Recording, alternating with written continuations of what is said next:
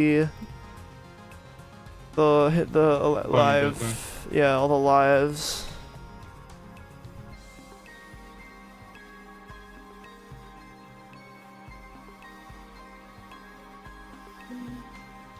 Oops.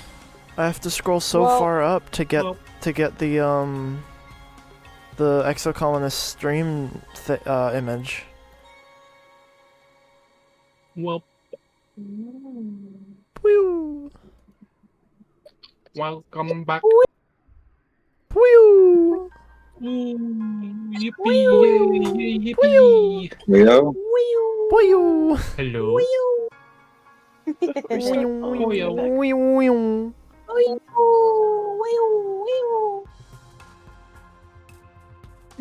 Hello, Dominate. Hello, Dominate. Oh, you. People in chat are joining. Oh, you.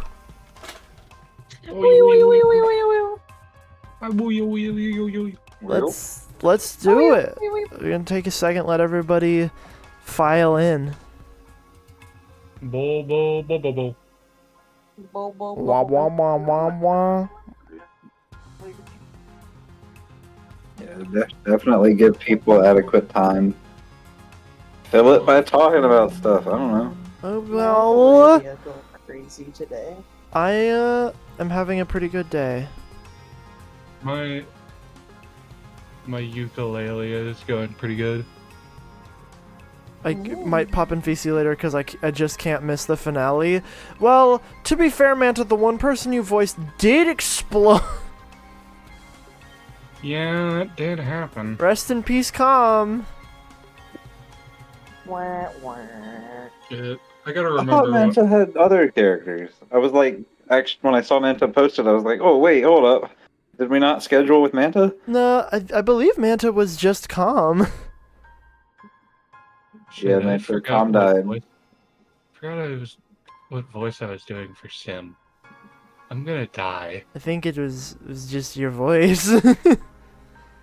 No, I was doing a little bit of flair there. Well, I tried. just talk like you, but A little bit of gayer. flair. So he was like Chicagoan? Teehee. Never been to Chicago. Chicago. If we keep saying Chicago, we're gonna summon Flair. Chicago. Chicago. You Turn substituted the for a lights few off, characters. look in the bathroom mirror, and say, chili dog, or Polish dog 3 times in the mirror.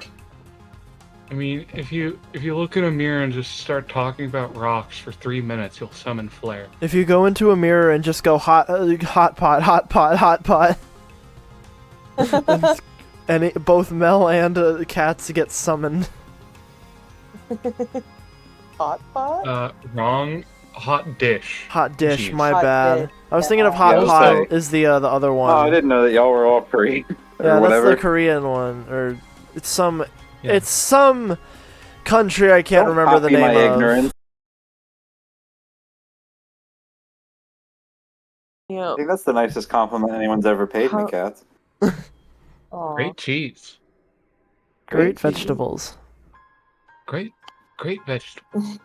Great You know, vegetables. while I was at a Great con vegetables. yesterday, there was 2 people cosplaying as cheese wizards, and it caused the entire crowd watching the cosplay contest to just chant cheese. And I think that's the most Midwest thing that I've ever been a part of. Incredible. I slide you the cheese head hat. Well, yeah, You've earned that it. is pretty Midwest. You've admit. earned the Wisconsin crown. Give that to my dad. My dad is the most Wisconsin man I've ever met. All I right. acquired that crown from a buddy of mine who actually came from Wisconsin. I think we're good to start. Are you? Yeah. All right. Let's go.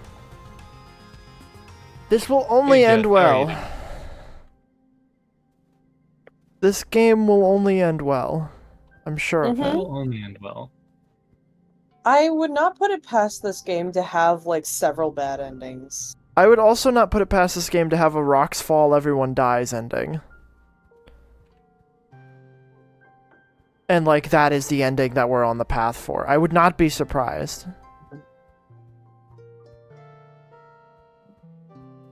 I'll never Yeah, I was about to say no comment from the two people who have played the game. Did stream literally die as you start it? What the fuck, man? Yeah, it did immediately. It's back now, I think.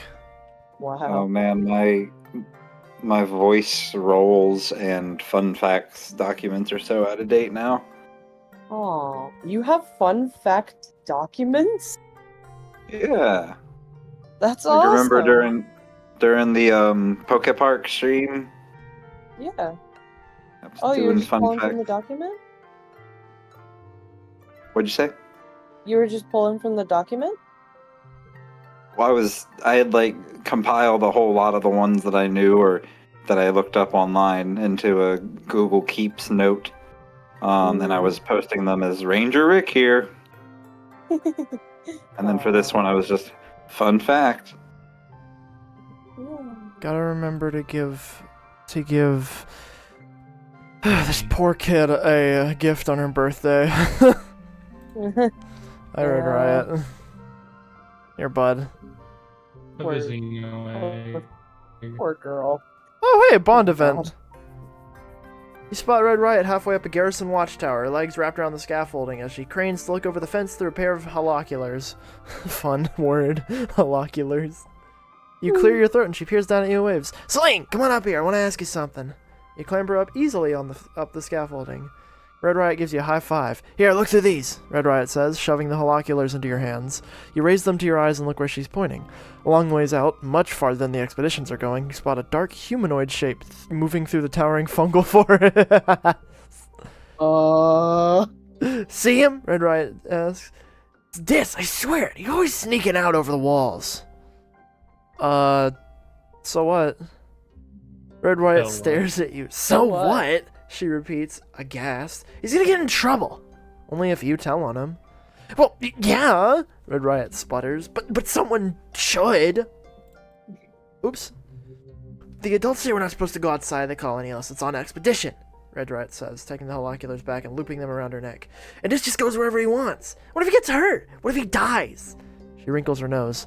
What if he picks up a weird alien disease and comes back with 3 heads? Red Riot scratches her cheek where acne's made her skin dry and dry and sore looking. Ow, she mutters as bits flake off. I just don't know what to do about it, she says. What do you think? Also, did Luffy joined voice Hi. call? Hi, Luffy. Guess who's back? Hey. Back. You joining for the finale? I haven't been keeping up, but I'll guess. Well, then I'm honestly gonna tell you that you should probably stay out of stream today, just because I think that this game is worth playing. I see how it is. Luby, the tiny creature. I also was gonna ask Mel, what con did you go to? Because I'm curious. Katsune-con. Oh, cool. Wondering. Anyways, I guess I'm being kicked out. Yeah, I'm sorry, Luffy. I have to evaporate you. Alright. It's a game you should Bye. play, so like... Yeah, and Well, also, I bye. might just gaslight Jello into playing it. We'll see. Bye. Bye. Bye. Bye-bye. We should go after him. We should go after him. Red Riot Think about it. stares- Think about it, then we can have the possibility of seeing Sim. True. Stares at you like you've turned green. What? She exclaims. Outside the colony? By ourselves? No way. Nah. It would be fun. Red Riot shakes her head. Nope, not even a little bit. No one would notice we were gone. Nope, nobody, nope. Red Riot sings songs. Come on, live a little. Oh. Red Riot punches you lightly in the arm. International House of Nope, dude, she says. We're gonna die a little if we go out there. The colony's got rules for a little? reason. Red Riot, a little, staring off into the wilderness. No. If we do our own thing and don't care about the rules, we're all gonna be toast. Kind of like a sports ball team. We're all doing different stuff, but we all gotta play by the same rules, so we can get as many points as we can. Anemone, Solane, somebody? You want to be this guy, random guy? Sure. Cough. You said cough. You look down at the ground where a passing colonist is coughing up at you. You two, get down. Murdered. Okay, sorry, I'm on watch, Red Riot shouts back, indicating her holoculars. She shoots you a smile. I guess we should get inside the watchtower, huh? You both climb the rest of the way to the guard platform. Red Riot heaves herself over the edge and reaches down to help you up, and you notice that her hands are all banged up and Like this? scabbing Turning over into a fish. with blue No. scales, probably from scampering all over the place the way she does.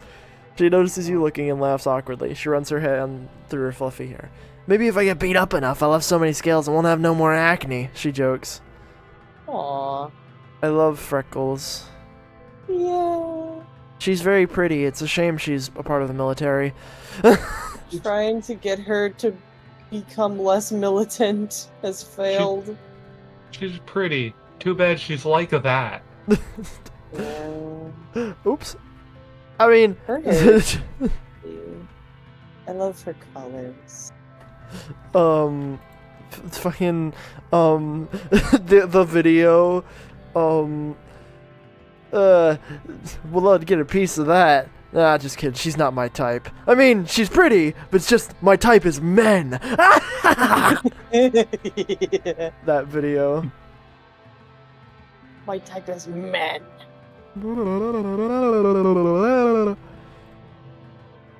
Okay, My type is Solane's mom. True. My type is nothing. True. You get to know it. True. You don't get to know it. My type is, I think, B negative. Nah, I think I don't know what. I'm still so pissed about my blood type. I can't believe I have A positive. It's the most boring blood type. I'm so pissed about it, honestly. It's Yeah. literally just a blood type. I don't know what you mean by boring. It's boring. Man, y'all know your blood type? Weird. I don't. That's the joke. It's in case I have any. In case I run into any vampires. Mine is red. Mine isn't red. I don't really know what's wrong with me. Is it green or something? I can't believe I got No, A it's- minus instead of A plus. Yo, Sunny, that's more interesting at least. It's like pink. I don't know what's up with that. Actually, now that I look at my wrist, it's blue. Oh no. You're probably anemic. The blue made it inside your bloodstream. Oh my god. We have to get you to the hospital. Mel, you have to clarify you're joking. I think that's Wait, what? You made Jess think you're genuinely concerned you're anemic. Oh, I'm sorry. I didn't know that was a thing. Genuinely. I'm sorry. I'm not. I'm joke. Everybody is joking. That's the actual trick. That's the ghost Hey, trick. Cat, why do you want so much attention right now? Why must you attention sponge right now, Ace Cat? Sunny Looper is. I think we should try to do L positive more often. You tutor nougat this month. Go on. I think so too. Like usual, she doesn't want to learn. She just wants to play sports ball. You manage to compromise. You'll study on the bleachers, and every 5 minutes she gets to run around and take a shot on the net. You manage to get a chunk of tutoring by doing that. You're a shoo-in for best tutor. Woo! Thanks, Cal. I forgot Cal looks like that. I know. Hell is very powerful. Cal is very. Cal. Cal is. Cal is. Cal. Cal. Cal. This just makes me feel Wow. better. Yay. Calamine lotion. I forgot that gives me friendship with Nomi. No me. Oh god, I forgot Vertumnalia. This year, Hey, kids! Governor Slum's ascension to the Vertumnalia stage is heralded by an entire military band, their instruments shiny and nano-printed new. They march out of command in formation, splitting and forming a phalanx at the foot of the stage as Lum takes his place before you. Spotlights turn on with heavy ka-chunk noises, eliminating Lum in a halo of floating dust particles. He spreads his arms wide. Hello, Vertumna! His voice booms over the speakers. Are we winning or what? The reaction is Or mixed. You look around, it's easy to see the ones cheering the loudest are Helios and people who fully adopted their mentality, like Red Riot. The Stratos are more reserved, some even silent. Security Chief Red is one of them, his usual stony expression hiding his true feelings. Regardless, there's enough cheering that Lum has to wait for it to die down before he continues. We're killing it out there, people, he exclaims. Every day we claw a little more territory from the savage aliens of this planet. Yeah! A potato pod arcs through the air and lands with a broken at Lum's feet, splattering him with juice. He don't see you through it, but the faction from Geoponics is looking restless. They begin to jeer and stomp their feet. Lum continues on, raising his fist. Those Xenos attacked us first, and now they're learning, don't mess with humankind. The crowd is now evenly split between cheering and booing. The Stratos are agitated, and you hear calls for things to return to how they were, and how Lum and his soldiers are killing the planet. Even the council, lined up before the stage and facing the crowd, looks conflicted. We left Earth to get away from this shit, your dad shouts, and you turn to him in surprise. He rarely swears. Now look at us, right back where we started, fighting each other and the planet. We brought it with us! Utopia hops on stage and routes her own hearspeak through the speakers. Mel, do you want to take Utopia back? Sure. Who had her before? I think I took over for her for a bit. Okay. He's lying, she yells bitterly. This year we lost 2 surveyors in the swamps. Sorrel and Quinny. They'd be alive today if Lum hadn't sent them out to clear a manticore den for no good reason. She jams her finger against the governor's chest. The only threat to our colony here is you! Ooh, Lum's smile doesn't change, but his eyes go cold. He snatches Utopia's hand and calmly, slowly crushes her holopalm crystal with his thumb. You can hear the crunch of the bones of her hand before her feed cuts out. Utopia yelps as her knees buckles with pain, her bravado gone. She holds her broken hand to her chest and is too shocked to resist when Lum shoves her off stage. The crowd is stunned Hey, into can we, silence kill as this well. guy? Yeah, hopefully. Lum clears his throat and approaches the end of the stage, looming tall over the council. Thank you for your input, he says icily. Your concerns have been noted. This isn't the buffoon Lum presents on his daily holovlogs, or the nuisance he is when he visits a work site. You see something in his eyes you've only caught glimmers before. Hatred. You Stratos are lucky we didn't crush you under our boots and take your colony by force, he sneers. Before we got here, this colony was doomed. You're only alive because I was merciful. Just a bunch of burned-out hippie fugitives. What was your plan for surviving out here? Wishful thinking? Singing songs and talking to animals? Laughter ripples through the Helios. You, he gestures to the council, then jerks his thumb at his chest, need us, not the other way around. I'm done pretending I need to listen to your opinions. If you want to live, you'll do what I say. He stares at Dr. Instance, He stares at Dr. Go ahead. who glares up at him with hate in her eyes as she tends to Utopia's hand. Maybe it's time to clean house, he threatens.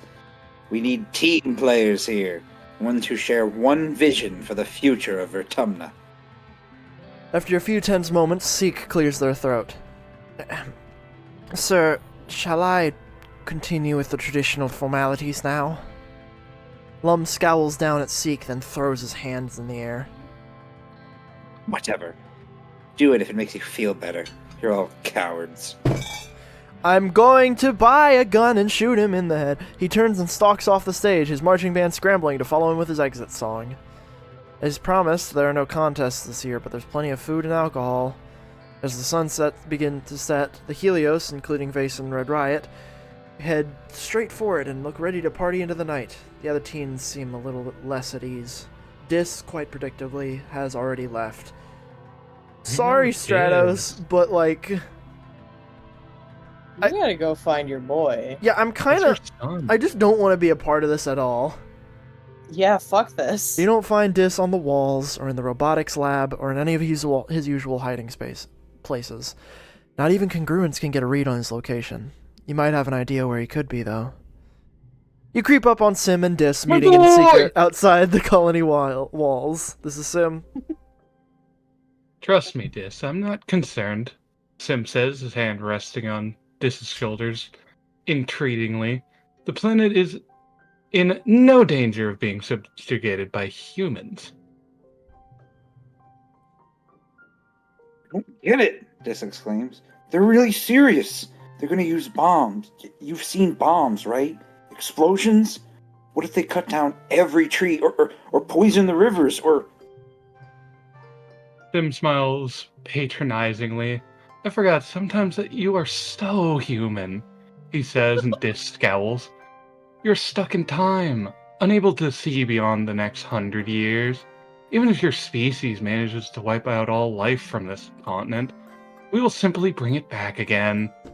It may take 20,000 years, but this planet will outlive you. Oh, my bad. Dis knocks Sim's hands away and wipes his eyes. Why are you always so calm? He spits out. Other gardeners aren't like this. Other gardeners know that humans are dangerous.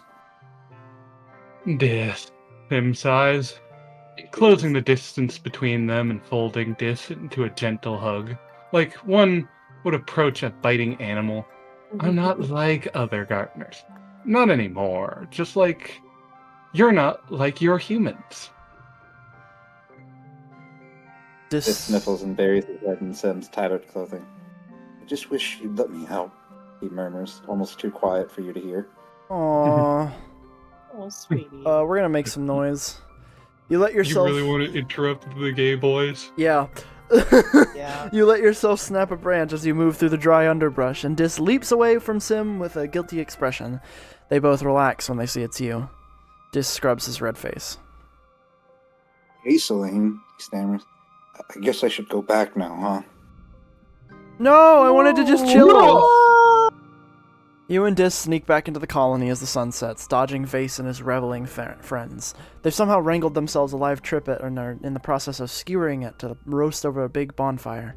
You can hear its dying squeals from here, and shortly after that smell the sweet charred scent of it roasting over the flame. Dis curls his lip. Hate this place, he mutters. Sometimes I wish everyone would just hurry up and die.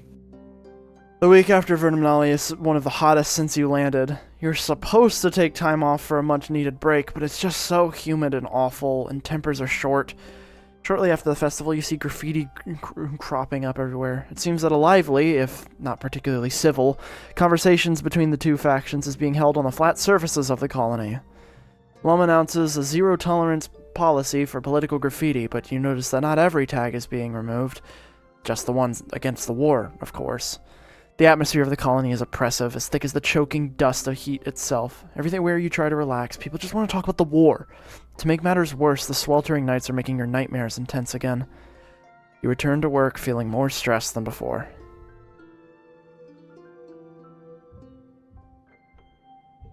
Ugh. Well, I don't think Sim's showing up anytime soon, so I'm gonna get up and do something. I mean, I'm gonna go expeditioning, so... I'll be right back, don't worry. Okay. Oh yeah, Feels I'll let Mel read a Nomi line. Okay. Nomi is painting their nails, every nail a different bright color. They hold them up to you proudly. Excuse me. Marzipan, let me borrow you some nail polish. Nope. They say. What? That's not the line. Wait, what do you mean? Reread it, babe. Okay. Marzipan, let me borrow... Oh. No. Marzipan let me borrow some of her nail polish, they say. She's so glamorous. And she said if I liked any of the colors, I could just have them. Because she has so many. There you go. There you go. Give her a good egg. It would be so good sometime. I know. And I know it matters to you, so I gave you another try. Thank you. Sometimes you just gotta like read for a second. Yeah. Because if you try and read too quickly, your tongue will tie on itself. Yep. Oh, Give him egg. give him egg. Give him egg. Give him Give egg. him egg. Give He's him getting egg. more angry. No. Good. Good. He should be angry. He should be more angry, bro. Yeah, that is. Bro should be angry. He came here and was like, I want to be a farmer. And then everyone here is like, yo, we should just go and kill everything you want to farm. Yeah. She's more socialist than capitalist. We're going. True, Sunny Emerald. You are egg. Egg. Let's just go do the thing. There we go. Okay, so these are the last places. I guess I go survey the ridge again. New boss event. Yep. Utopia after getting her fingers crushed. Howdy, how you doing? Hey there, how you doing? I'm Where's my doing boy? just Where's my boy? fine. Definitely, trust me. I'm so normal right now. I'm definitely not traumatized. I definitely don't have any repressed feelings right now. There's nothing. My blood couldn't be. Where's my boy? Where's my boy? Where's my boy? Where's my boy? Hey, you. Me walking up to Utopia, looking around. Hey, just take this. I hand her the gun. $20. I thought you were going to hand her a log. No. Listen, just hit him really hard over the head with this. I don't know why, but everyone feels a little better after I give them one of these. I don't know why What? Discord is not updating when I don't have it open. Like when I don't have it like selected. Oh well. Huh. Okay, there we go. That should fix it. There we go. There's the thumper. I was promised more collectibles. Where are my collectibles? Honey says my PNG is muted. Yeah, it was not updating for some reason, even though you were unmuted. It was weird. I think Sim. probably maybe because I'm mobile. I see him. Your boy. For once, you see Sim before he sees you. He's crouched just off the path, staring at a flower, his face blank.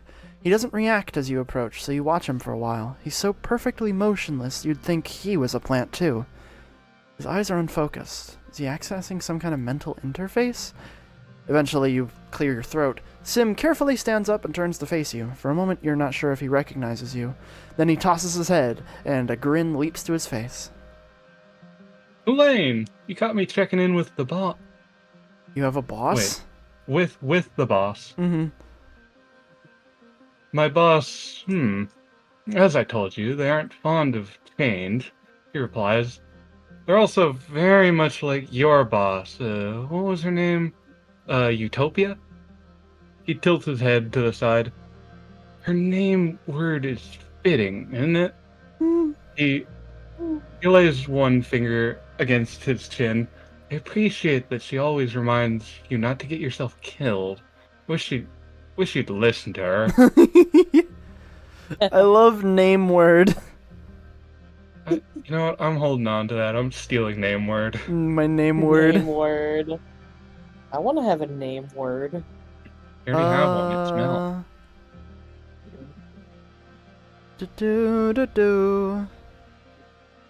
I can take care of myself. Sim replies, his eyebrow arches eloquently. I'm not sure you realize just how many times I've had to help you with that. If the boss finds out I'm talking to you, I'd be in trouble, so, He murmurs and puts his finger to his lips. Mm-hmm. Then why keep talking to me?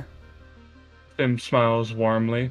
Because you're the person of my dreams. Literally, he replies. I can't seem to stay away from you. And because you humans are different, he continues, I'm so bored of everyone else on this planet. They're gardeners, my boss, they have everything on Vertumna just the way they like it. And don't want the teeniest thing to change. He sighs. It's so boring. See that tree? Sim points to a large tree with many long limbs, dripping from it and embedded into the ground. That tree was a small creature for part of its life cycle. You can call it the Veruki. Once it plants its roots, that's where it stays for the rest of its life. Not my little guy! Oh, Little Horge is going to become plant. oh. The gardeners spent time as trees too, sometimes hundreds of years. If you do that enough, you start to think like a tree, set in your ways. He spreads his hands, an earnest expression on his face. When I watch you, when I talk to you and learn about your species, I feel inspired. I feel young again. Hold on, you can shapeshift?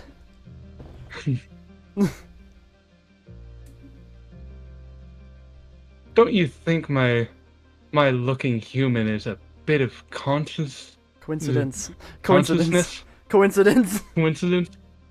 Sorry, I'm bad with words. It's okay. Bite me. He replies and motions to his body with a sensual flick of his wrist. It is a rather handsome body, though, don't you think?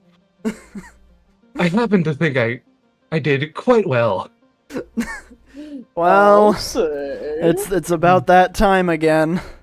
You have to. Come the fuck on. Fine, I won't make the poll. I'll say. I'll say. I will say. Oh my god, he's tuxedo masking. You have so many more questions for this man, or gardener, or whatever he is. But as soon as you open your mouth to ask another, Sim cocks his head as if listening and holds up a hand. I'm sorry, he says, looking for all the world like he's listening to the dang flower. But I must away. And with that, he's gone, off to protect the wild or rescue damsels or whatever. Or maybe he's just avoiding your questions. I fucking love Sim. That's my boy right there. I'll say. Oh, look at how tall this motherfucker is. He's like a Yeah. head Yeah. taller than me. Oh 7 yeah. foot motherfucker. Did you bring what I asked? Sim Sim- is standing in... Oh, you want it? Yeah, Sim is standing in the shadows, wrapped up in his clothes like he's trying to blend into the jungle. He looks like a vid actor pretending to be shifty. You guess he's asking about the data he asked you to smuggle out of engineering. Got the data you asked for, but first, I want to figure out... Wait! Was he on? I don't have logs! No. Start biting things. You need to start biting things. You need to start biting things. How do you feel about... Egg. flower? Ah! Sim examines your gift in great detail and asks various questions about where and when you found it. He hums to himself as he turns it over in his hands, a broad smile on his face. Remarkable, Selene. Just remarkable. He says as he hands it back to you. You're truly the most thoughtful of gift givers. I've enjoyed your present to its fullest. You try to explain that he can keep it, but he just smiles again and shakes his head. I like how whenever you give Sim gifts, he just gives them back. He's like, wow, cool thing, and gives it back to you. Like, here's your thing back. Got the data he asks for. I knew it, Sim exclaims. I dreamed about it last night in my vat. Yes, but a question first. Sim sighs and crosses his arms, but from his smile you can tell he's amused by your little game. Okay, I'll answer exactly one question. He allows. What is it?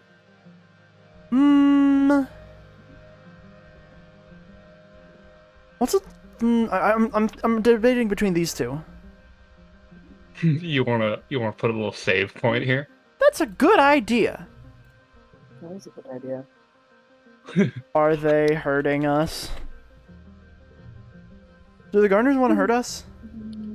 Sim sighs. I hoped your question was going to be a fun one. He takes a breath and answers carefully. It's not that we want to hurt you, he replies. It's not personal or even malicious. It's like dealing with an invasive species. Sometimes you need to resort to harsh methods to remove it, before it destroys the ecosystem. He holds his hand out expectantly. Perhaps that is not the answer you wish to hear, he says gently, but it is not our fault. You are the way you are. You hand over the data drive and Sim takes it reverently, staring as if he could see what's inside. Marvelous, he says. Like a genetic payload, except with digital data instead of organic.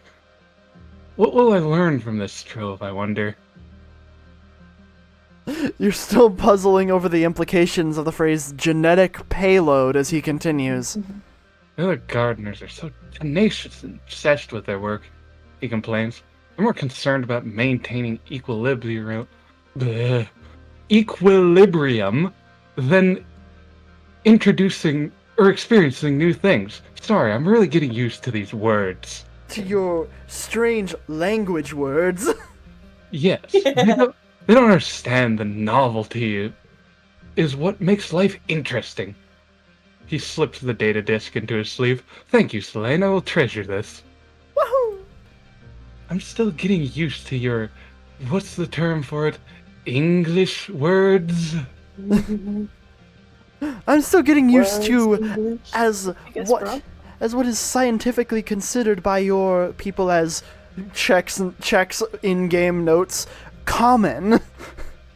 Because it isn't English, allegedly. I'm It's still Esperanto. getting used to Check's hand. These language words, like we gardeners, just like telepathic. It's just we don't have to open our mouth. What were you gonna The say? mouth feel just no good. What were you gonna say, Jess? They do mention the language that they speak. It's Esperanto. Ah. Is that a made-up language? Or Kind is of. It's a real-world made-up language. It was made by some dude who was like, what if everyone in the world spoke the same language, except he only took, like, European languages, and was like, alright, I've done it. I've represented the whole world. Wow. Ain't that just the way? I have a personal vendetta against Esperanto, but it's something called the conlang, so a constructed language in the real world. Yeah, Looper and Chad's realizing, these gardeners do not want us on this planet. Which is fair. Yeah. It's kind of like you have a garden, and all of a sudden something you didn't put in the garden jumps into your garden, and it's just like, this is mine now. And you keep hitting it with like weed killer, and it just won't die, and it's like, Stop it. You have nothing against the weed, but like it's there. Gotta go. It's like having it. in your Yeah, house. it's just not good. It's not good for the rest of the garden. I mean, it's like it's a colonialism allegory or something. It's Yeah. it's wild. British Museum. Yeah, right. Yeah. Mhm. You return with this to the pyramid and the ruined wormhole observatory, the headache building. Luke. Is Bubba still up? Yes, so I will take this. This again? Dis asks, unsure. Are you sure you want to go in there? You approach the large pyramid in the center of the complex. In the center of the complex.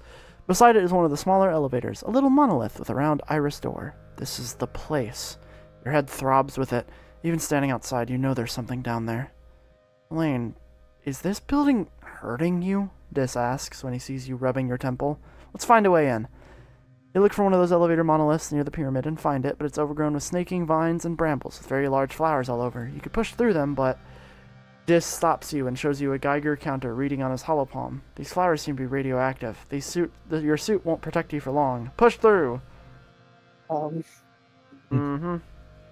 I don't like this. Especially while those will give you a big dose, you'll be sick for days and need radiation treatment. We've done this before, actually. Yeah. In the sun beneath the ground, it opens to a kind of antechamber room with an exit on the other end. There are glyphs carved into crystal panels on the walls, symbols that resemble the wormhole. You start across the room. The further you go, the more your head swims. You have to pause. You think you might faint, and it isn't just the radiation. There's something down here. Some great energy, and it's making your head hurt. You shake your head, trying to clear it. Wait, maybe this is a bad idea. Keep going. The fog slowly clears from your eyes. Your head still hurts, but you can think again. Dis looks concerned, even going so as far to reach out and steady you. Are you okay? Boo-boo. Buddy. I love this. Try to explain it to Dis. It's hard to put into words. You just say, my head hurts. Obviously, he says. But no, it's more than that. You're seeing things. It's kind of like the array, and kind of like a dream. Mel, what's that? I can hear you fiddling with your mic there, Mel. Oh. I wasn't even doing anything. Is it a I don't know fan? what it is. Is it a fan? It might be a fan. I poke you. You don't need to turn your fan off. You just kind of push it away from your mic. Okay. That's weird because I didn't bring it closer. Weird. Okay, we're gonna keep going again. Whew, past the antechamber is a long hallway sloping down. Things around you are starting to look kind of weird, like two slightly different realities overlapping. Dis's face is starting to phase in and out of existence. You're hit with a strong wave of dizziness and nausea. Things seem to move in slow motion, but also far too fast. You lean over and concentrate. Mind over matter! You keep going. At the bottom of the hallway, there are more crystal panels on the walls, many facets broken. Or are they whole? The walls have crumbled and roots creep up over everything, but also they don't. Every time you blink, the room seems to flip and swim between the two realities. All the same, you feel absolutely compelled to continue. What is with this place? This is both there and not there. The part of him which exists looks concerned. We need to leave now, he says. This place is hurting you. There's a round iris door at the end of the hall. Are you sure you want to keep going? Yeah. You pass through the hallway into a large square chamber with a sloping ceiling. Your sense of this place, of the vibrations, is telling you this must be directly under the big pyramid on the surface. The floor and even the air here thrums with vibrating energy. Ugh, even I can feel it too now. Dis mutters behind you, rubbing his head. The room is empty except for a raised platform in the middle, which looks enticingly like a bed, which is convenient because you are definitely going to faint this time. You collapse onto the platform and are overcome by a spectacular migraine headache. It feels like your head is going to explode. We're gonna focus on the pain. 90. Oh, lordy. You Oh can boy. handle it. You can handle it. It's fine. It's fine.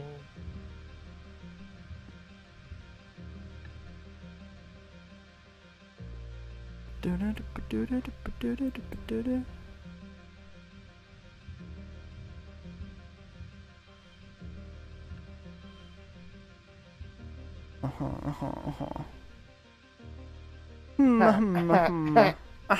the look at it, that's probably one of the higher ones you're gonna get is 20. Yeah. 22. 22. And this is a 3-round thing, so hitting 20 isn't too bad. Mm-hmm. What was the 22? Was it, this? No, that was 20. 20 was the... Yeah, it was the Rex card. I think it was the Rex card up front. 21.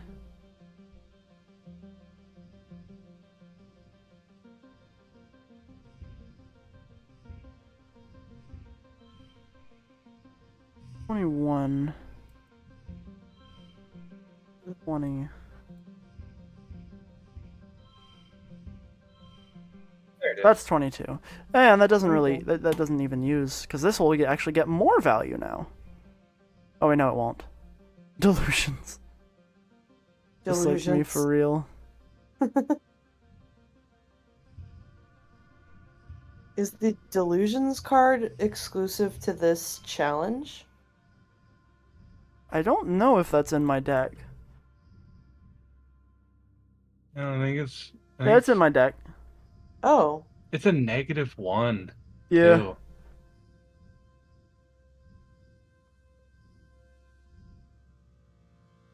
You think you can get anything higher than a 26?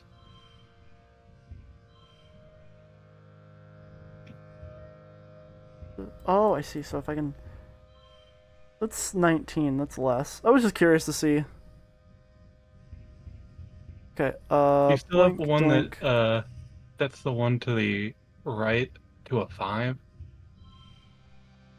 27. That's better. Yeah. Can you switch the 7 and the 6? Actually, no, that wouldn't do anything. Yeah.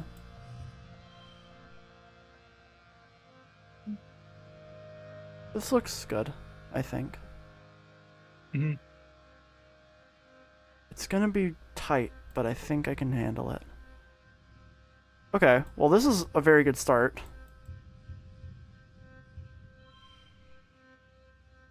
$33. Boink. There you go. Yeah. Booyakasha. Whew. So easy. Whoa. Oh. You slip into some kind of waking dream, layers upon layers of visions. Dis is your lover, or Mars, or Tammy. You're a boy and a girl, or both, and neither. Young and old, a farmer, a hunter, a politician, you're dead, you're alive, you've never been born. Time unravels before you, an infinite tapestry crumbling wherever you look.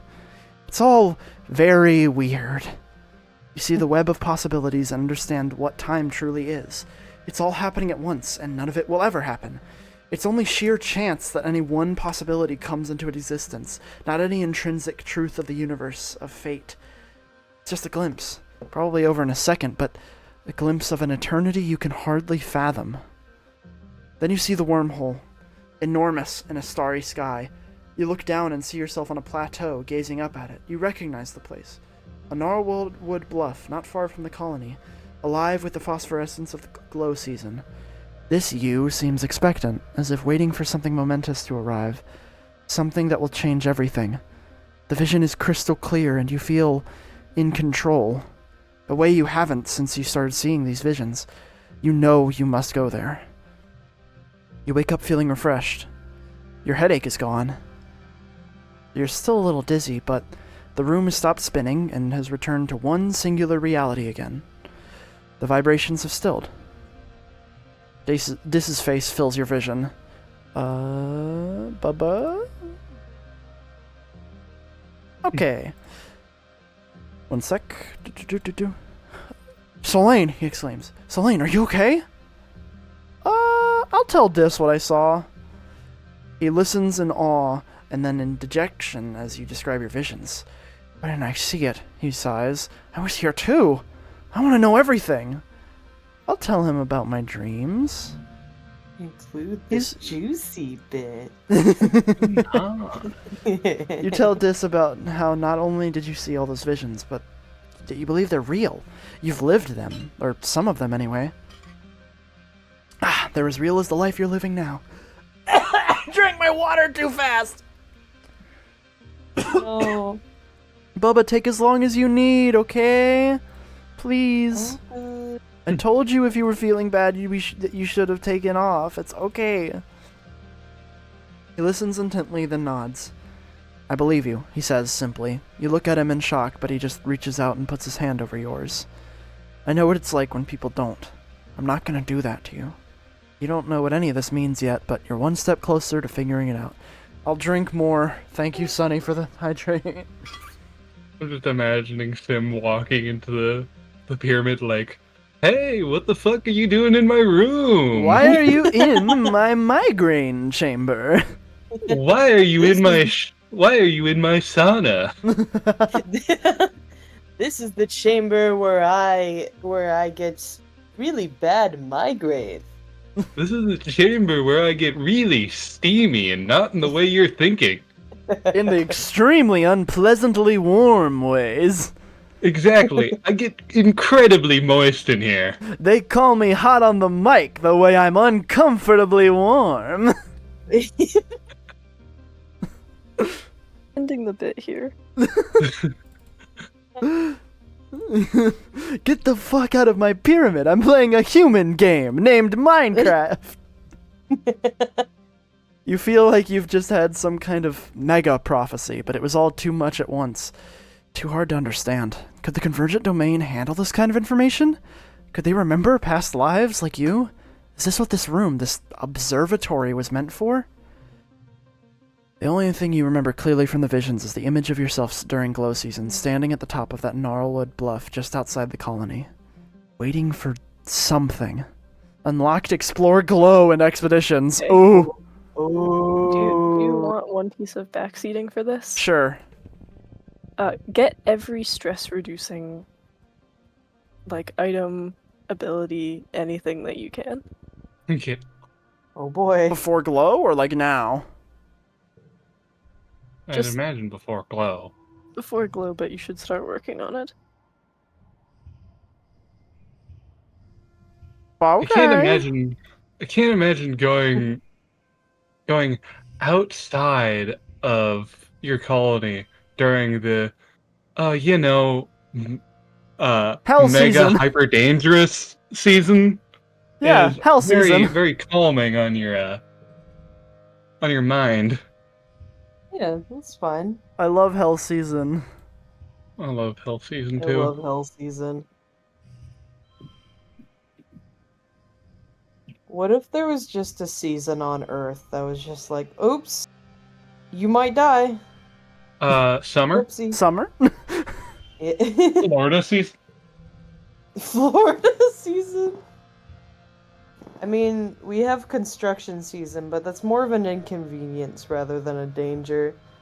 True. Oh, dang it. Oh, dang it. Okay, well that's a straight, so that makes me feel better.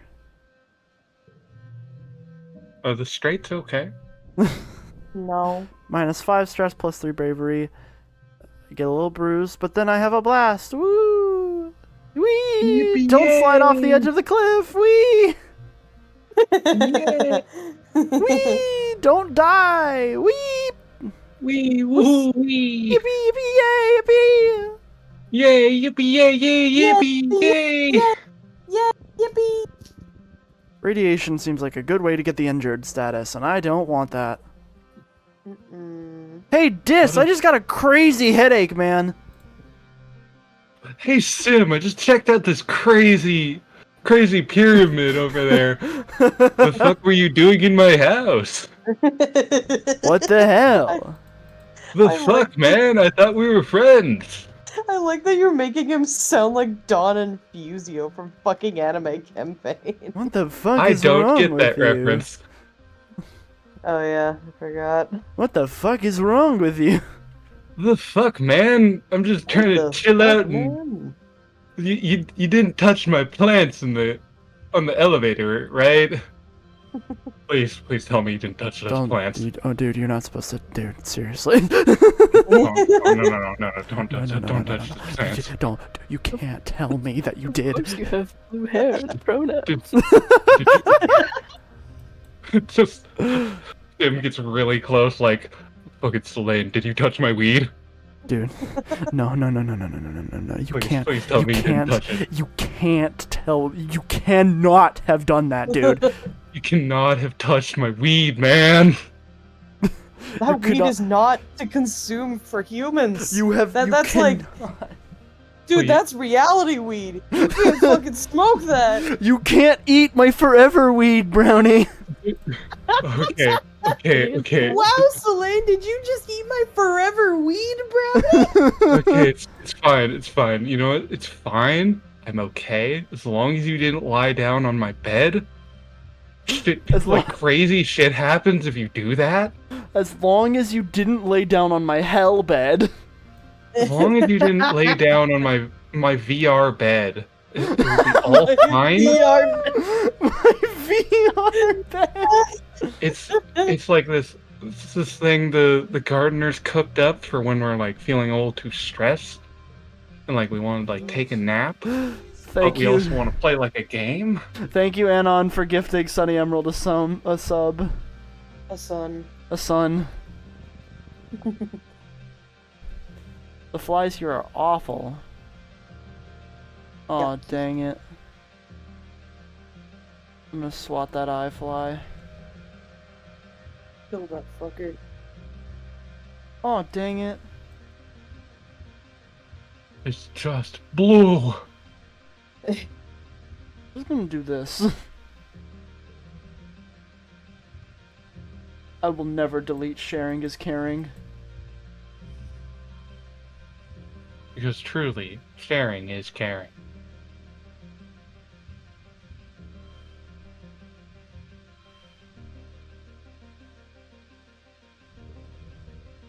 Beautiful. Friendship is magic. No, What do you mean, No. no? No. no, I'm gonna start biting you. Cats, you're the most friendship is magic person I've ever met. Shut the fuck up. I've never once touched a My Little Pony thing. I don't. I refuse. No. I was not saying that you watch My Little Pony. I'm just saying that you adopt that mindset of friendship is magic. Friendship is, being able to call somebody and go, hey, you want to help me find a body? And they ask, where? Okay. Alright, Wait, man. fine? Sure. Find? Fine. Do you want to go find a dead body? Find? I definitely know where one of them is. Trust me. This is not information that you should be talking about on stream. Yeah. I'm lying. But I'm lying as a joke. Trust I'm- me. I mean, I know where you can find many. It's called A cemetery. For all the crazy people on Twitch right now, I am lying. Oh. Y'all have to find a dead body? I wish I could unfind several. Would you like to help me hide a body? Would you like No. to help me hide a body? Good. Would you like to help me find a body?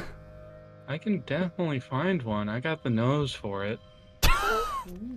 A nose for it. I will not elaborate. If I can do, hold on, if I can do this.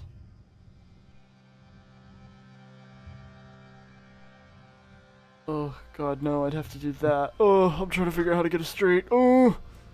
Do you want to hide a body? I already have the super I'm gonna goal. be completely honest here.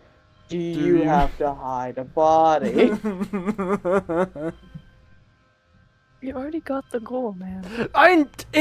It bothers me if I don't do it.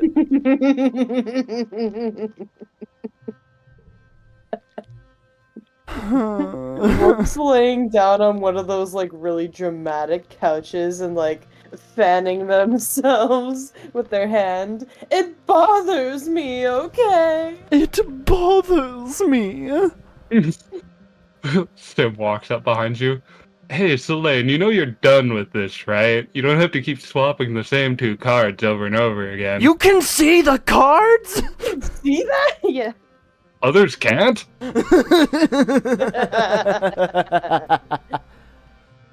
Have I already shared the knowledge that there have been at least 4 artificial sweeteners that have been discovered by chemists licking their hands after working on non-artificial Yes. sweetener Yes, you projects on have. stream before? I love it. I Saw love it. aspartame mentioned. My favorite bit of trivia. Freaks. Man, expeditions give you death level ups, but why doesn't it give you sim level ups? That's what I'm asking, honestly. How can my boy get more hearts? I need him more. I need my boy.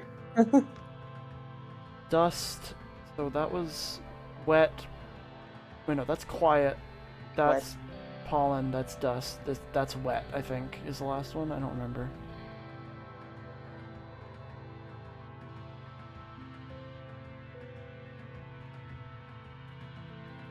Oh, hey, Rex. Mixed. Spot Rex carrying supplies and huge pieces of wood into a huge tarped up section at the end of the lounge. He waves at you, well, as much as a wave he can do with arms full of mushwood. Would anybody like to take over Rex for my brother, since I took Dis? Nope. I could. Sure. Be ready to be flirty.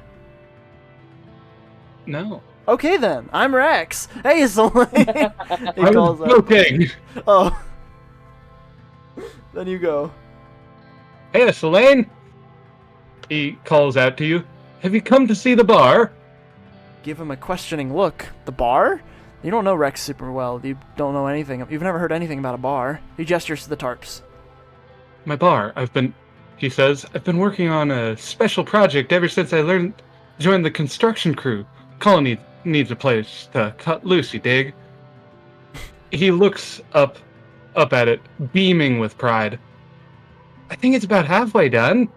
You take a It's a look at metal what you pipe. can see. Rex has kept it pretty well tarped up and hates letting people inside to peek, but you can tell it's big. Perhaps a little too big. Ambitious, maybe, for a first solo construction project. Shit. Go on. Cats, you were gonna say something?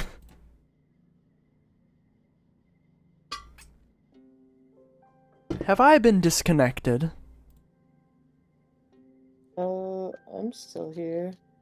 Hello? Hello, cats? Yes? You were gonna say something? I was fiddling with my headphones and one of the cuffs came loose and I just said, ah, shit. Oh, I see. Of course. But Rex has had a lot of help from his crew and from the whole colony. He'd have to be able to find enough wood. I'm sure it'll be great. Rex comes over to you and slings you into a one-armed hug. Just saying, makes me super energized, he says. I can almost hear the music now. That's right, the bar's gonna have live music. You know anyone who plays an instrument? I'm gonna work double time to finish this place. If you want to help, bring me all the mushwood you can find. Another boy who wants his logs. Of course he wants He his want log. log. Doggy. He doggy, He's now he needs log for doggy. actual purpose other than doggy. No, doggy is a very good purpose for having stick. Of course, how could I be so naive? Yes. Well, in that case, I gotta practice my photophenor. Photophenor. My phonophenor. Flintstonifer. My Flintstones. Sim Meet the in. Flintstones. You should bring Sim in to play live music. I Oh think my he could shred it on any she's instrument. so fucking pretty. I'm sorry. Dying.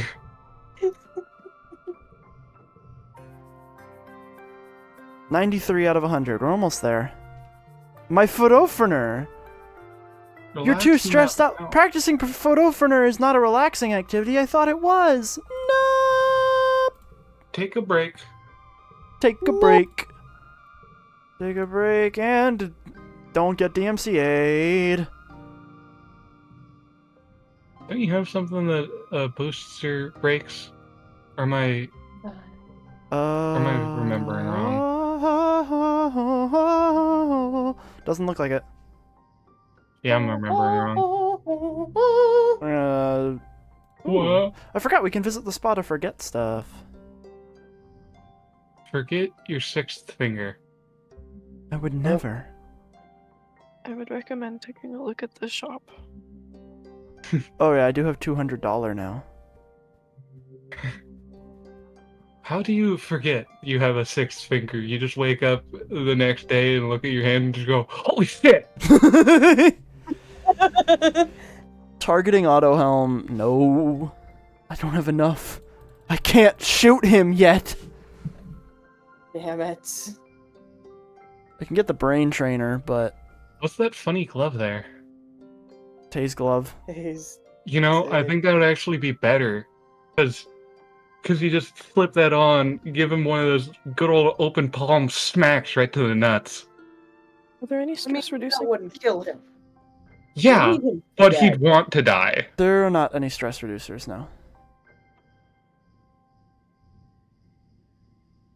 Anyways, If he wants to die, then good. yeah, Tay's glove. The Tay's glove is just fucking infertility strike. Tay's glove is what I'm gonna hit whoops with when I meet her. Infertility strike.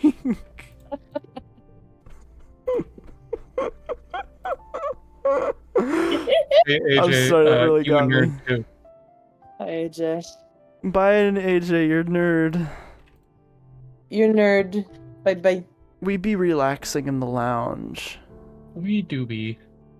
Friendship with Tammy. Mel cuts off from yippee-yaying too much. The last time there was a baby in the colony, you were basically a child yourself. You don't remember babies being so loud. The adults are all very empathetic to colicky, fussy echinacea.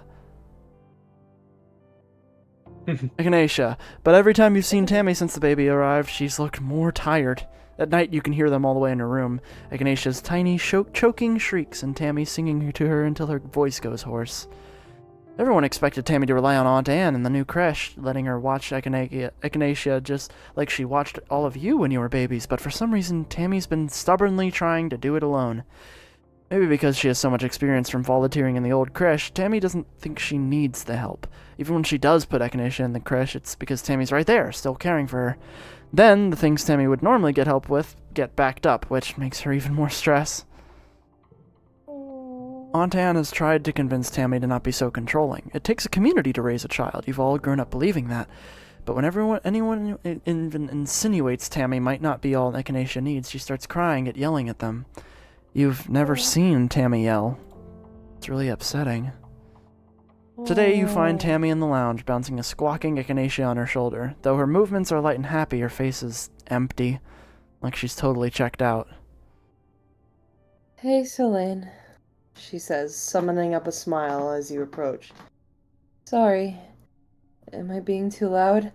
I can go somewhere else. No, she's sad. How are you? Just then, Echinacea starts howling, her little lungs making a truly impressive sound, and Tammy falters. She hushes. Mommy's got this. It's okay. Tammy has not got this, and she knows it. You can tell she doesn't really think she can handle things. Yeah. My turn to babysit. Yeah. Oh! Feeding Mel. Oh, pretty! Killing Mel, killing Mel, killing Mel. Pretty! She's got Very tattoo on brave. her feet. Mm-hmm. Oh, she does. Oh, that's pretty. Terry brightens. Oh, that's a great idea. Echinacea, I think it's time to go meet our very good friend Selene. You and Tammy fall into a routine where every morning and dinner you take Echinacea and go for a long, nice walk through the gardens. Getting just a few hours of sleep before staying up most of the night with Echinacea does wonders for Tammy's sanity, and soon she's confident enough to allow other people to help out during the daytime. Cal is relieved. She'd been freezing him out as well, insisting that Echinacea is her baby alone. She should be able to handle it. Seeing him hold Echinacea, it just looks right. Eventually, Tammy agrees to place Echinacea in the creche during the day so she can fully recover from the birth and sort out her mental health. She still spends a lot of time in the creche, but it's because she wants to, not because she feels like she has to prove she's a good mother. It's still hard raising a little baby, but Tammy's gonna do great, with a little help from the colony that loves her. Yay! Hey, Honey Emerald, to answer your question there, buddy, I was actually looking at the plushie and then my eyes looked down at the tattoo there. Don't you dare insinuate I have a thing for feet. I'll bite you. Pretty. I will get your ass. Don't test me. Pretty. They will. She's so pretty, dude. She's Mhm. so pretty. I love her. I'm really glad we did this little event. She And you got deserves some French. rest. Pretty. I really like Selene just going, alright, I'm babysitting now. You don't get a say in this. Yeah. That's it. We're done getting lost in the fog. I'm picturing Selene just walking right up to Tammy, knocking her over by just tapping her on the forehead, and just picking the baby up. Mine. This is Yeah. mine now. Tammy just passes out with one touch to the forehead. Man, Looper, you Except- going to admit that right out to everyone in God? Really? What? Don't check chat. I'm gonna check chat. You know, man, I appreciate the honesty, not the time. Two of them. Somebody has an early wet birthday. It's Mars. Mars is flipping through the I mean, weird holopalm. flex, but go off, I guess. Mars is flipping through the most recent council minutes on her holopalm. One perfect eyebrow arched in disbelief. Jess, it's time. You take Mars for everything that doesn't suck for you.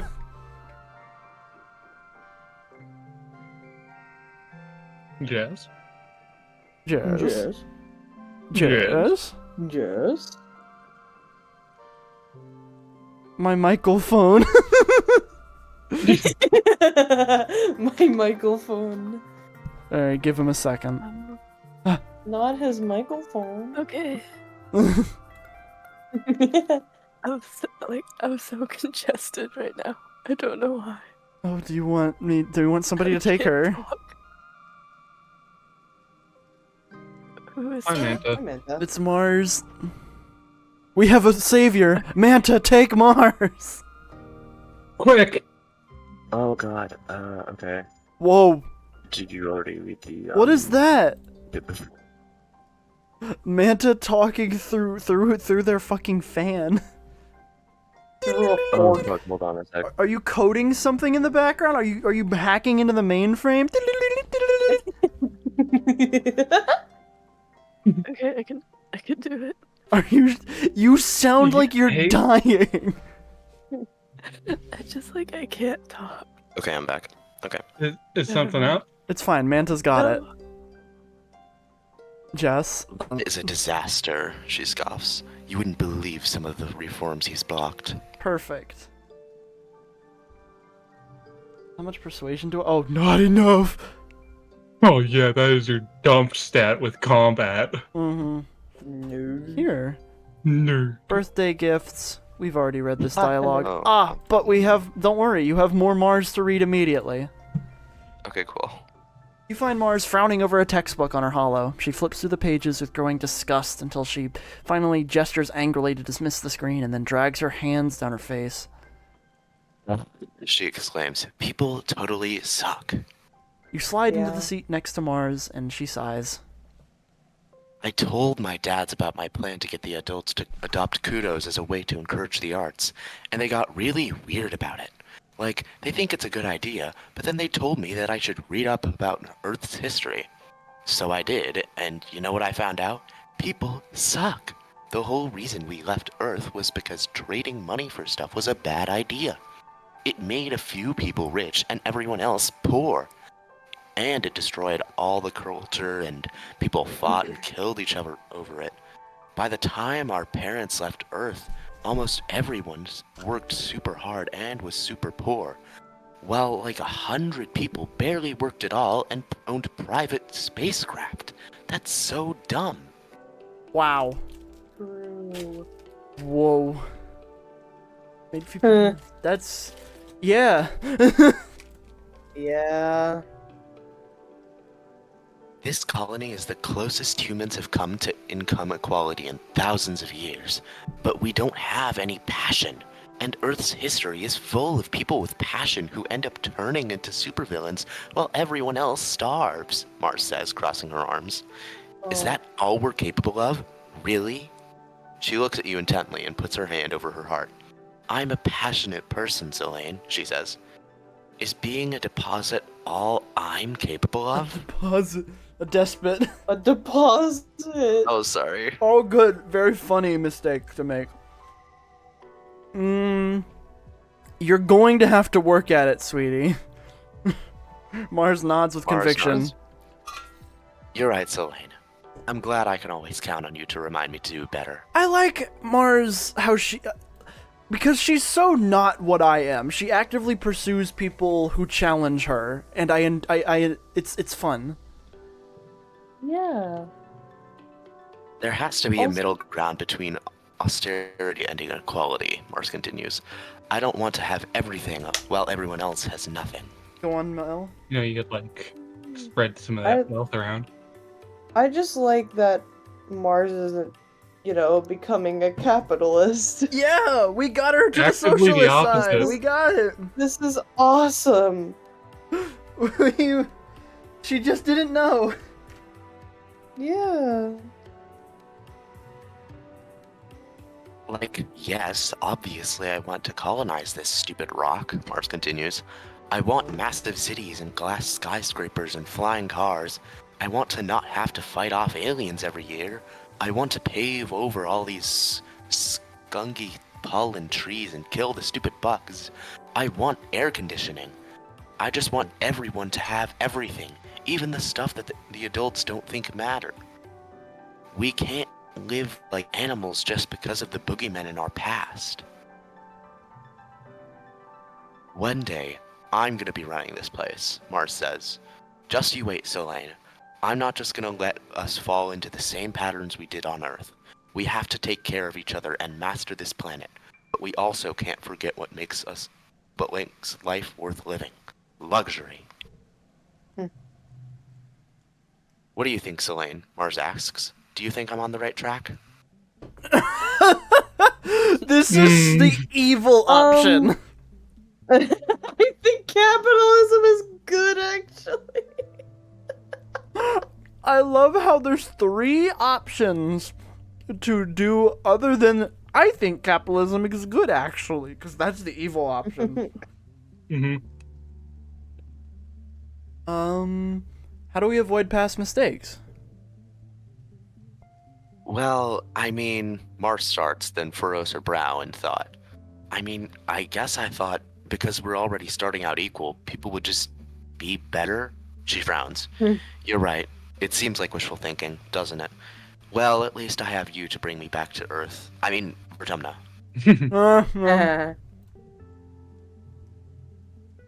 Mars smiles and clasps your shoulder. Thank you, Selene. You will always think of things I don't. I really appreciate that about you. Aww. Narrative foil. I like Mars a lot. She's very interesting. Imprebe. And privy. Did I just join the VC as soon as you needed to interact with Mars for the first time this stream? Yeah, Yeah. Pretty much, Okay, yeah. good. you really did save Great it. timing. Jess, you can stay muted for the rest of the time if you need to. You sound like you're dying. No, it's because I had like a coughing fit, and now I'm like, I feel like I have the flu. Like, Oh my god. I mean, like, Yes. with my voice. Like with my voice. Like, I don't You feel want to sick. like take a break? I'm fine. You got water on you? No. You should get a glass No. of water. Go get Get water, wa- bestie, please. Some water. Water.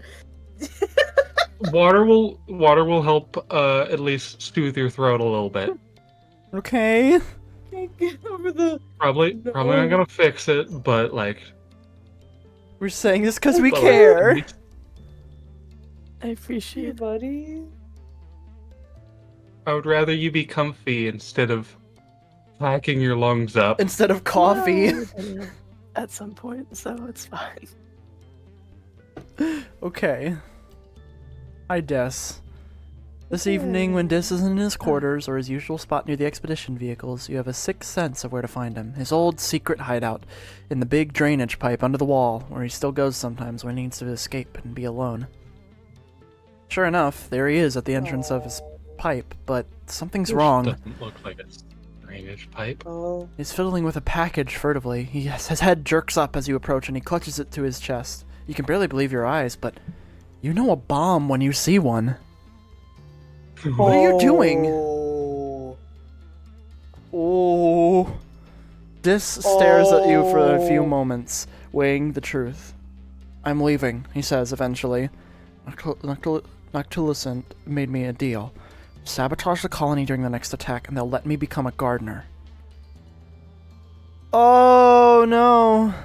Don't get in my way, Selene. No. I don't want to have to hurt you. Mhm. Oh. Oh. Don't stop him. I Fuck mean, the colony. yeah. Like, But like, people we care about are here, though. That's the thing. Before you make Mhm. this choice, I will tell you, I think that leads to a specific ending. Which one? Not This has a stopping him. bomb! oh dear God, Dis has a bomb.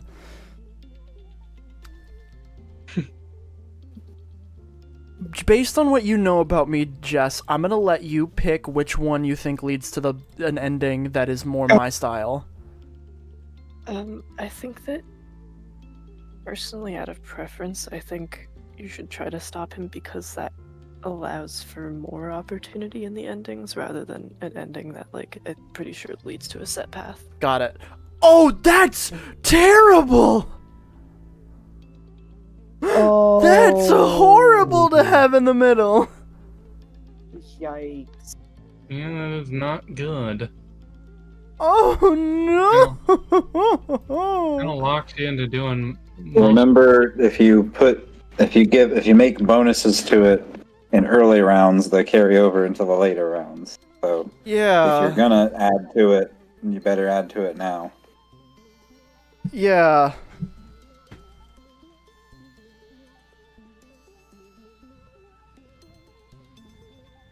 And do this.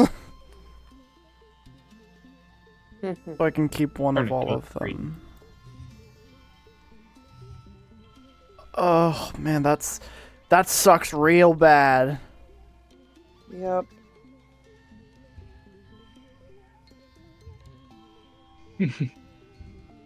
my mango. Is to blow. Oh no. Just to blow His the mango. colony up and act like I don't know nobody. My mango. His mango. Yummy. Da-da-da. Yummy. Yummy.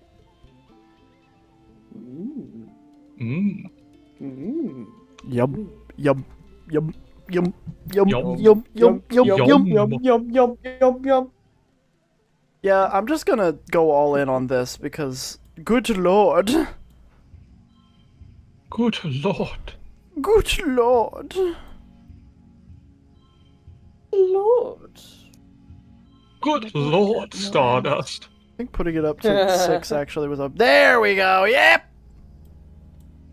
Stardust, are you going to blow up the colony? Stardust, what the fuck are you doing? Stardust, for Christ's Stardust, why are your sake! grippers out?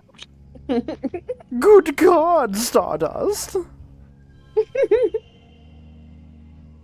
You may have a disorder, Stardust. Good Lord! Oh, Dis clutches the explosives to his chest tightly and lets out one shuddering sigh. Okay, he says, finally. Okay, I just... He shakes his head and hands it over to you. Take it, he says, before I change my mind. You dispose of the deadly package and thank all the gods from all the religions you can name that you were here tonight to stop this. Good Oh my Lord! God. Oh my goodness gracious. this chilling next. What was their name again? No me, no Tim? me. Yeah, chilling out next to Nomi, just like, I have a bomb. No, he's like, cool. Turns out Cool, you that, gonna eat that? if you Hey, that's some Hello? tasty looking food Jess, there. You gonna hold eat on. that? Jess is trying to talk.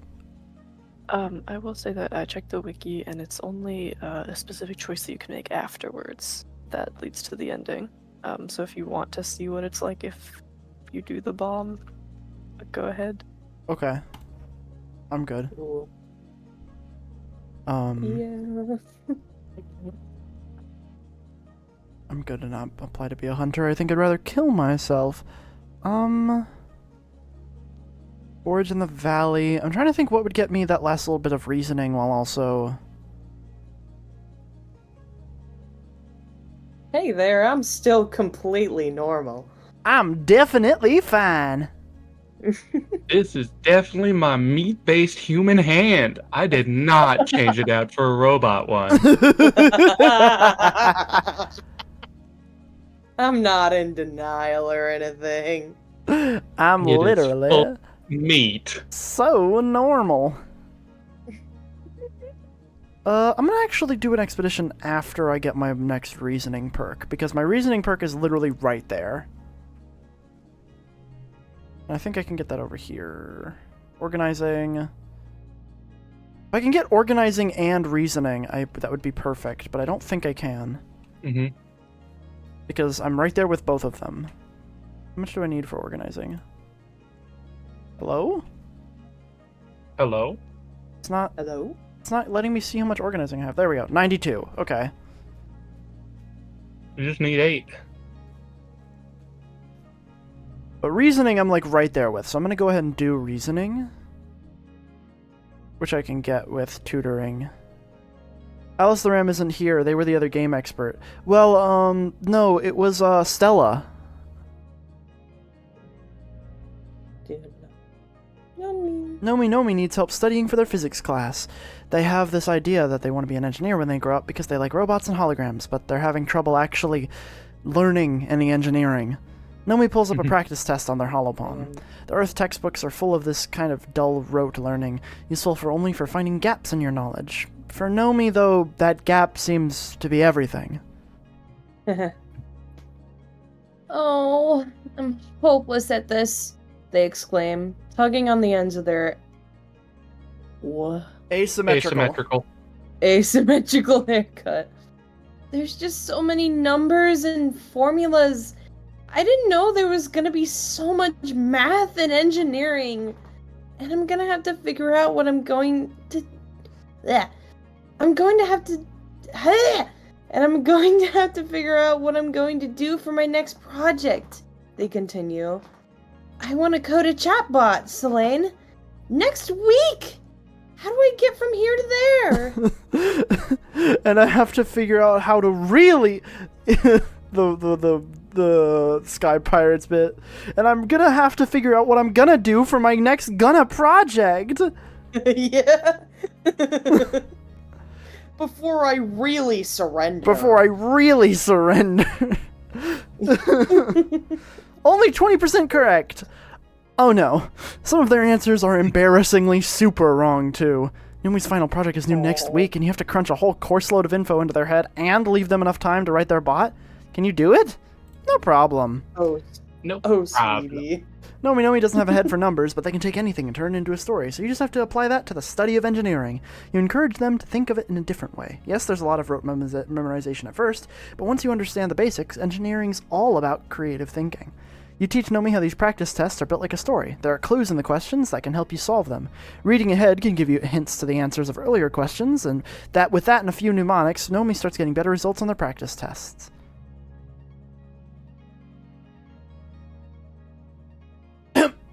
Poke. Oh, sorry.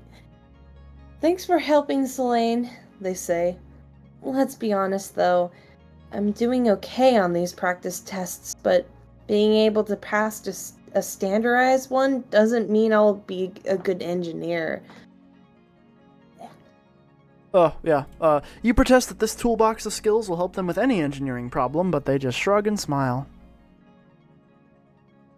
Gonna try some other things, they say. Maybe there's something I'm actually good at. Oh, baby. Oh, sweetie. Oh, tiny. I love making straights. God or somebody? Boink. God. God, I love making straights. Cool. The engineering and did it. organizing are also almost at max. I started this run very much not in brain. I didn't realize I actually became so brain. Yeah. Brain. I'm so brain. Because all the cool shit is in the brain category. That and like all of the yellow stat stuff is when you're a kid, aside from creativity. Like persuasion, I guess if you do more like stuff in the depot, but like bravery is like hard to get, empathy's hard to get. I'm getting brain in a purely intellectual way. Wait, is getting brain? Yeah, it's a term for something. I don't Oh, know. is it like getting head? Or is it Okay, something well, else? I'm not gonna continue this. No, I was Please no, continue with the it was just video game. education. I was just It was curious. simple. So, You can look it up if you want. Hold on. Go on, no, I Jess. have an actual question.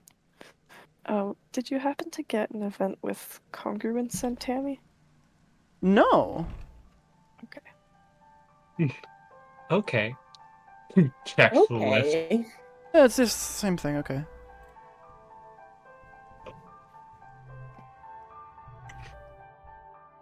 That's a weird term, though. It is a weird term. Is working in the depot how I get Where more was organizing? Yeah, that's how I get more organizing. Hey Jess, where the Tammy and congruence thing? Where do you go to for that to like activate, or is it just like You want to know? on the map? Yeah, I do want to know because I love Tammy. Get your empathy up. It's already at 89. Yeah, just a little more. Oh, okay. Is it one of those 90 gates? I think it has to be 80 natural empathy. 80. Yeah, you might want to get that Yeah, bumped up. just a smidgen. I have 79 natural, so. Is there a way to get both empathy and organizing? No. You would. You can get Can creativity you and empathy. help out at the creche? You would. I would They think that they looking killed at the creche. I don't know why you can't go help out in the creche anymore. Didn't they make a new one? No, yeah, they did, but you still can't do it. What the fuck, man? I could do biology and empathy with tangent. I'm gonna go pee. Okay. Okay. Reasoning and empathy. I only really need one. You just need one empathy. Tutoring children, and it gets my reasoning up. If I could get organizing and empathy, I would, but it does not let me. Man, this game sucks. Okay.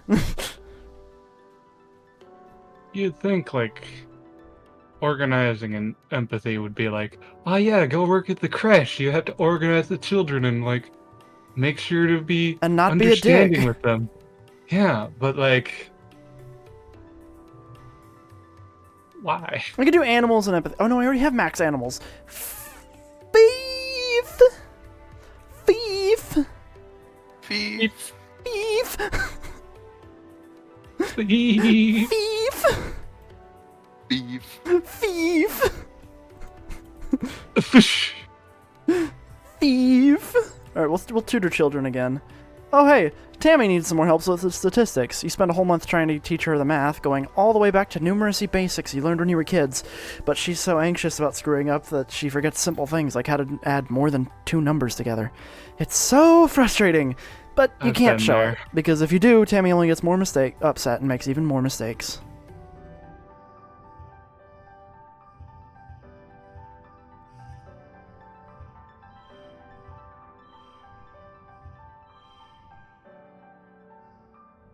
That's 32. I can get 7, 8, 9 there, which is, yep. Nope. Yep. There you go. Could have gotten 49. Curious. Ow. I now have 80 natural empathy, and I have reasoning. Okay. Booyakasha. Alright, late wet. It is the twins' birthday! I think. I didn't miss it, did I? Yay, I didn't! Yay! What? I like voicing Tangent. Tangent doesn't notice you and approach staying absorbed in her hand. She flexes it a few times, then touches her thumb to each fingertip. When she notices you, she looks surprised for a moment before her expression, I'm not in the mood to speak tonight, so I'm gonna get cooking now. Okay, Bubba! You can, just listen in. Just listen in on the stream. I don't mind. When she notices you, she looks surprised for a moment before her expression smooths over again. The body is a remarkable machine, she says. So weak as a child, then so strong in its prime, then ravaged by its own imperfect biology until it literally crumbles around us. And yet somehow, we made it to the stars, and then here. She closes her fist. Imagine what we could do if not burdened by our physical forms. Sweetie! The body is a remarkable machine is a very weird way to start a conversation. She wants to turn us into robots! Yo, turn yourself into a robot? I'll be over here. Also turn Jess into a robot. I think he would appreciate it. Yes. Jess out here, I am plagued by my human imperfection. I would much prefer just to be able to shapeshift other than being a robot. So you unless I okay? can be Did a you choke? No, yeah, that was me doing a cough as Jess. You must understand. Oh, sorry. Please Unless I continue, could be guys. like a shape-shifting robot, then I will be fine. Mm-hmm. I will be fully human and alive. Dis is relaxing in the back of one of the expedition vehicles, absorbed in a hollow novel. You clear your throat, and he jumps, but gives you an awkward but genuine smile. Hey, Solane, he says, pulling his legs out of the way so you can climb in beside him. It's getting harder to find places to be alone, don't you think? I'd kill to be out exploring, but Utopia insisted we have a rest day. He rolls his eyes. I need to get more water, because Sunny redeemed a hydrate. Looper. Whooper? Loop. Oh. Doop. Loop in Stars and Time. That's awesome. This is great. Loop. What? I'm sorry, Ace Kitty. Did the fly swatter make you jump? You can't jump under the table. That doesn't work.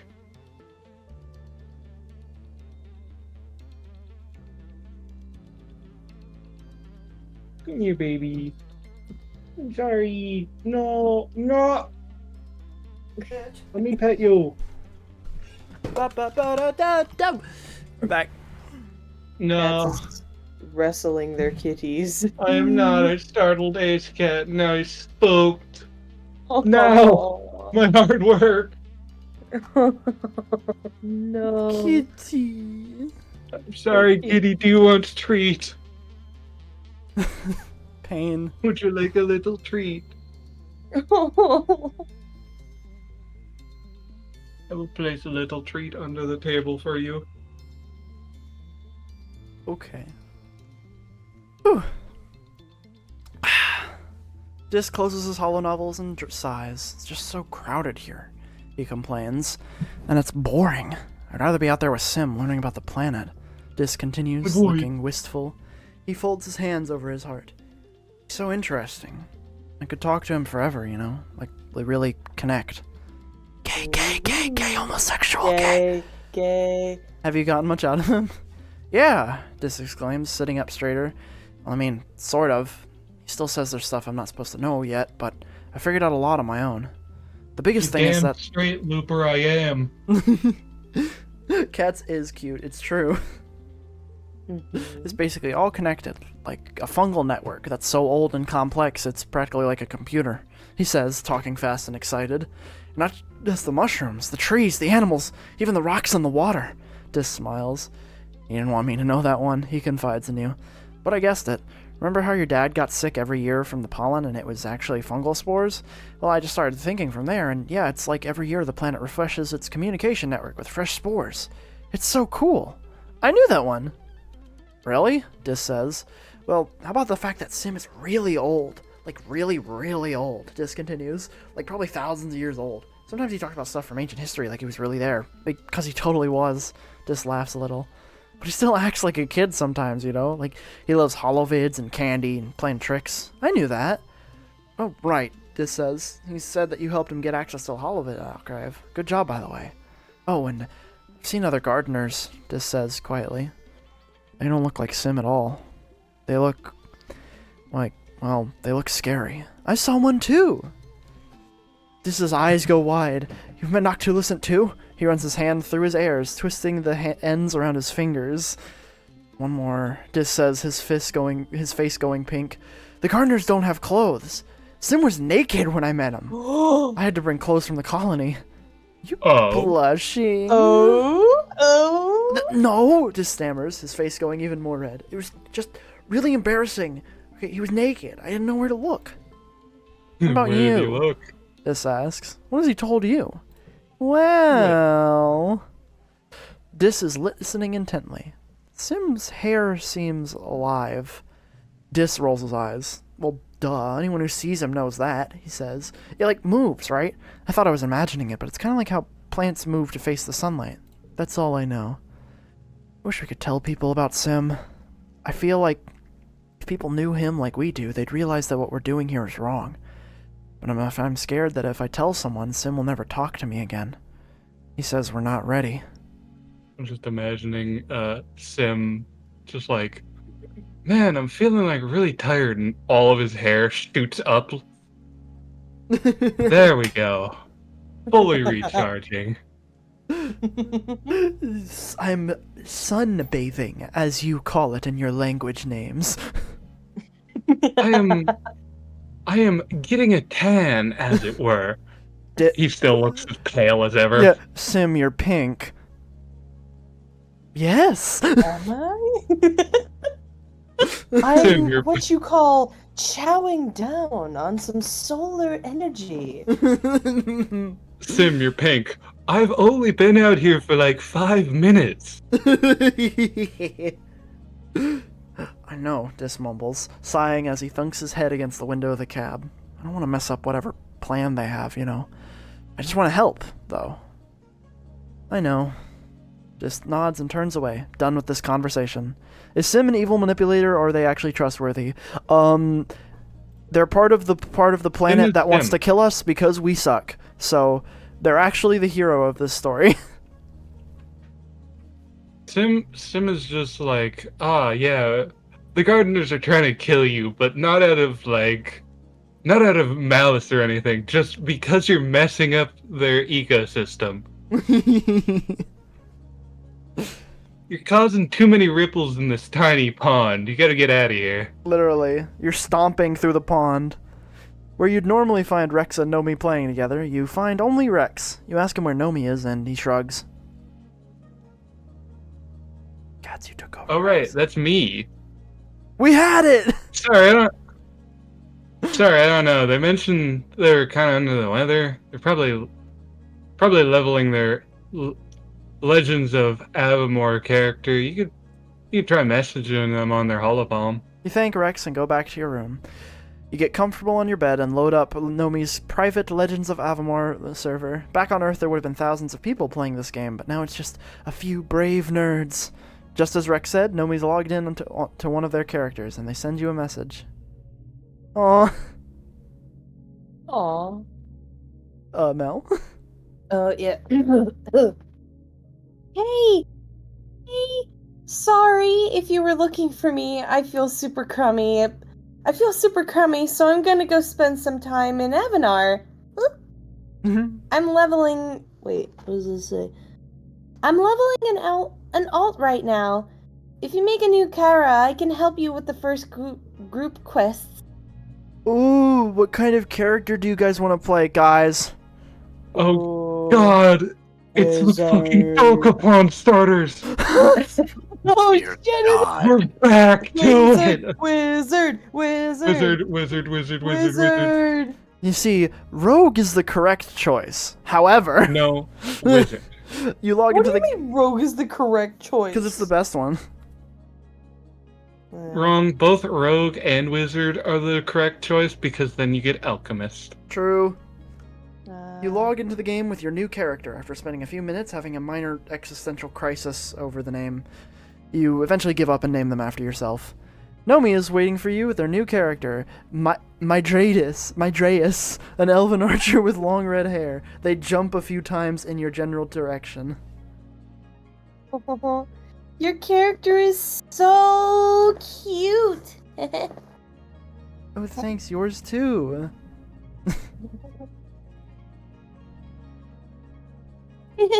You think so? Thank you.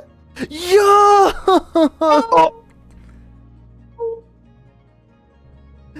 Yo!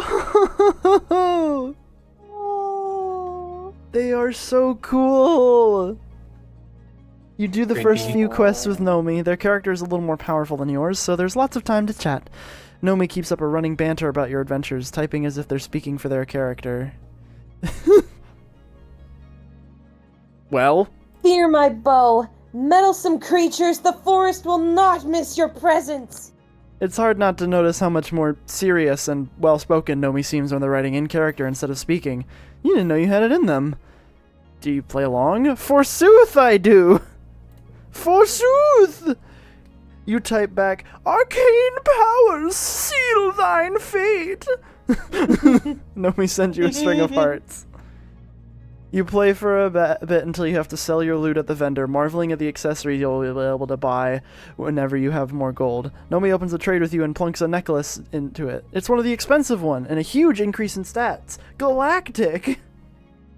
Axolotl? Axolotl. I thought it would look good on you. Heart, heart, heart. One of them queers. One of them weird. You gonna do it? I just... Poke you? I'm gonna accept it without saying anything, because I don't want to lead Nomi on. You accept the necklace and put it onto your character. Nice stats. You and Nomi battle your way through a knoll encampment and stand face to face with the big bad, Graz Mage Pelt. Nomi readies their bow. Heroes, we are called to battle. Battle? Battle. Battle. Battle.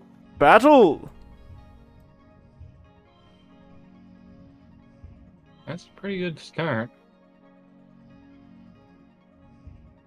Aw, dang it. Oh, You know what that means, actually? You know what I can do? I can go for a lower value. I'm gonna take a break. Okay. alright. Might be Take back. a I don't break. know. Take I'll your be in chat time. probably. Okay, go for this. For some reason, while I was reading the fantasy lines, I was thinking about that one line that Zelda says in that one World of Light cutscene that's like, "Still your fear, it's now or never." Yeah? I don't know. Specifically? Yeah, Fair enough. Zelda's pretty. What do you want me to say? That's true. Words. Factual and true. I Words did. in a different order. All right. What order, smartass? I don't know, one of them. One of the orders. I'll bonk you with this plastic shovel I have in my hand. I will go to give you a handshake and joy buzzer you. That's No. fucked up. So fucked up. I can't believe you'd do that to me. You stand And then I'd go and try and give you a stick of gum, but think fast, chuckle nuts. It's the shock gum. I am not accepting anything from you, Dad. I do Why not not? trust you. Why would you not? Because you're gonna get one of those stupid dollar store prank things, and you're gonna fucking use it on me. You stand would victorious never. over Graz Mage Bell.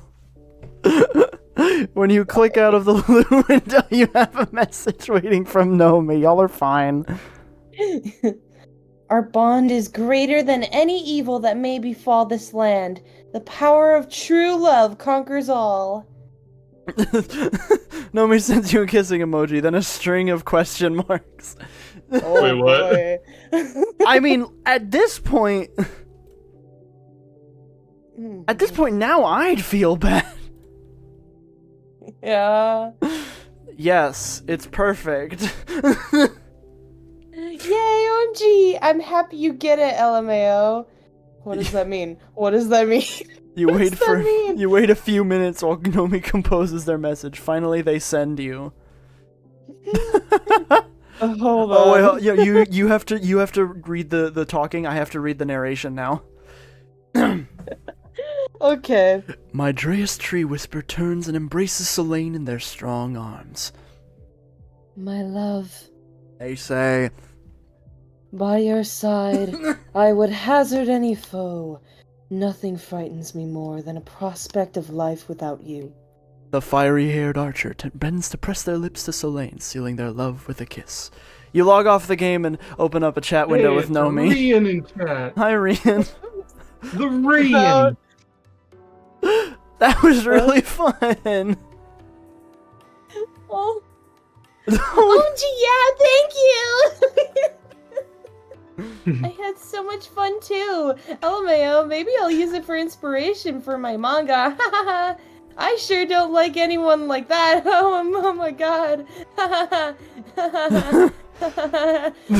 Sometimes it feels like everyone's just a big ball of hormones here. Like all of a sudden everyone cares about doing smutty stuff and I'm just sitting here like, Yuck! Yuck! I like movies. My ace buddy, let's go.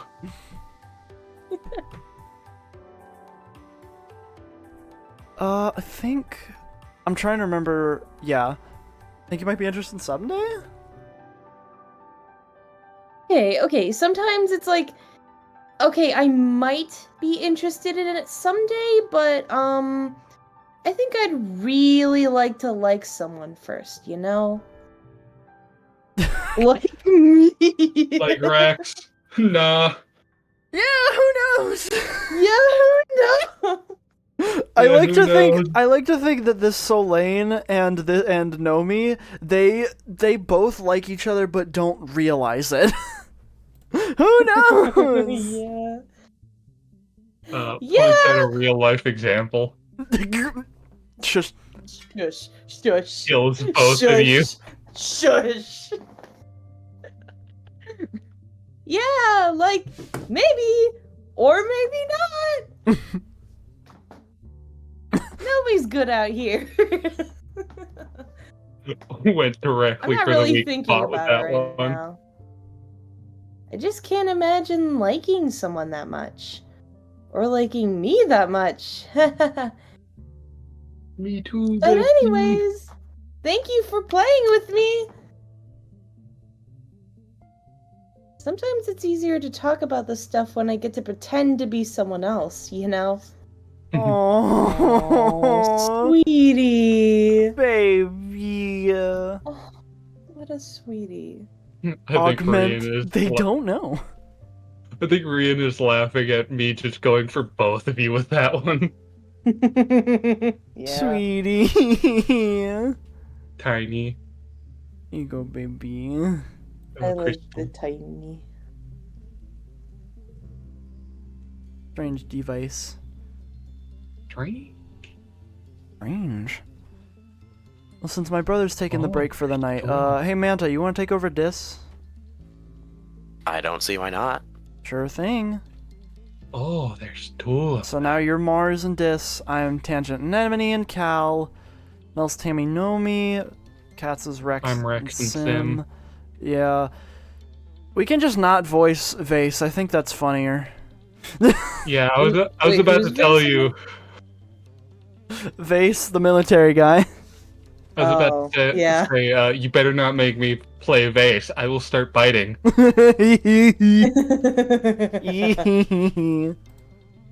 just wanted to say hi, have fun. Have a good night, Rian. Love you. Bye-bye. Bye, Rian. Have a good night, Rian. Don't open your mailbox. Don't open it. Love you. Bye-bye. Work in the depot. You're working with Mars when a depot order comes through on the holopalm for 10 batteries for the crash. You're busy packaging up another order, so you send it over to her holopalm. Despite her By the way, constant... Looper, bye-bye. Bye, Looper. Bye-bye. You can make sure to Bye-bye. catch the rest of the VOD. Despite her constant complaining about how boring and beneath her this job is, Mars is very good at it. She finds ways to do things faster and more efficiently, and she hardly ever makes mistakes. Which is why you're surprised when you get the order from the nano printer and find 15 batteries. You check the requisition again. Wait, it says 15 batteries now? You swear it said 10 before. Mars scoops up the extra 5, giving you a wink as she hides them in her bag. Huh. Mars. Nah, stay quiet. Oh, don't be a buzzkill, Selene, she says, rolling her eyes. Even Seek skims a little off the top. Why else would they keep such a tight control over the nanoprinter? What are you gonna do? Tell them, she adds. If you do, Seek will be on my side, because they know I'll sell them out too. It'll be your word against both of ours.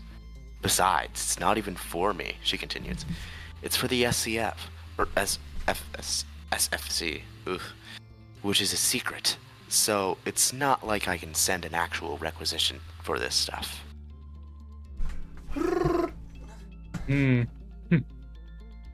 Help cook I'm the looking. books. You could steal for yourself too. Mars's deception was pretty good. You only caught it because you happened to see the requisition first, and you happened to put it back in the queue for Mars to pick up, and you happened to be the one who packed it up. You work with Mars to set it so the first person to open a requisition must complete it themselves. Believing you're doing it to increase reliability, Seek approves of this change. It's a little more work, but it means that Mars is free to edit requisitions to her heart's content. Mars is so pleased with your work, she gives you a kiss on the cheek.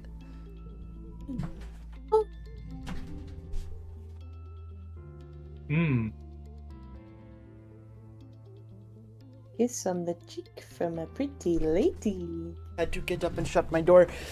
Ay. Wait, push through The teeny game. whoops from Jess and chat. The teeny whoop. I love Teeny Woo. Teeny. I love Teeny. Teeny Turner.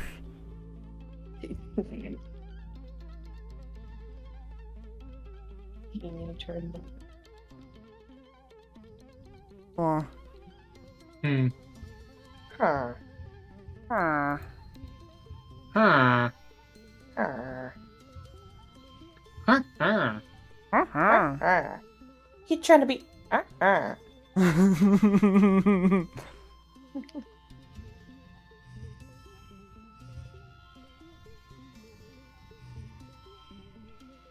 I don't think this is... How many do we have? We still have 3. I'm gonna go on an expedition as soon as I get my organizing back up, so I'm gonna redraw.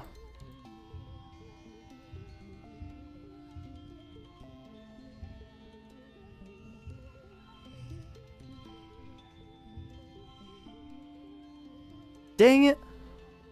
Oh, dang it. Oh, dang it. There we go. There it is. Could've gotten 51. Sheesh weesh. Sheesh, Organizing 7. Oh, Wait, come how on. We close only is need your one organizing? more. How close is that? I only need one more. Oh well. Doesn't matter. We're going. Ooh. Wee. Wee. Alright, we're gonna Sneak out and Utopia. explore the glow. sneak in and glow. What's up, Mel? I miss when Utopia was saying things. I I like her. I was gonna wait until we can get this, but I think it might be better just to go ahead and buy a Taze glove. Mm-hmm. Because we might need self-defense. Yeah.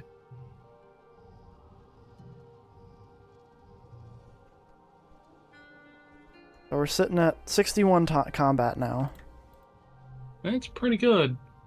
Glow is no time to be exploring. It's far too dangerous. The gates are closed and survey expedition halted until the light returns in a few weeks. Good thing you happen to know another way out. Oh boy. Oh boy. Oh, this is just it. Oh no, here we go. Now I No, can there's go. more. I can go. Hold on, I can just walk Oh, it's around during creature. glow. Hi, Manticore. Me, core.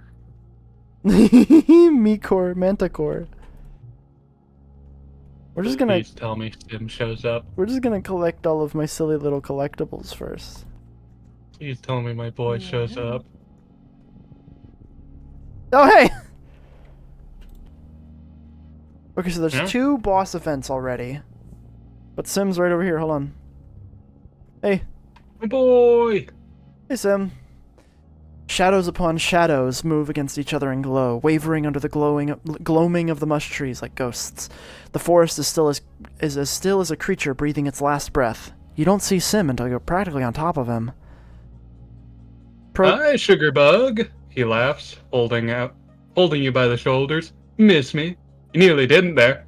Hold on. Okay, you know what? Pro tip: don't go on this expedition without having 0 stress.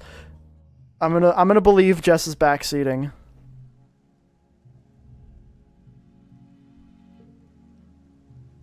Oh wait, no, I need to go. Sneaking in glow. No, because that's me. That's when it's already glow. I think this is actually the closest I can get. I didn't auto save at wet 3, so I'm gonna have to speed run. A lot then. Yeah, I'm gonna have to speed run a little. We do a little bit of speed running. And this is a great time. Hi chat, how are we doing? How's everybody doing? Everybody having a good time? Everybody having a good day? Manta hitting that spread the love. Yo, spread the love. I don't even know who to spread the love about today because I'm tired, TM. Spread it about Jess. I will spread it about Jess. Jess is a really good artist who is really cool and one of my better friends because they are not only extremely talented but are an extremely grounded individual who has a lot of just like mental fortitude going for them. And I feel like they're a very like strong person in a lot of different ways, in ways that they don't really understand.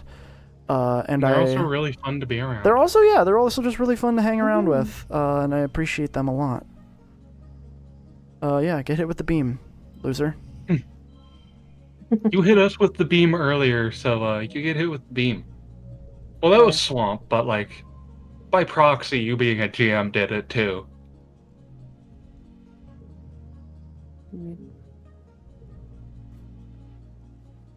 Oh, is this the... Yep. Did you give Dis his strange device? That's on his birthday. We went to the beginning of Wet, so... Alright. Alright, here we go again. Here we go again on my own. Yep.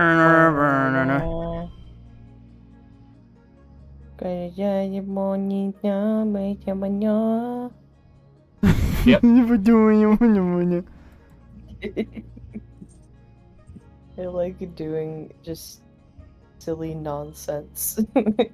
Songs that vaguely sound like it. Here I go again on my own. Going down the lonely road. You're on a road I've ever known. Right. On.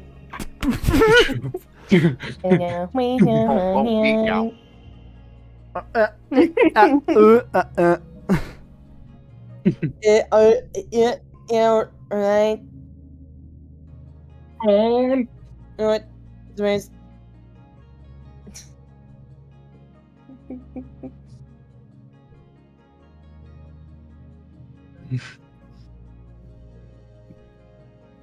Boink. Okay, and now early Wet. Make sure to save. Yes. I don't want to see each other anymore. I don't want to see you. We can't keep meeting. Empathy. I still need to get that empathy up. So I'm actually gonna go work in the kitchens instead, because that might get me new stuff instead. Very squeaky. Yo, Aunt Anne comes bursting into the kitchens carrying a large crate.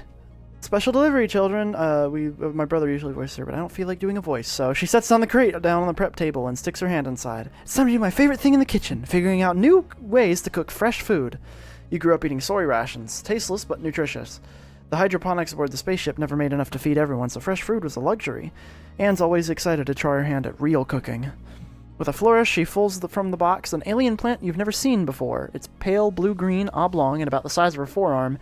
It hits the cutting board with a disturbingly meat-like slap and immediately starts oozing slime onto the surface. Ew. Your father finally cleared this friendly little fruit for human consumption, her Aunt Anne says. It doesn't even have a name yet. You can come up with something fitting while you figure out how to use it. You look dubiously at the weird fruit. As you watch, it glorps out a fresh wave of slime. Aunt Anne catches your disgusted expression and laughs. I'm sure we can think of something to do with it. Tammy says, clasping her hands nervously in front of her chest. She doesn't look as enthusiastic as usual, but she still manages to chirp. It looks really fresh. I'll try it. Alright. You bisect the weird fruit. The goop seems to come from ducks under its thick skin, not the creamy yellow flesh inside. You pop a piece in your mouth. It's kind of sweet, like aloe, crunchy and gooey at the same time. You give Tammy a thumbs up, but she's still too scared to touch it. Actually, new things are pretty scary, she says without a trace of embarrassment. Can't we just use it for compost? Get to work. Get to work. Get to work! Work. Yeah, Ace, I'm not petting you 24/7. You Guys. don't gotta smack my hand. Guys, Yes. I don't mean to call them out again, but Lovey and Flair are both in Vixen's chat again. you No, know, that makes sense. at this point it's okay. I'm fine with it. Because neither of them have It's been here for fine. this game, so... True. +2 empathy. I need one more. You know, Chad, I'm really gonna do it this time. Mid-wet. Okay, so I get this one, and then I rest on the next one. So we're gonna tutor children again. Did you do any events on Midwet? Nah. Alright. Yes, hello, Ace Cat. You have emerged from under the table, and that means I must give you all of my attention. But, I would rather have my hands do something else, please. Kitty.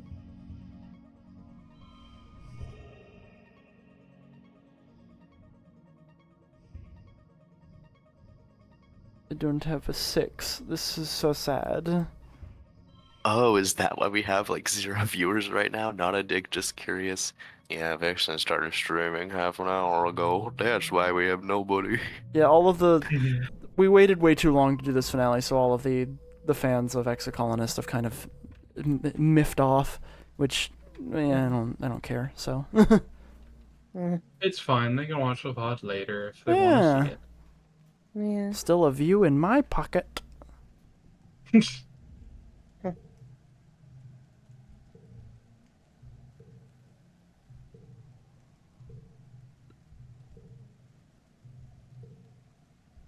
This one's so cute. It is. Acting like this wasn't going to blow up the colony like a little bit ago. He wasn't. Oh, I know. He wasn't blowing up the colony. He was blowing up a wall of the colony. There's a difference. That's true. That's true. It's just a coincidence that it might have killed somebody. It could have. Did it? No.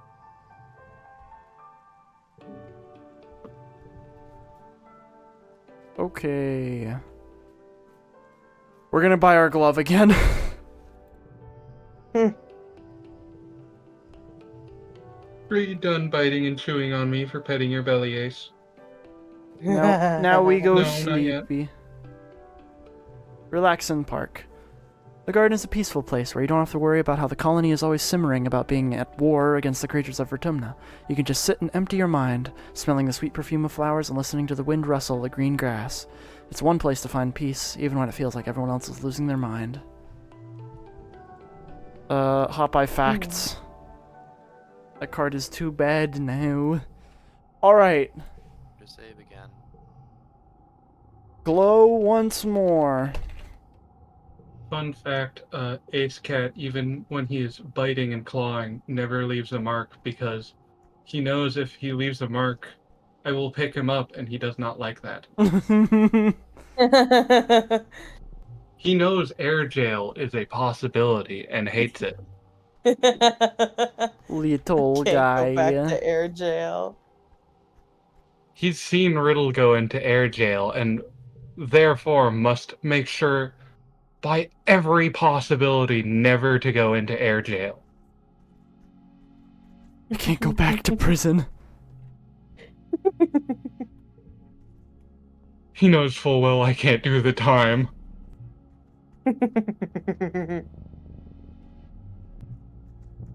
He can't do a dime. He can't do his nickel and dime. Yes. What, Ace? Sim You can bring again. your face all close to me, but I can't bring my face close to you? Fucked up. And evil. Truly evil. Okay, hi And Sam. evil. Anyway, my boy. OMG, hi Sam. Hi, Sugarbug. He laughs, holding you by the shoulders. Miss me? You nearly didn't. There. I totally saw you there. Sin smiles.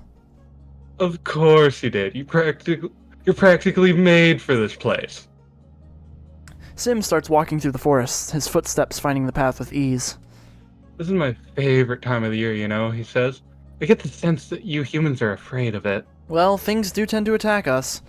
That's true, Sim replies, tilting his head with a funny expression. Those attacks are not natural, as you may have guessed. Glow isn't dangerous at all. It's lovely. He smiles. Glow is a time of healing, actually. A time for the creatures of this planet to go dormant and reflect on themselves, and to strengthen connections with other life forms. Of course, the planet repels you, he adds, raising his hand to stir a cloud of glowing spores drifting above your heads. You don't connect. You're like a burr lodged against its skin. Sim continues walking. I'm sure you have some questions for me, as usual, he says, his voice wry. Seriously, what's up with the wormhole? Sim laughs. Just like that. You'd like to unravel the mysteries of the universe for yourself. Wait. You'd like me to unravel the mysteries of the universe for you. Suffice it to say, I don't think you could fully understand it, even if I explained everything I know. He looks up at the wormhole with a thoughtful expression. Truthfully, the wormhole is older than even this planet, he murmurs. It operates on a level of space and time that are beyond even my comprehension. The universe is impossibly vast and unknowable. Sure, you already noticed that it's related to your foresight, yes? He asks, and you nod. Your dreams, if that's what they were, always seem to get worse and wet and glow when the wormhole is close to the planet. Many individuals, such as yourself, are sensitive to the wormhole's effect of time and space, fluctuations and eddies in the normal linear flow of reality. Think of it like an echo, only not your own. Think of it as if a version of yourself stood in this spot and shouted, and then moved forward in time before hearing their own voice return. You can hear those echoes, choices that person made, and events they experienced that may not come to pass for yourself. Foresight just like Reuben's Club, no way. Thank you, Jess. I'm not the only one? Sim shakes his head. No, though you may be the only human. We gardeners have lived under this wormhole for thousands of years, he adds. Some of us have developed a sensitivity to it as well. We use it to guide us in tending to the planet. Okay. Sim stops walking and smiles politely. Well, that is enough for now. Trees have ears, you know. I can talk to him again. Shadows upon shadows moving into you could do it. Wait, it's just this again. Yeah, you were pretty good at navigating the Wait, dark. no, it's different. It's different. Hello again, Sugarbug, he chuckles. You're getting pretty good at navigating in the dark. Sim steps off through the darkened forest with ease, bidding you to follow. Have you come to ask me more questions? Is Noctilucent the one attacking us? Sim smiles and looks off into the distance. Ah, so you've met. My condolences. Their views are different to hold within myself, though I understand them implicitly. Noctilescence is responsible for invasive species management, Sim adds. So yes, repelling you falls under their domain. The most obvious method, as you've noticed, is the yearly attacks. Though there are other more subtle methods to discourage growth, plague and famine, for example. It doesn't need to be this way, he sighs. Sim stops talking and smiles politely. Trees have ears. That's an odd way to end a conversation. The trees have ears. Trees have ears, you know. I mean, they do. Trees have ears. Yeah, they also know how to scream. Okay, bye. I'm gonna fuck off back into the woods now. Later, I'm going to go talk burritos. to a tree. Later with whatever the fuck you're doing out here for.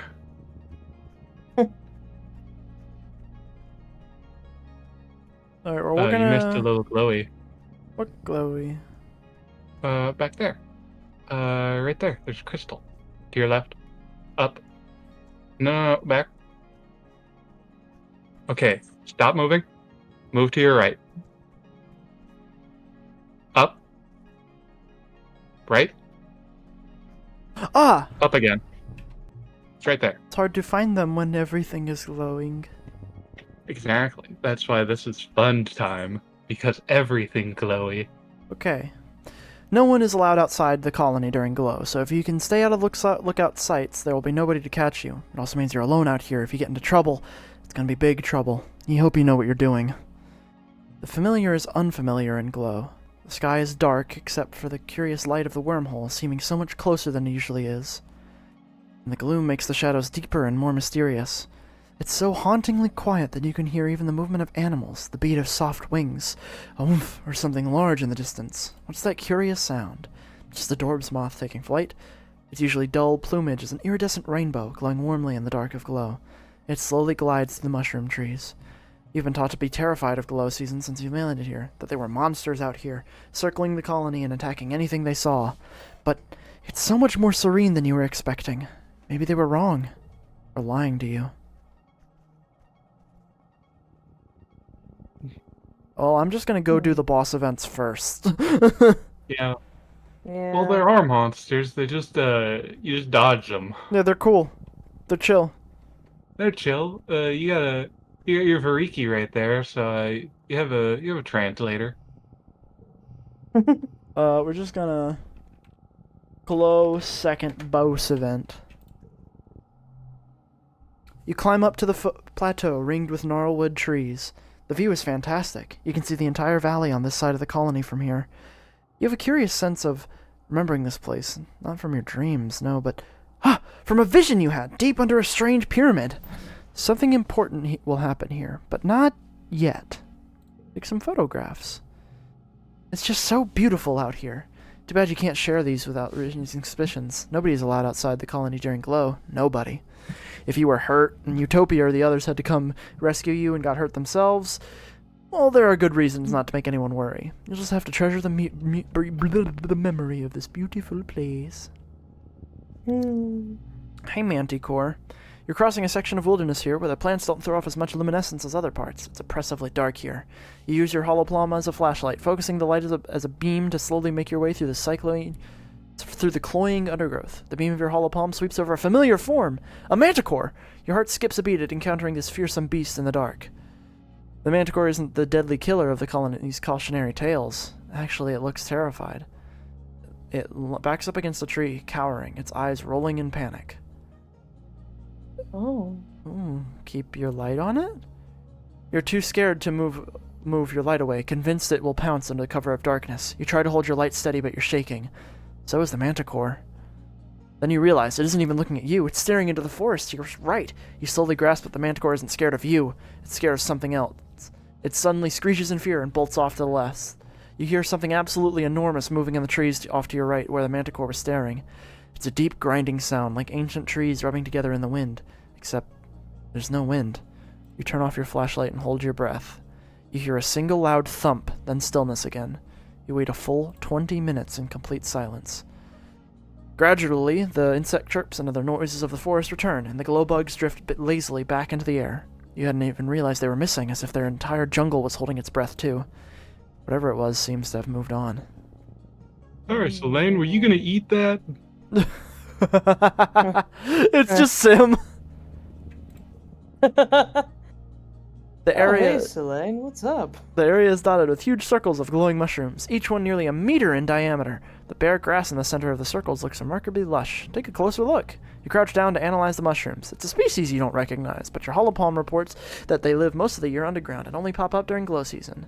This close, you notice that the entire area inside the circle is sunken and the grass has been flattened, almost like a big footprint.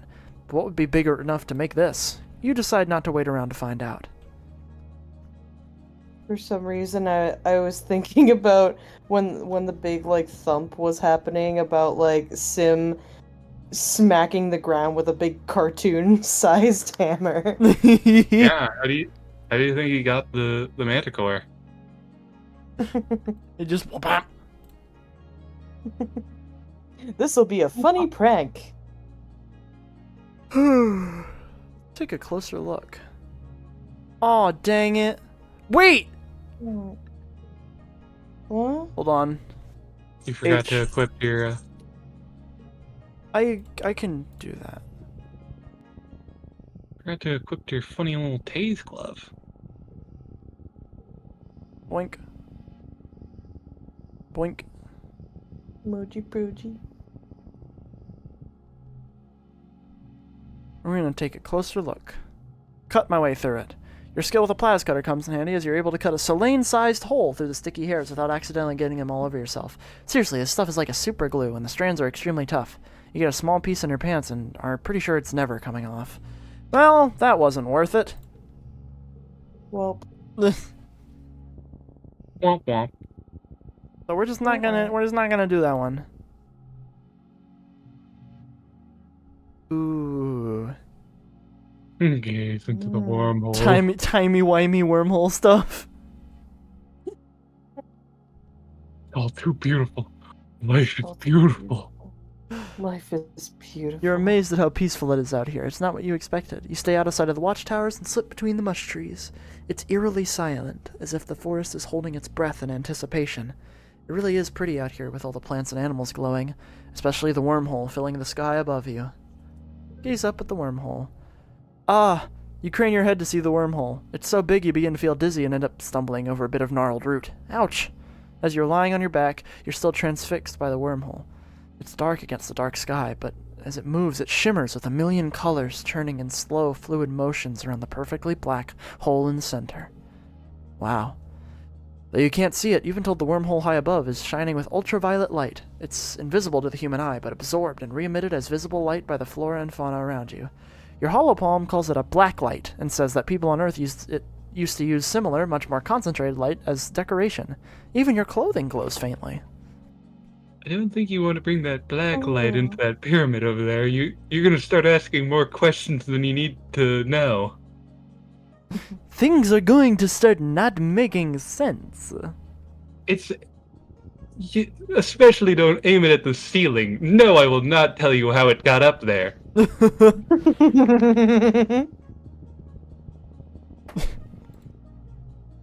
come across a strange glowing river in the sky, floating just above the mushroom-capped tree tops. It reminds me of the old Earth vids about the Milky Way or the Northern Lights. It undulates away to the left and right, a river of luminous mist. Beneath it, a curtain of tiny glowing particles slowly rains down into the forest below. Follow it! It seems to be denser to the left and flowing slowly to the right, and so you decide to head left, towards what must be the source. You stray from the path. The ground is hard to traverse in the dim phosphorescence. The river gets denser and starts to shimmer a little, like the spore clouds you see sometimes in pollen. You're careful not to get too close to the particles raining down from it. The mist seems to be coming from something near the ground, somewhere up ahead. It's something big. Something big and moving. The river of lights is flowing from something on the next plateau. It's heading east and trailing this glowing dust, some kind of spore maybe, behind it. You could go down into the ravine here and try to keep following it, or safely cross under the eerie stream and continue where you were headed before. Let's keep going! After a narrowing trip through the muddy ravine, you make it up to the next plateau, only to find the Sky River has dissipated. You can't find any sign of what made it. Oh, well. Oh, riding the edge there. So we can do the last event. You come across a sawmill that's been shut down for the season. There's movement inside, and something in there is yipping and moaning in pain. You approach it carefully and find that some sort of dog-like creature has gotten trapped in the machinery. It growls at you and blinks its eyes, then its other eyes, then its other eyes. Boy, it has a lot of eyes. The loggers won't be back for weeks, so this creature will surely die slowly and painfully. It looks worn out already, but still dangerous. Release it. Aw, man. You try to come near it, but it bites at you ferociously, nearly taking your hand off. You don't see a way you can safely free it. Watch it. Watch it. You sit to watch it, hoping to learn more from it, or at least a way to free it without endangering yourself. The creature obviously has been struggling for a long time. Once you realize you're not here to eat it, it slumps down into a nap. You feel an irresistible urge to do the same and fall into something of a trance. Then something bizarre happens. Massive shadow drifts into the lumberyard, coming between you and the creature. You have the sense of an immense presence, something massive but graceful. You're not quite sure if you're dreaming, but you feel rooted to the spot and unnaturally calm. It's as if you've been drugged. The shadow stays a while, observing you curiously. Then it drifts away again. You blink, coming out of your trance. What just happened? Did you fall asleep? You look back over to the machinery and realize the trapped eye beast is gone. You aren't sure if you should feel relieved or terrified. Was it freed or eaten? You decide to get the heck away from this place and ask questions later. Oh shit, I forgot to put my meat suit back on. Anything That's bad what I gonna envision happen during Sim looks you? like. I'm back. Okay. Whew. +2 Anything bravery. bad? Nothing bad ever happens to the Kennedys. Oh All right. boy. It's Here time. we go. You're heading to bed when the sirens begin to wail, heralding the beginning of a yearly xenofauna attack. Outside your window, you see the soldiers begin to form up. This year, Red Riot is heading up her own squad. You see her red hair bobbing along with the others as she rushes to defend the walls. Do we fuck it? That's what this one's called. We're gonna fuck it. Red Riot looks at you in surprise when sees you ready to fight. God damn it. She hands you a plasma rifle and you join her squad on the walls. You stand shoulder to shoulder with Red Riot and watch the Xenos mass on the far side of the fire break. Look at them all, she says darkly. They just keep coming, more and more every year. What are they even waiting for? Why don't they just attack already? She shoots a look at the rest of her squad, all of them Helios, mostly young adults like you, and lowers her voice. I just want to get it over with, you know? She confides in you. These Helios learn to march before they can walk. I want to prove I can handle myself as well as they can. She runs down her fingers down the barrel of her plas rifle where she's stenciled the name Kombucha. An eye wing from the forest draws your attention back to the enemy line. You go? Isn't kombucha Yeah. alcohol? The dead brother. Oh, I forgot about that. The walls of animals is approaching in near unison, the footsteps drumming a rumbling tattoo across the ground. Here goes. Oh? Oh. Okay, the animals approach the wall at a steady pace, but stop short of the walls. Instead, they mill around outside the colony, near the garrison. In the eerie silence, you hear the sudden crackle of plas rifle fire, and a falling creature falls to the ground. You hear Security Chief Rhett from his post on the walls telling his squad to hold their fire. His voice rings through the still, expectant air. Xenos are just standing there. So quiet. The animals appear to be waiting for something. The uncomfortable impasse stretches into minutes, until finally Red Riot tilts her head like she's hearing orders through her earspeak. Okay, we're just gonna attack them, her voice, she says, her voice lilting up almost as if it's a question. Her Helioborn squad mates look at her with unsure expressions, but Red Riot nods. Yeah, to the walls! Open fire! Oh, No. I don't want to think fight. the No. I think the Xenos were waiting for one of the walls to explode. They were waiting for Dith's explosion. Yeah. Okay, we're gonna try this, and if it doesn't get me something that I like, then I am going to just reload. Understandable. Yeah. Oh, Tammy. Poor Tammy. Poor Timmy. Poor Timmy. Poor Timmy. Poor Timmy. Tortilla. Tortilla. Tortilla. Drake and Josh. Drake and Josh.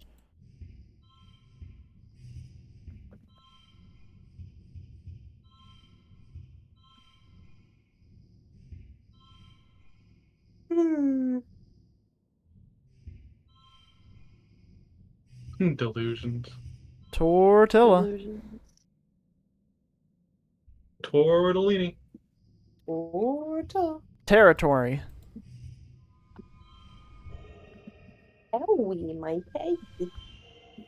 I like that card. Mm-hmm. Holy shit!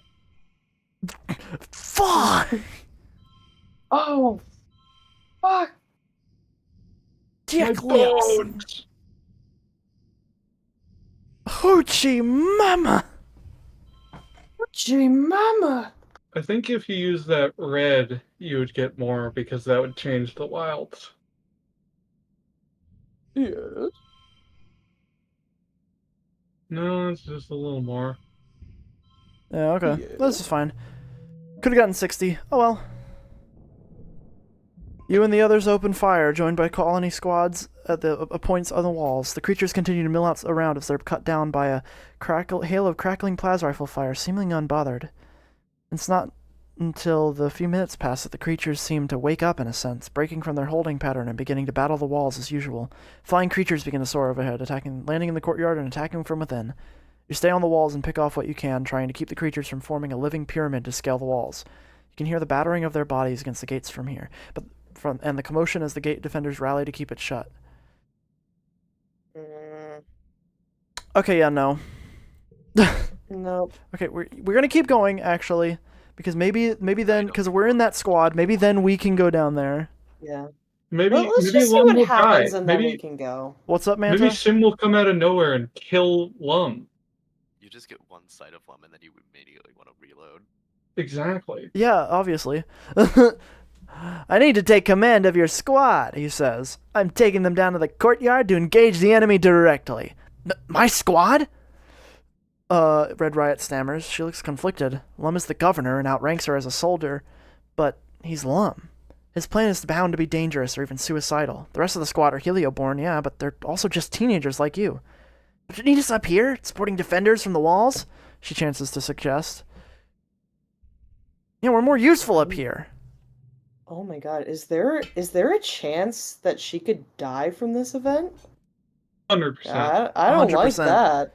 Lum doesn't look Oh, convinced, shit. but your support emboldens Red Riot. She stands up straighter and hardens her expression. I can't send my people into close combat, she says firmly. We're trained for ranged defense, not melee. The governor looks at your squad mates, but none of them make a move to follow him. He curls up his lip in disgust and walks away. Your squad remains on the wall, defending them against being breached by Xenos and picking off the flying ones before they can land in the courtyard.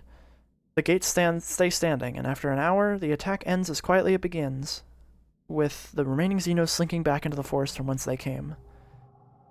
In the quiet following the battle, the colony comes out of hiding to gather in the courtyard, surveying the damage.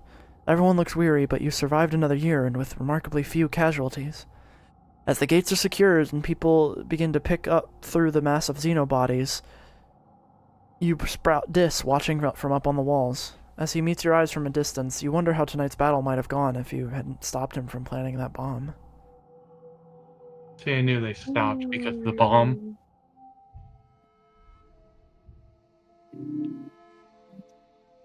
Maybe save and try the other option? Yeah, I'm gonna... Yay, sim friendship. Yippee yay. Yay! Are you sure? Are you Are sure? you sure? Do we fuck it? Do we fuck it? Do we fuck it? No. The answer? Not. No. Nope. No. Wait, why did it bring us all the way back here? I thought you'd done it at the start Because it's before, it's whenever you have control is when it gives you. We're gonna wait it out. You close your windows and pull the covers over your head, and they get a holocall notification from Mars. You join and find Mars, Tangent, Cal, Rex, and Nomi already in the call. I can see everything from my bedroom window, Mars says. Nemi's got her own squad and everything now. Look at her go. Cal makes a noise of discomfort, but doesn't voice his opinion. Meh. I think there's a chance Red Riot dies here, actually. If Red Because Riot you're not there dies, then to- it's so over. You're not there to kind of push Lum off. Yeah, you and your Yeah. friends keep the call open and speculate on what's happening outside, supplemented by Mars's observations and Tangent's reading of Congruence's processes. Everyone is on the call except Vase and Red Riot, who are defending the colony, and Dis, of course. You open a holo chat with Dis, who assures you he's safe. He just doesn't feel like pretending to root for the humans anymore. In the quiet following the battle, the colony comes out of hiding to gather in the courtyard, surveying the damage. Everyone looks weary, but you survived another year. Okay, well, in that case, we're just gonna load Are You Sure, since that gave us It more. generally- Yeah, it gave you Yeah. an effect and whatnot. Yo, Lily the Happy Sheep, thank you for the follow. What did I miss? Yay. You missed Hi. the end of year 18. Yeah. You also Really missed good to get down your Sim. skills. You also missed Sim. Yeah, Yeah. the most important part. The cool guy. Hi, Vase, you suck. Oh, hi. She's there. I like how collectively we're all like, yeah, let's ignore Vase. Yeah, he sucks. Yeah. Yeah, nothing comes from interacting with Vase. We don't care about him. He's a militant asshole. I think I just accidentally turned on debug mode. Debug settings. Load mode. How do I turn debug mode off? How'd you do that? Oh, debug. I don't know how I unlocked debug mode. Debug settings, maybe? I don't think it'll affect anything if you have it on unless you do a command. Yeah, thank you for the hydrate. What? Whose birthday is it? Somebody has to have an early quiet birthday. Isn't it you? No, I have mid-quiet. It could be Sim. Could be Sim. I don't know. You wanna go on an expedition with 99 I'm stressed out! I have 100! You could should Good take a handle break. it. You should like take a in-game. nap. Cake. Buy a cake. No, I'm gonna save up for the gun again. You should give cake to Tammy I will get a cake. whenever it is her birthday. You're Then right. she You gives you a should. cake. I'm going to relax should in the give it- lounge. You should give a cake to Sim. See if they like cake. He's probably just gonna look at it like, man, this is great. Here, have it back. Yeah. What is this? How you say food confection? What is this? What? Piece of Sweet shit. Food item? As usual for this time of year, your dreams have become more vibrant and invasive. You have trouble distinguishing dream from reality during the day, and you dread falling asleep at night. How did that Hopeye get into your bedroom? Follow that thing. You chase it out your balcony door and find yourself on a thickly wooded path, the mushwood pressing in on close on every side. The light is weird here, pink and glittering, casting teal shadows. The Hopeye disappears down a hole in the ground, and without thinking, you dive after it, squeezing your shoulders to fit through. You tumble into a cave, beautiful and surreal, shimmering with a light that seems to come from within. When you take a step forward, granules of pink sand crunch underfoot. The cave opens up to a forest that seems lifted from a fairy tale. The sunlight beams through breaks in the trees, illuminating a path of mushroom-ringed stepping stones that lead you to a small cottage. Oh, motherfucker, you got Alice in Wonderland. You don't meet anyone in the cottage, but it isn't empty. There's something alive in the old green crate at the back of the cottage. It's banging furiously, jiggling the latch, demanding to be let out. You lift the lid and find yourself falling into the empty box. You land on solid ground, your breath whooshing from you. It's hot here, impossibly hot. The twin suns beat down on you, burning your skin on contact, and the air is almost painful to breathe. In all directions stretches a barren wasteland of dead trees like bones puncturing the dry skin of the planet. You rise from the dusty, cracked earth and begin to walk, stumbling over the bones of unknown creatures. You don't know where you're walking, only that the horizon doesn't change. The red sky just stretches overhead like a great bowl of heat pressing down on you. Whoa, a great roar shakes you and you turn to see a chimeric nightmare. A manticore, but with Governor Lum's face. He towers over you from a podium, his claws clacking and his tail thrashing as he proselytizes. "We, primeval forest felling," he chants. "We, the river stemming, piercing the deep, the mines within. We, the surface broad surveying. We, the virgin soil upheaving." Overhead, the sky is streaked with smoke. You hear a rumbling in the distance. Stand to face it. You plant your legs and refuse to look away from the beast. With a yell from behind you, Mars appears and swings a sword made of light at the Lum abomination. Its head rolls across the dirt, but it continues to speak. You turn from the scene and walk away, feeling the memory of it cling to you as you push and claw your way through to another reality. You stumble forwards into a dark, glowing forest. Blessed cool air brushes your cheeks, thick with moisture and making your face wet as if you've been crying. The path wends upwards, flanked by humanoid figures carrying candles. Some are wearing robes, some armor, some lab coats and virus suits and formal wear. Some are elderly, some barely 10 years old. All turn to look at you and you realize with a jolt, they're you. Every single one of them is you. You see yourself reflected in their eyes as they gaze upon you dispassionately, a line of possibilities stretching out as far as you can see. The hop-eye crouches between the ranks and gazes solemnly out as you pass. You walk steadily upward, feeling their unflinching gaze follow you. Overhead, the wormhole hangs in the sky like an overripe fruit, bending the heavy branch of space and time towards you. It's so close, you could feel like as if you could touch it. You stretch your hand out, seeking... You wake up. Gain status, insomnia. See, that's why you don't smoke my fucking weed. Literally. Milky quiet sunlight pours through your window. Flakes of bromide snow piling up against the glass. You feel as tired as when you went to bed. It's your birthday. You're 19 years old. Only one more year as a teenager. Birthday. Hi, Tammy. So is Mars going to kill Lum? Because I hope so. I hope... Crest is doing his bullshit again. How so? He's eating 2 boxes of mac and cheese. Who is? My lactose intolerant friend. Oh. From the refraction thing. My only response was just, dude. Okay, no Mortician this weekend. Velvet is also busy. Damn it. There will never be more Mortician. Don't say that. Don't say that. There will be, it just takes time. More, you don't realize, but this is reverse psychology. If I say there's no more Mortician, it will be back next week. Back from dinner, how's it going? We're an insomniac! We just had our very long fever dream. You missed me vibing as Sim and talking for 5 hours. Yeah. Tammy time! It's the happy birthday dialogue. I wish it was different, but yeah. It's okay. Cakes. Yes. Share it with Tammy always.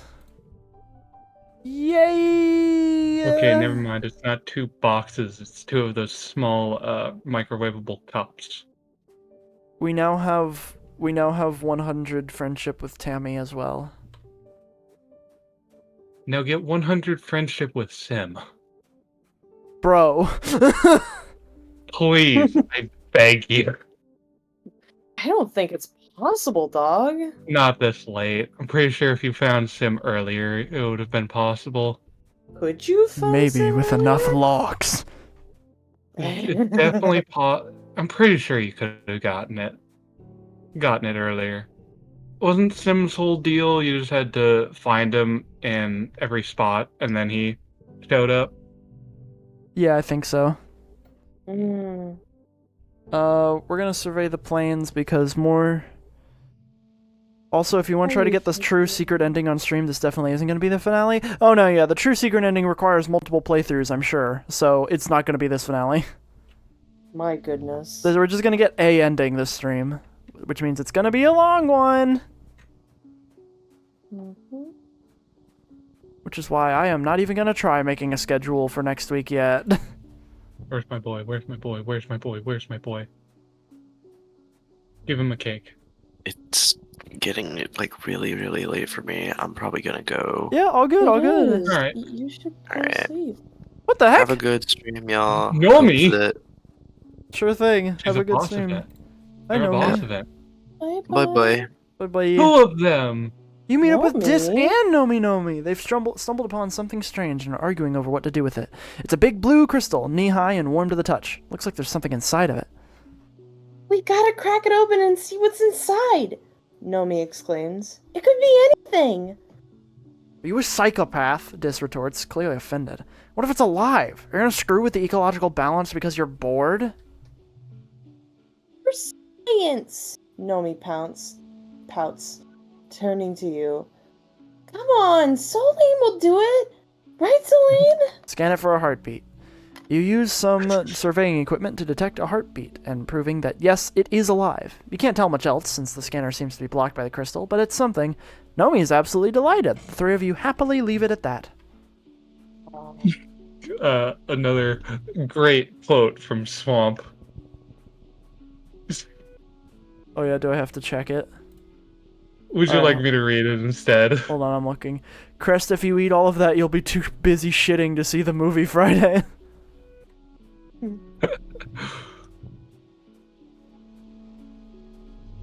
At this point, this stream is more for me than it is for any of the viewers at this point. Yeah. Yeah. I just want to finish up this game and have it documented, because then I can rewatch it when I get sad. Mm. If you get sad, I'll start throwing things at you. Will that help? That would make me both sad and pain. Who said it would be things that would hurt? Plushie. I'd throw plushies at you. I don't have many. I have some. I can throw I can plushies beat at you over the head with my giant penguin. It's great being one of the 2 people in chat. I feel like some kind of imperial noble watching court jesters. Thank you, Sunny, for defending me. Oh, if you have defenders in your court, I don't have to hold back. I pull out the brick. Nope! No! Actually, I don't have a brick. I will pull out the saran wrap ball. No! No! No!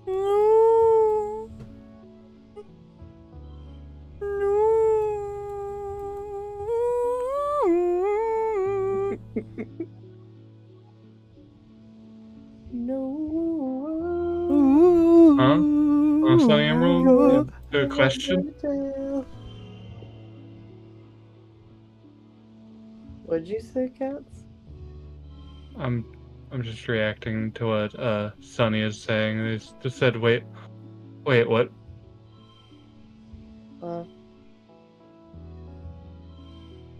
Why am I Don't ask why I have stumbling? a saran wrap ball. Don't ask about the saran wrap stuff. The rain. Yep,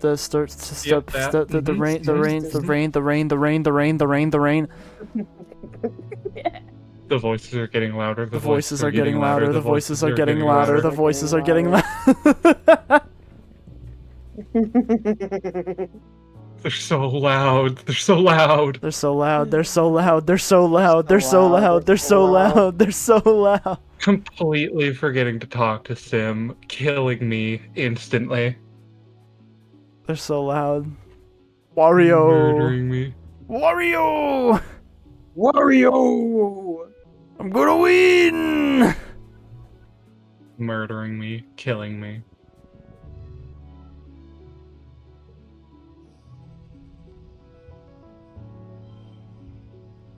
I have this like Pokemon card tin that has like one of those little pieces of plastic on it, like clear plastic, so you can see some of the card art inside it, inside the box. So I'm just holding it up to the screen and pretending it's like an old television, and it's giving me like an unreal amount of serotonin. It's giving. It's giving. I'm watching a movie. It's giving. It's giving. Thanksgiving. Thanksgiving. Thanksgiving. Giving. Thanksgiving. I keep getting perception in animals. I don't need perception in animals. Wah, wah. Wah, wah. Wah, wah. Wah. Wah. There's this one. There's this one sound effect from Jack and Daxter that's a very intense and dramatic wah wah, and I think about it a lot. It used to make me cry as a small child. Large guys. I like the bush bub dance. Youch! They steppy on my footy. Bravely approach the water. Here we go. But Jess, if Whoops stops going on expeditions, I stop seeing Sim and I die.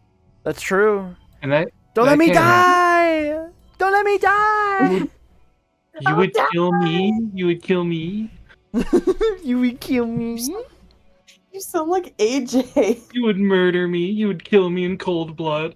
You better do it in one shot. Do it in one shot? What are you gonna do with that big bat? Stab you. Up. That's not what a bat is for. Exactly. Up. I don't wanna be. I don't wanna be anyone. I wanna be famous.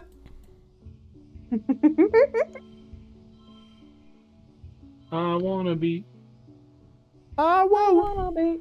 I whoa. Ow. I don't like Sim, so this wasn't an issue on my run. Okay, How Jess. would you? Wow. Killing me in broad daylight, murdering me before I can even see you. Really fucked up, honestly.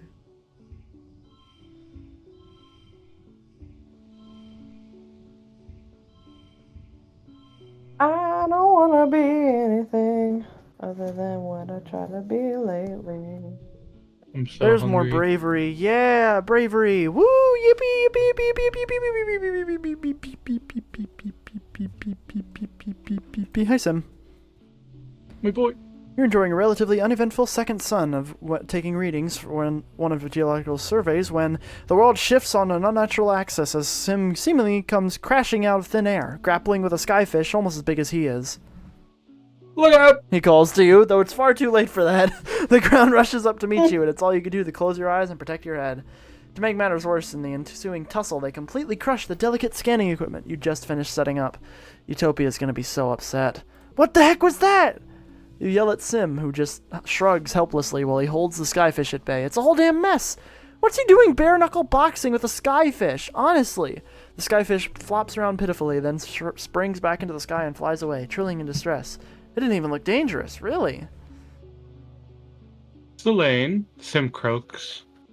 And you turn your attention to him. Blood is pouring from a wound on his chest where one of the skyfish's spines must have pierced his otherwise perfect skin. It's the kind of thing that will definitely leave a scar, or worse. Holding the wound closed, Sin smiles sheepishly. I guess my future sight isn't always 20/20. Holy shit, are you gonna be okay? He He waves. waves dismissively with the hand that's not holding his ding-dang chest together. His but a flesh wound, he says, and then smiles. Did I say it right? It's from one of your Earth movies. I quite liked it. He coughs. He and I are similarly difficult to kill completely. He grins. You think it's just a coincidence that I'm always there at exactly the right time to save you? At night when I'm asleep, he corrects himself. I sometimes see visions of things that are gonna happen, or at least that could happen. My dreams aren't always true, Sim says, wincing as he applies pressure to the wound. The paths branch and converge. Time is more like a web than a line, I think. He smiles weakly. But always in the center, there's you. You're at the center of my web too, gay boy. Sim coughs. I'm flattered, Sugarbug, but I didn't know you thought that way of me. Hold on. I can't. You have a cute little nickname for Solane. How did you not see that this was going to happen, dog? I can't tell you how this future sight works, Sim continues. To be honest, I don't even know. But you're curious. He's clearly grappling with something, and not just the sluggishly bleeding wound in his chest. His voice drops. You might look for answers under the light of the wormhole and glow, he confesses. You press him for more, but he simply begs you leave him to handle his injury in peace.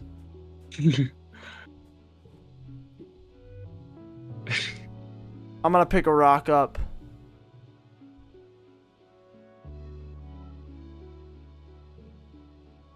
You picked up a rock? Yeah. He was not happy about it. Okay, I'm gonna go use the bathroom. I'll be back. Yep, do that. Hoi. Anyway. I like Sim. Sim's my boy. I also like Sim. He's silly.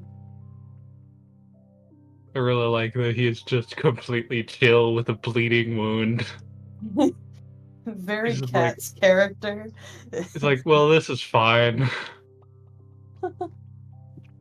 I bet you can't guess who my favorite character is. Let's see. I open the scroll. Let's see. Tammy. Yes. Nomi. Yes. Utopia. Yeah. Yeah. Mars. No, actually. I like Mars, but she's not my favorite. Hold on, wait. Scratch that. Rex. No. This is sad. Why don't you like amusing Frog Boy? to me, but he's not my favorite. Dis is also my favorite. I've come to Ow. I've come to really like Dis. Dis just wants to be gay with his alien friend. He just And I'm fine with wants that. to live his fucking life. That's Bro just wants to fuck off and live in a bog. He really does. He really just wants to fuck off and live in a bog. And honestly, we shouldn't rap on him about that one. Yeah, he wants Everyone- to escape the shitty fucking like colonist view that everybody is, well, not everybody, but you know, Dis that- has been here the entire time like, I fucking hate all of you and I want to leave. yeah. Never mind, Selene, you're fine. Come on, let's go hang out with aliens. Let's go hang out with our boyfriend Dis. I'm back. Beautiful. You don't think you have a favorite EXO character? It's cringe. What? I have multiple. On my what? favorite. Yes, Constance isn't your favorite? The AI? Yeah. Mars isn't your favorite? Yeah, I have multiple favorites, but Tammy is my favorite. Fun fact, if you take Riddle Cat's tail and put it in front of her face, she will immediately start licking her tail. She does it every time. Little Ooh, guy. snack. Tasty popsicle. Yeah. It's similar with my dad's cat, Moonlight, that if he starts scratching her in a specific way, she will just immediately start licking anything. Yeah, 'cause some cats do that. Usually it's like right next to the base of the tail on her butt. Aww. Do you want to forget? Do you? Do you want to forget? Do you want to forget this destruction of the Strato? Yes. Do you want to forget that night? No, it's got calm in it. I'll forget this instead.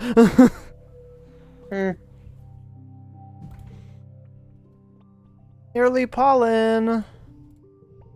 What, you're not a fan of Constance, Jess?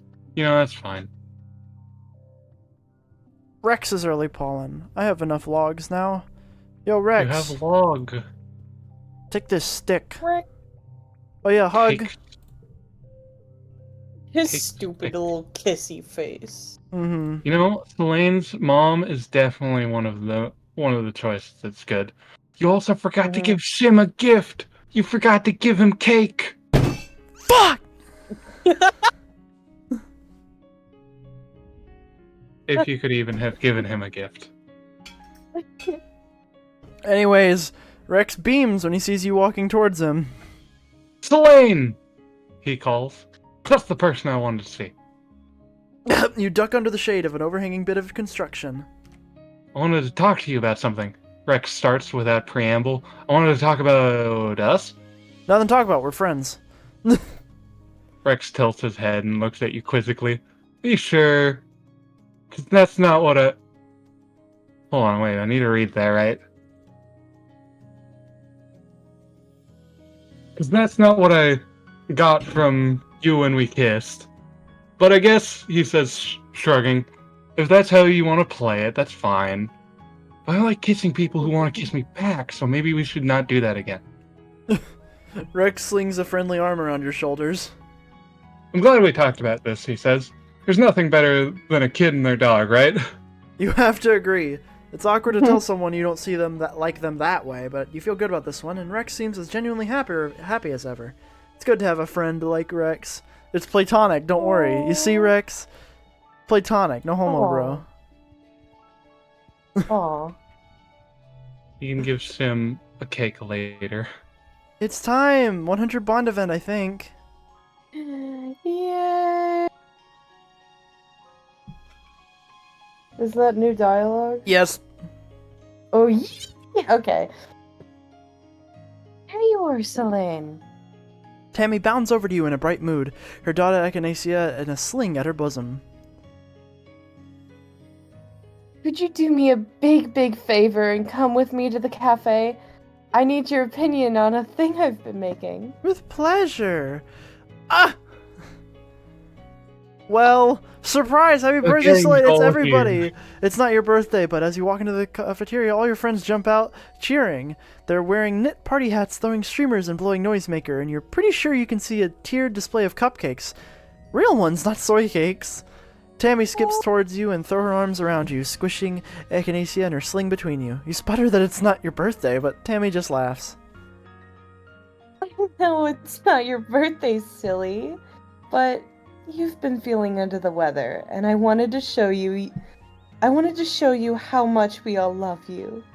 The others raise their glasses to you. They cheer happy birthday again, laughing at the joke. You can feel their love like a blanket wrapping around your shoulders. You're so special to us, Selene. Tammy says. Echinacea gurgles and lets out a warning wink. So Tammy bounces from side to side. I want you to enjoy yourself.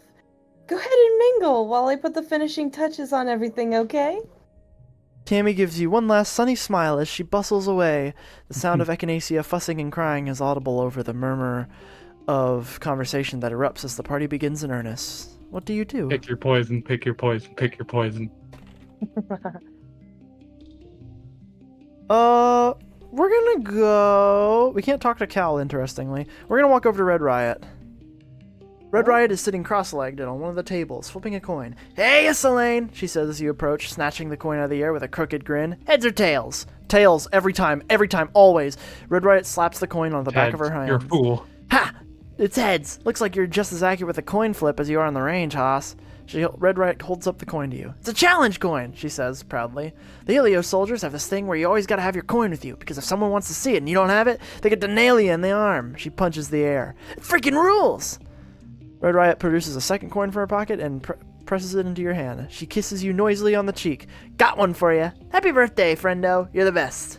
Over the din of the party, you can hear Echinacea shriek in fury. What now? Oh, man.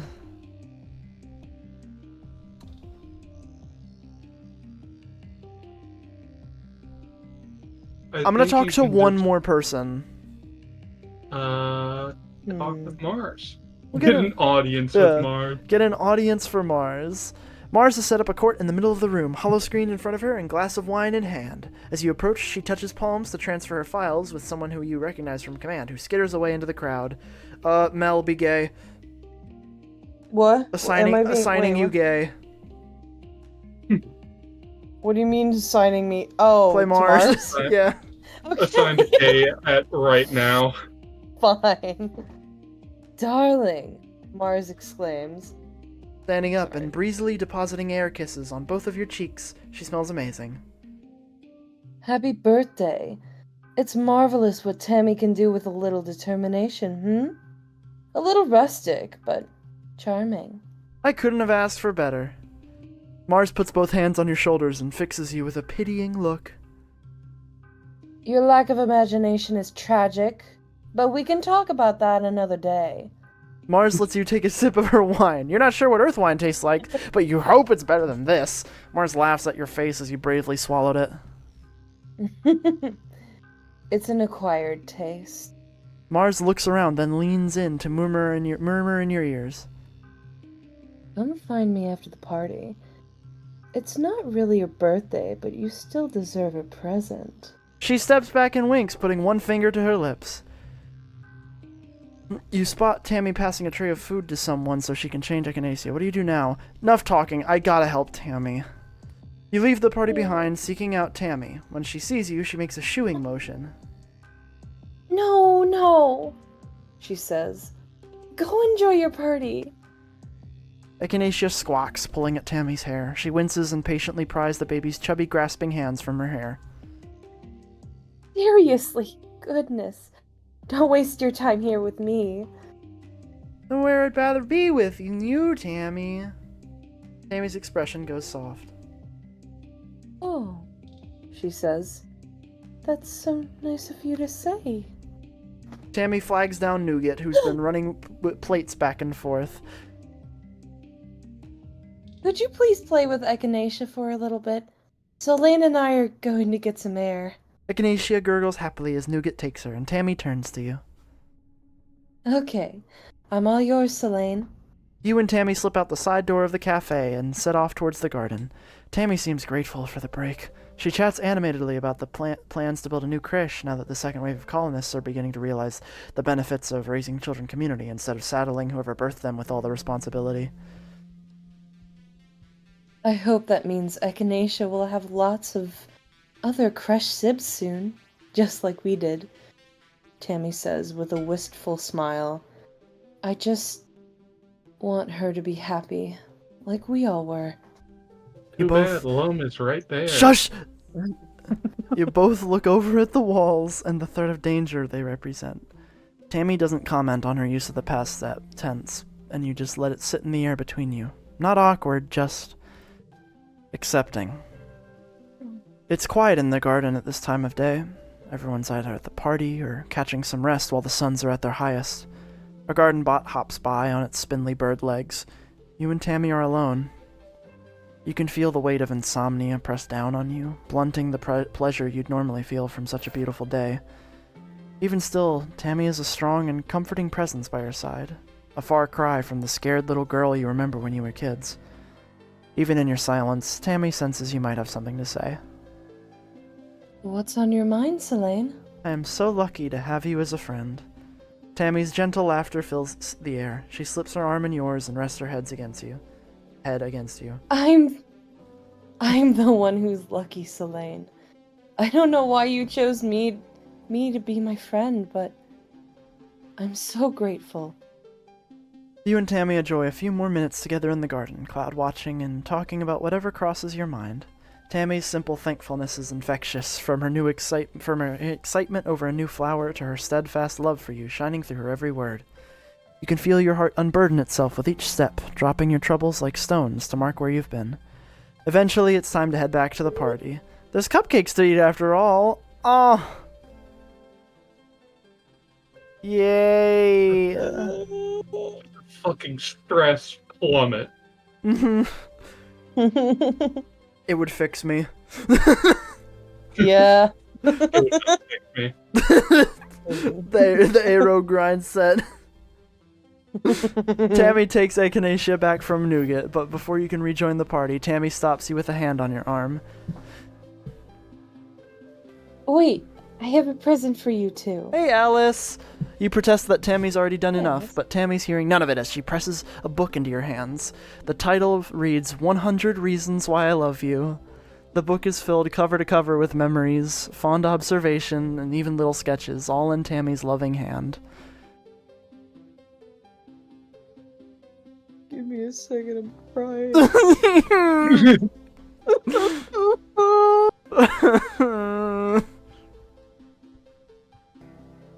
There's more than 100, she says shyly, tugging on her ear. I wrote the title first, but then I couldn't stop writing. You don't know what to say. Tammy's simply the best. The rest of the party goes off without a hitch. Even little Echinacea is well behaved now, letting Tammy light the cupcakes. As you blow out your candles and everyone cheers, your only wish is to be able to feel like this forever. Surrounded by love and support. Too bad. Lumit's right there. Yes. Me when I cry? Me when I cry? Me when I cry? Me when I stab you with the crying dagger. Me when I cry because of the crying dagger. You spot Tang sitting on a large boulder outside the lab. She's eating a pressed soy bar ration with determination, alternating bites with huge gulps of water to wash it down as quickly as possible. What are you doing It's a out normal here? dagger. It is a normal dagger. It just really hurts. Exactly. Just put like some salt on it. She stops her And some grim... lemon juice. She stops her grim work long enough to acknowledge your question. I had the limited number of consecutive hours to allow me to work in the lab, she says. So I'm taking a break, she says, making air quotes, mocking air quotes around the sentence. Maybe they're right. Tang scowls and takes a huge bite of her protein bar as I save and reload. Tang is important to me. I need to make sure every interaction with her goes well. You don't understand. Even if you're supporting her bad habits, fucked up. Yeah. How dare Yeah. they? Listen, I'm gonna segue like I'm agreeing with her, and then wrap it back around to a self-care lesson. Okay, you got it. You understand. You gotta understand. Totally. That's what I said. Tang replies. The thing is, you just bossed me around because I'm younger. She scoffs. I'm smarter than any two of them combined. Ugh. Tang groans and rubs her bloodshot eyes. I just want to work, you know? It's so frustrating to be deep in the zone and feel like I'm just on the precipice of a discovery, and then someone tells me that apparently my genius is taking too long. I want them to treat me like I belong there, the way Dr. Instance does, Tang mutters. She actually respects me. They're just jealous that she likes me more.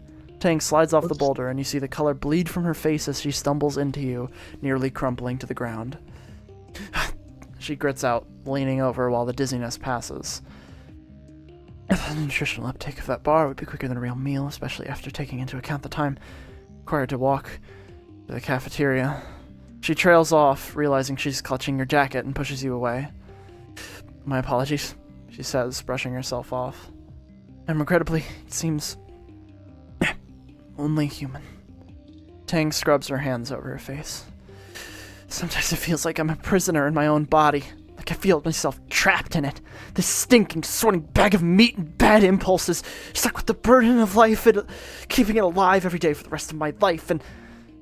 Her voice breaks. Tang, wait, are you crying? Tang scowls and wipes her eyes angrily. Reflexive lacrimation is an evolutionary response to emotional and physical stress. She snaps. In other words, no, I'm not crying. It's just this resentment for my physical form. It reminds me of when I was little, and an instance used the gene tech to give me this body. The right body. Only, this body's wrong too, she adds, quietly. It's right in a lot of ways, but it's still imperfect. It's still human. If I were an AI, everything would be more simple. I could just do my work. I could just do what I'm good at. No messy biological functions. No emotions. Just clear and beautiful purpose. I hate this. Flag over. Yeah. She is trans, actually. Yeah. Yeah. Yeah. I hate this. Tang sniffles. I hate feeling like this. I'm always here to listen, Tang. Oh. Tangent manages a watery smile as she wipes her eyes. Thanks, she says. I apologize for being all wet on you. It won't happen again. She wipes her eyes and straightens her jacket, then takes a deep breath and holds it for 10 seconds, her eyes closed. By the time she opens them again, she looks ready to go back to work, as if nothing happened. You admire Tangent's determination, but sometimes you think it might come at a price. What is her augment? Her augment is reduced fatigue, so she can go longer without sleeping and sleep for less time. Reduced sleep, yeah. Why are they asking her to take breaks? She can just go. Sure, there's the whole mental thing, but she can handle it. No. No. No. No. Oh man, oh man, oh man, oh man, oh man, oh man, oh man, oh man, oh man, oh man, oh man, oh man, oh man, oh Deserves man. to. Man. She deserves to become robot. She let her become robot. Let her be robot, please. Alright. More organizing. Work in the depot. You're working with Mars when a depot open. Oh yeah, I never did this one. Yeah, confront her. Help cook the books. Help cook the books. Yep. I ended up not doing that one because of other stuff. I forgore. Those books. You forgorped. I forgorped. I orbed. I orbed. Me when I orb. Me when I orb. Me when Me I when I orb. orb. Me when I orb. Me when I orb. Me when I orb. Me when I orb. Me when I orb. Me when I orb.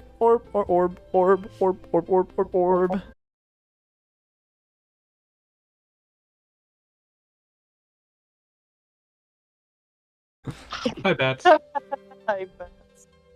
Hi, Bats. Me when I gort. Oh. That dog in the way. Gort.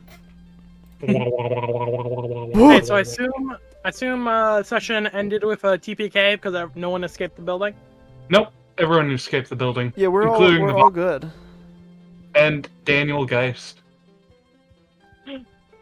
Yeah, What? I will upload the VOD later today. After stream. Right. I'd rather not talk about it. We're still streaming. What? You're streaming? Yeah. Yeah. Yeah, It's we're in the it's stream It's channel, the Bats. Exocolonist. It's the Exocolonist finale, bud. I have 2 stream channels. Yeah, there are 2 of them. I didn't realize that you're so sorry. It's all good. It's We're fine. Okay. Exocolonist finale. We're hanging. When did that start? Like 3 hours 6. ago. Oh, All good, man. You just wake up from a nap or something? I just got home from work. Ah. Fair enough. Well, we're gonna get back to it then. Bats, just pinged Daniel Geist for you, so you can go look at him. Mm. Our rancid fish man.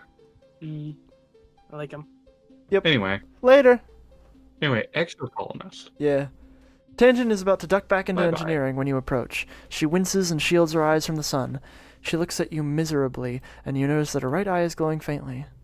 It's my new hollow eye implant, Tank says. Its ghostly glow snaps in and out of existence as she blinks.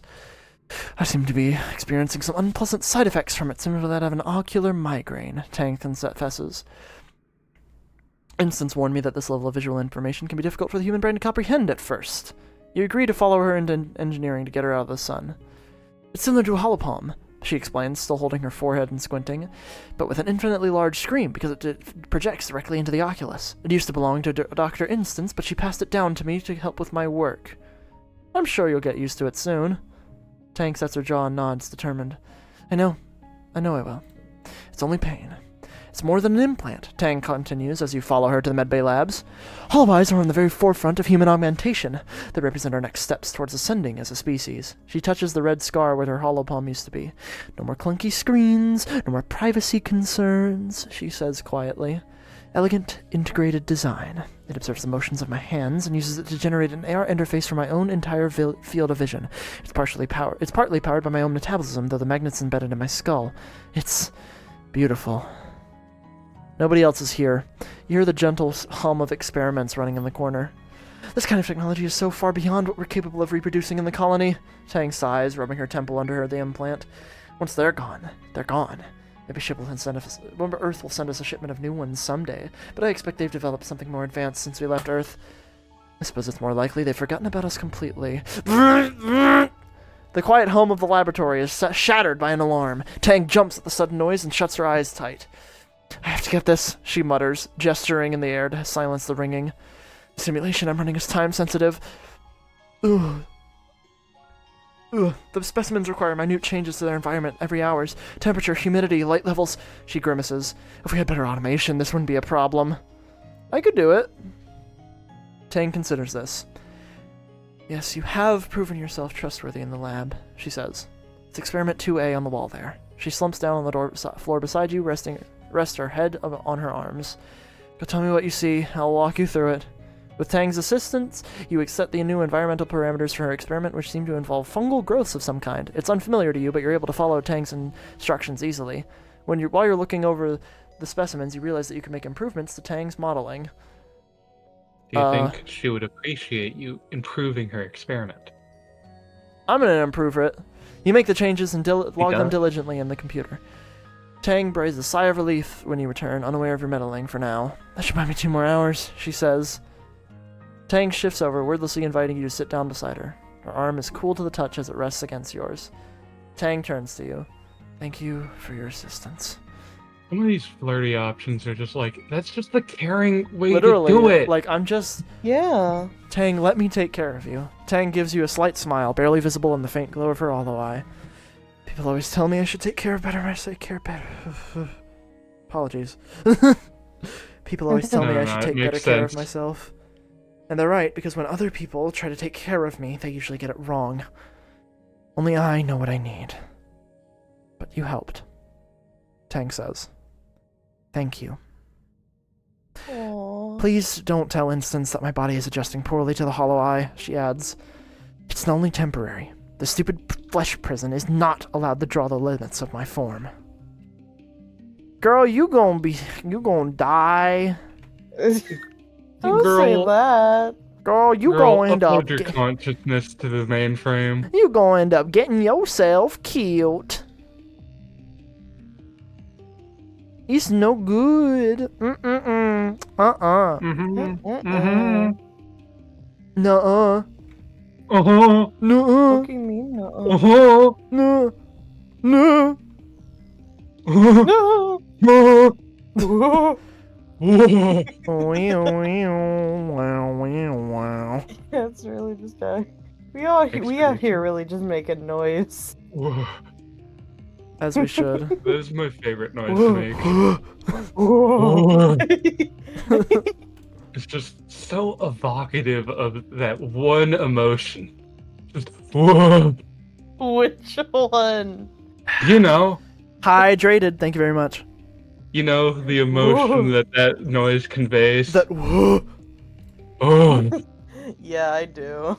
whoa. I don't have a name for it, but I do.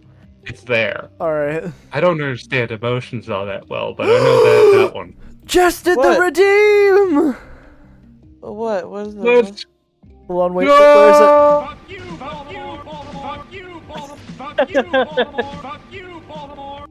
Fuck you, Baltimore! If you're a dumb enough sack to try and buy a car this weekend, then come on down to Big Bill's Hell's Cars, home of challenge pissing. That's right, challenge pissing.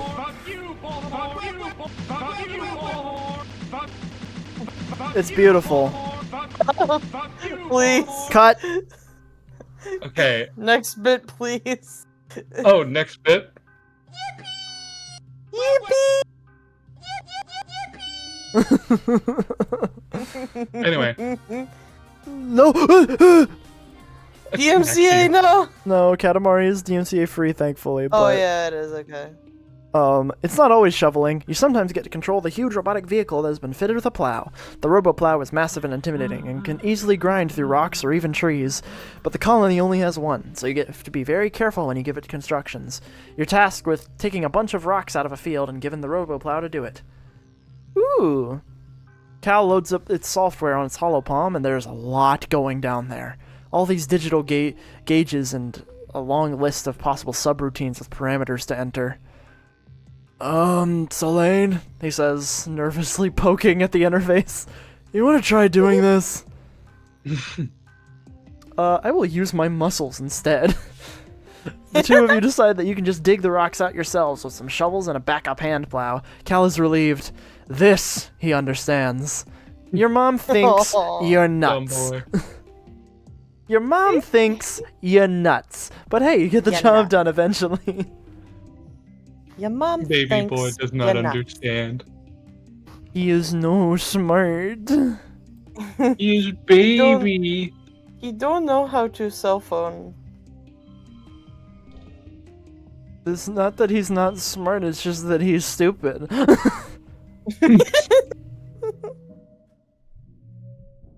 Yeah. Okay. I don't see why those two should be mutually exclusive. Mm.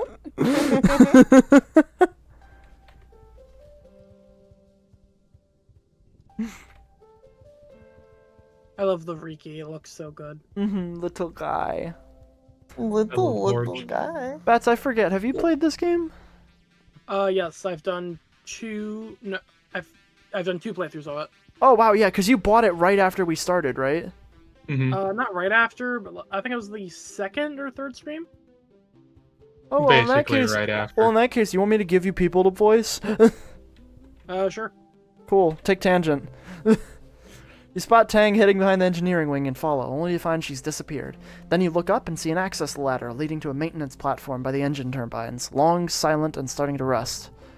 Oh. Oh. Oh. Oh. Oh, she's pretty. Oh. Oh my. Oh, she my. pretty. Oh. You climb up the platform. Tang's there, lying on her back and staring at the sky. A hatch beside her leads back into engineering. That must be how she knows about this place. She doesn't acknowledge you until you're almost standing over her, your shadow fighting with the overcast light. She blinks with the sluggishness of someone who only just remembered it's a necessity and licks her lips before she speaks. Do they need me in there? You shake your head, and Tang doesn't sigh in relief exactly, though her eyes slip close again. Good. It's all too much right now, I thought.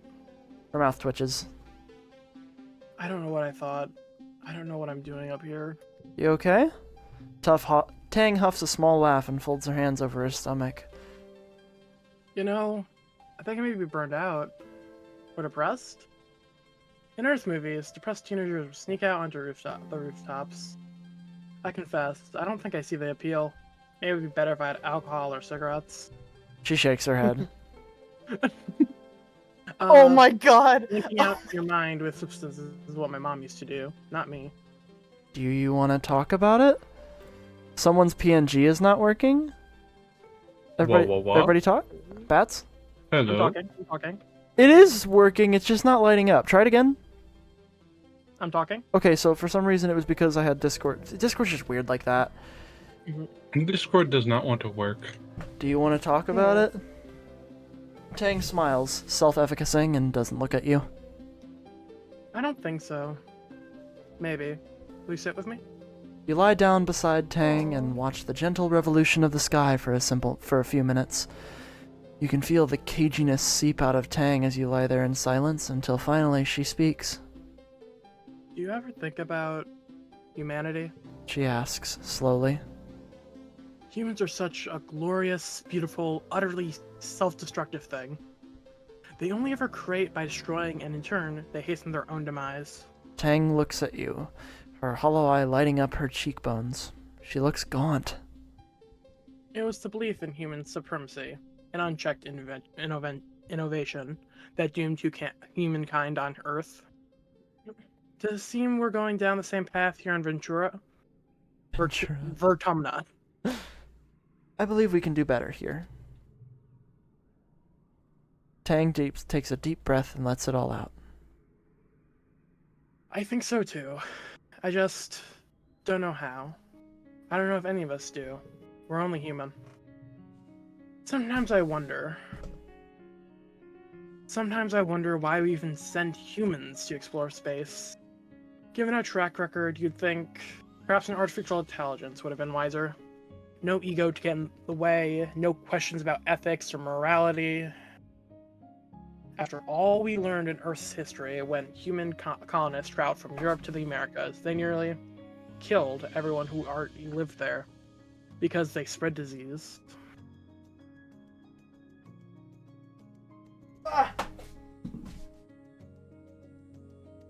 Tang looks at her hands. I just can't help but wonder if we're doing the right thing. You aren't, that's the message of the game. The hatch to the laboratory clangs open and Tang jumps. There you are, Instant says, just her head and shoulders visible through the hatch. Have you finished recalibrating that strand sequencer yet? Tang scrambles to her feet and brushes off the seat of her pants. No, not yet. I was waiting on the results from BH4316 and... Instant clicks her tongue against her teeth and raises a hand to interrupt Tang. They're ready, she says. I need that sequencer ready for the G4100 samples. Her eyes flick to you. If you're done. Yes, ma'am.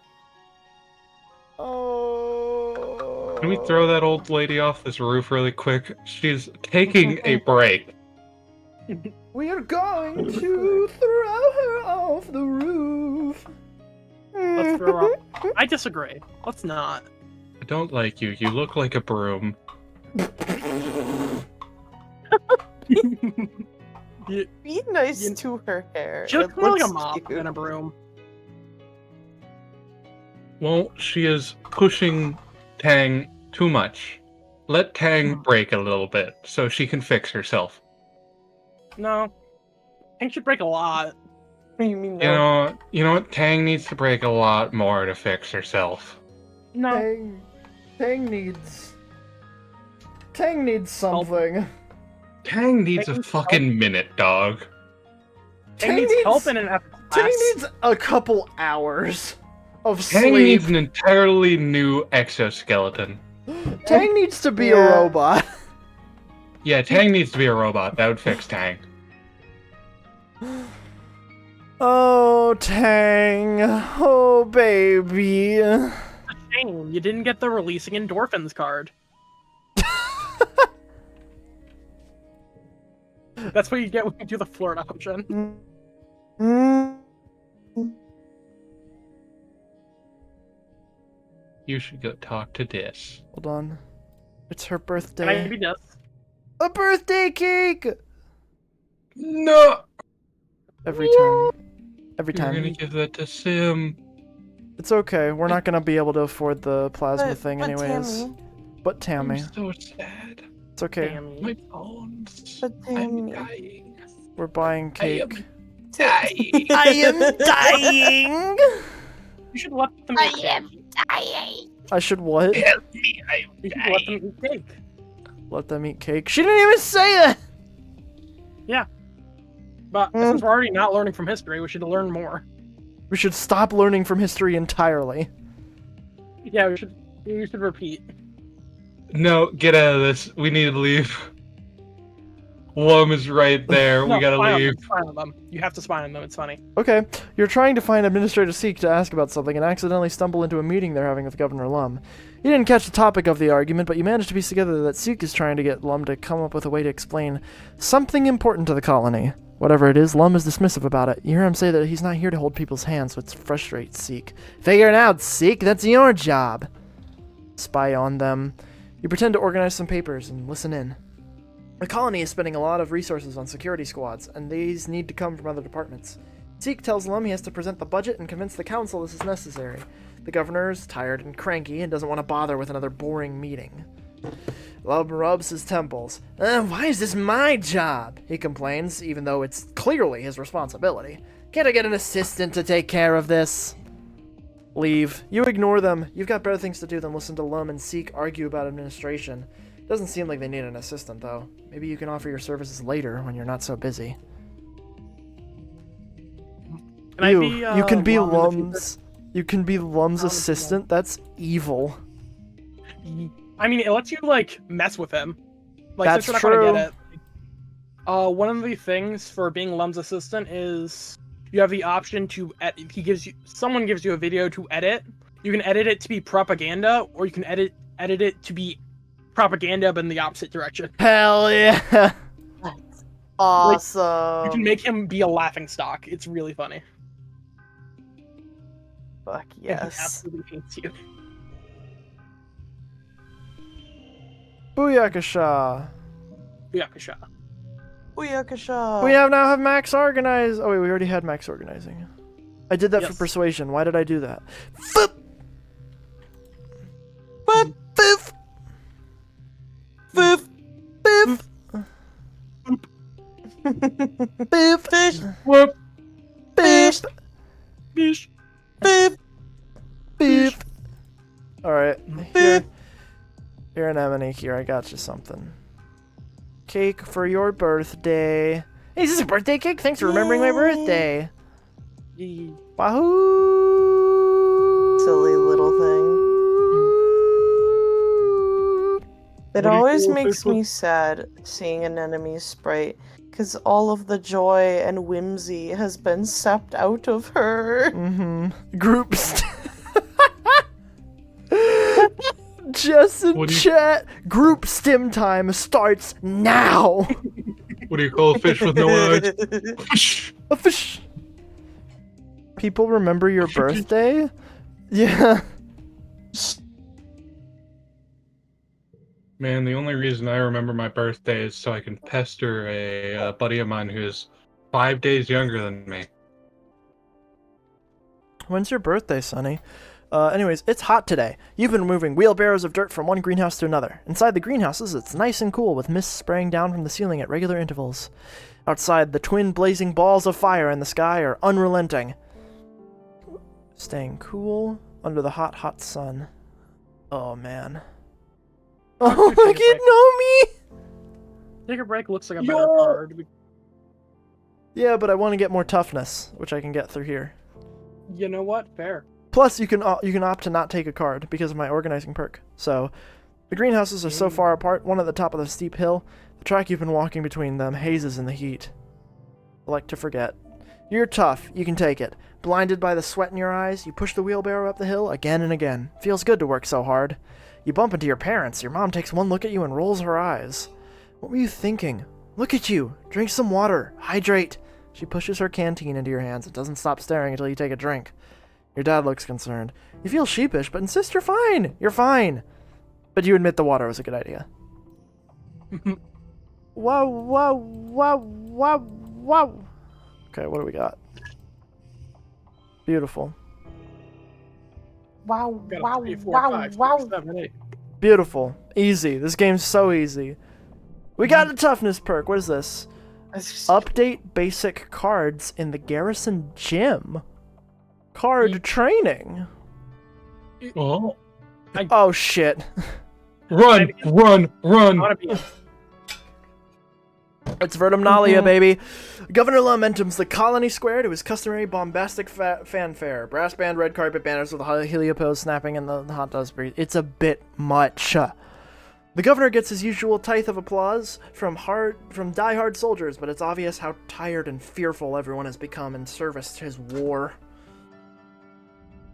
You catch Mars's attention, and she rolls her eyes and makes a gagging motion. Cal looks sullen and withdrawn, refusing, along with the rest of the geoponics, to give Lum any applause. The governor raises his hands for silence, though it's largely unnecessary. Pioneers of Vertumna, he begins. We stand here today not shivering and quaking in fear, but with our hands around the neck of the planet herself. Before he can continue, Mars leaps from her seat and runs to the front of the stage. A ripple of fear goes through the crowd. You all remember what happened to Utopia last year.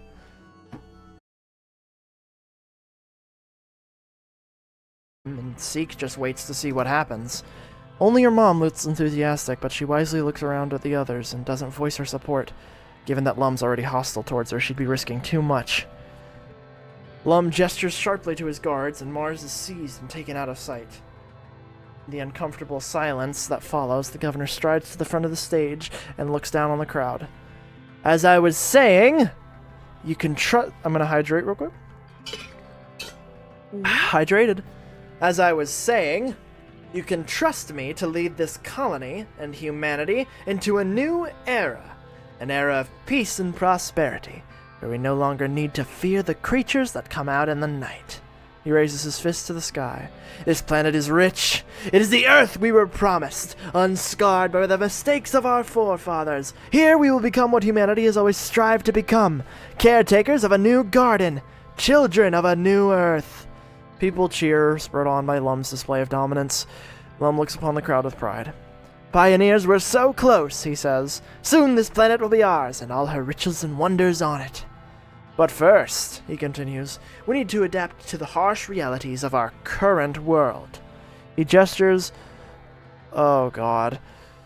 He gestures at the council. I know you all love your council, but it's time we thought about the future. We need to guard the colony leadership against sudden upheavals, deaths, imprisonments, and the like. I've decided to instate a second position for each seat on the council. Lum explains that every council member will take an official second in command. Seconds will be trained in the running of the department and will be ready to take over the department should the worst happen during an attack. The council looks concerned. Is this how Gumbians to cycle out the colonial government? With a veneer of legitimacy? Applicants must have spent a minimum amount of time in the department and will be judged by the council based on their relevant skills. Though Lum will likely hard argue for his Helio appointees. You scribble your name on the ballot for... cultivator, right? I think Surveyor. Surveyor? Okay, because... Surveyor would put you in charge of the surveys outside of the colony. Yeah, because my thought is security officer. That's going to be Anemone.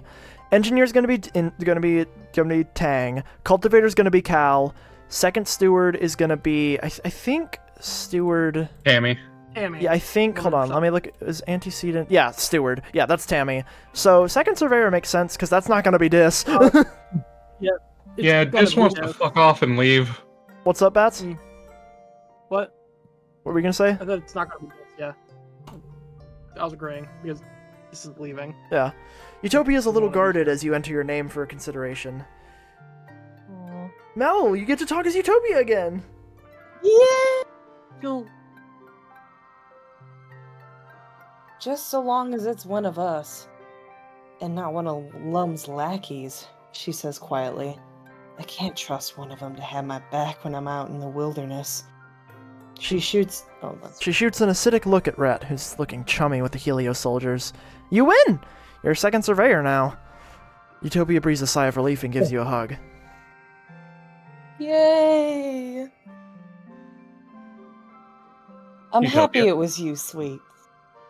She says, if something happens to me out there, I know the colony is going to be mighty fine, in mighty fine hands. Whew.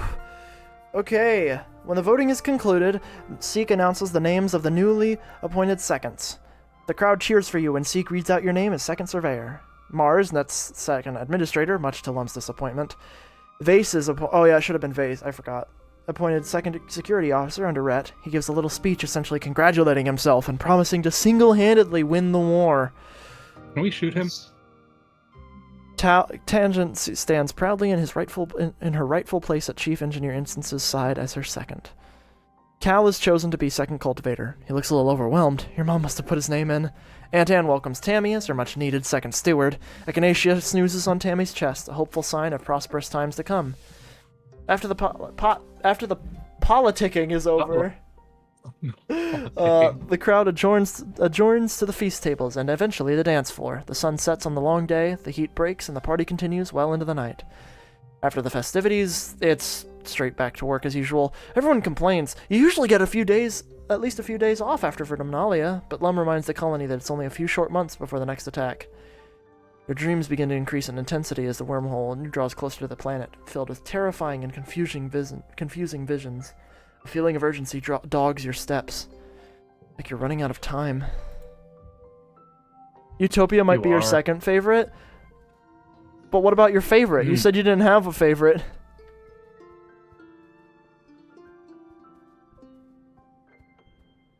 Favorite is empty. Empty! Empty as empty! Empty as your soul. I mean, if there is no first favorite, but there's a second favorite, wouldn't that mean that the second favorite is the favorite? Hal? Do you mean Cal? Oh no, is it Professor Hal? Professor Hal. Fair enough, honestly. Good guy. Are you going to go to the garrison Good to guy. see what upgrades Died do? quick. Yeah, I am gonna see what upgrades do. I anticipate this to be kind of bad. Upgrade cards. You don't have... Did you get rid of all... Did you get rid of all the baby cards? I don't think you have any training cards. Hold on, I'll buy one. Let's see. What? I think you have to get out and go back in. Wait, hold on. Hover over the toughness thing again. Wait, what? Hold on. Hover over the little thing that shows you the effect.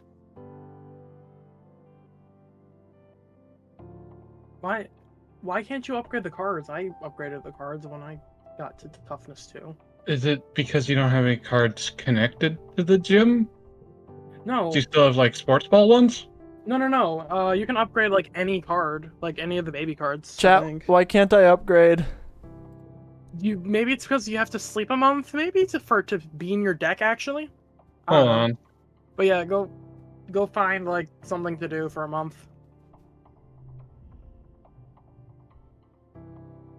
Poor baby. It's mid dust. Late dust is Cal, but mid dust is Nomi? Nomi!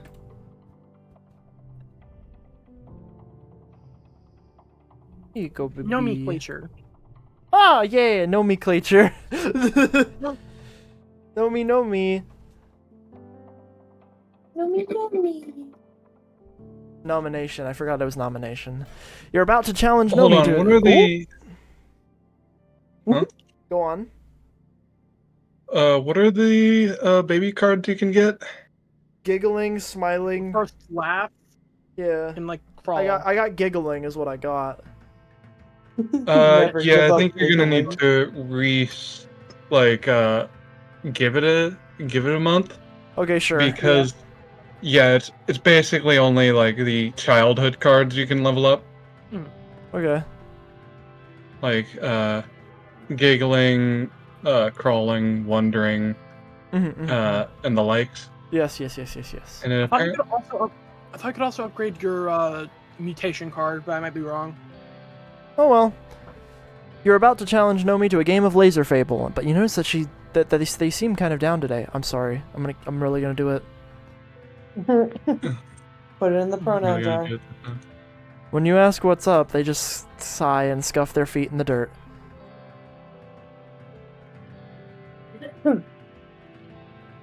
Selene, what do you want to be when you grow up? I want a peaceful, average life. Wow. It's so cool that you already know what you want to do, Nomi says in awe. What's that like? I've been thinking about what I want to do with my life, but I just don't know, Nomi says, pouting a little. I thought being here would mean that I could find something I'm good at, but everything I tried just sucks. It's boring, and I'm not good at anything, except drawing and writing. Before we landed on Vermuda, I thought I'd end up... Vertimna, oops. I thought I'd end up doing whatever was assigned to me, Nomi continues. We had this duty roster, right? And I figured I would keep working on the canteen, and then I would spend the rest of the time playing hologames and making up stories. They frown. I've peeled a lot of potatoes. But since we landed here, I've been talking to Mars, and she's real serious about the idea that any colony worth living needs... Oops. Any colony worth living needs to have artists and writers like me. They touch their fingertips together. So, I was thinking, what if I really did follow my dreams? Nomi perks up a little, talking about it. I could be a comic artist, or a hologame designer, or a writer. I could be anything as long as I get to make stuff that people like. What do you think, Selene? The colony needs people like that. Do you really think so? Nomi exclaims, holding their hands to their cheeks, popping up one foot off the ground. Happy? Did you know that in ancient times, there used to be people called bards whose only job was to tell stories? They continue. It's like the best thing ever. I'm sorry, but it cut you off on "Oh, I'm so happy," and it was just happy, and it killed me. It was so cute. Happy. Yay! Happy. I think Nomi has ADHD. They have something. They have something. They have everything. They have actually. They have everything. Be nice. They have all of the divergences. They have every divergence. Including Exactly. Divergent, the book series. Including divergence in the timeline. Every Nomi you meet is a different Nomi. Yes. You don't That's know where- it, but their hair is different too. Bats, were you also super into Divergent when you were little? No, I only know it exists because it's called the worst, young fantasy book or whatever. Guys, Yeah. I have enough persuasion. We're in. You walk Oh my straight God. up to the two of them and declare you'd be a perfect governor's assistant. You can handle all this mindless busy work, freeing Lum up for his very important job of running the colony. Seek looks as annoyed with you as they are with Lum. You know, because Lum is doing so many different things. Like, yeah, like that. The governor, however, is pleased by your audacity. He walks you to the bridge. Good. You can share that desk over there with Mars, he says. You've worked with Mars before, right? Good kid. Strong image. She handles my social media presence.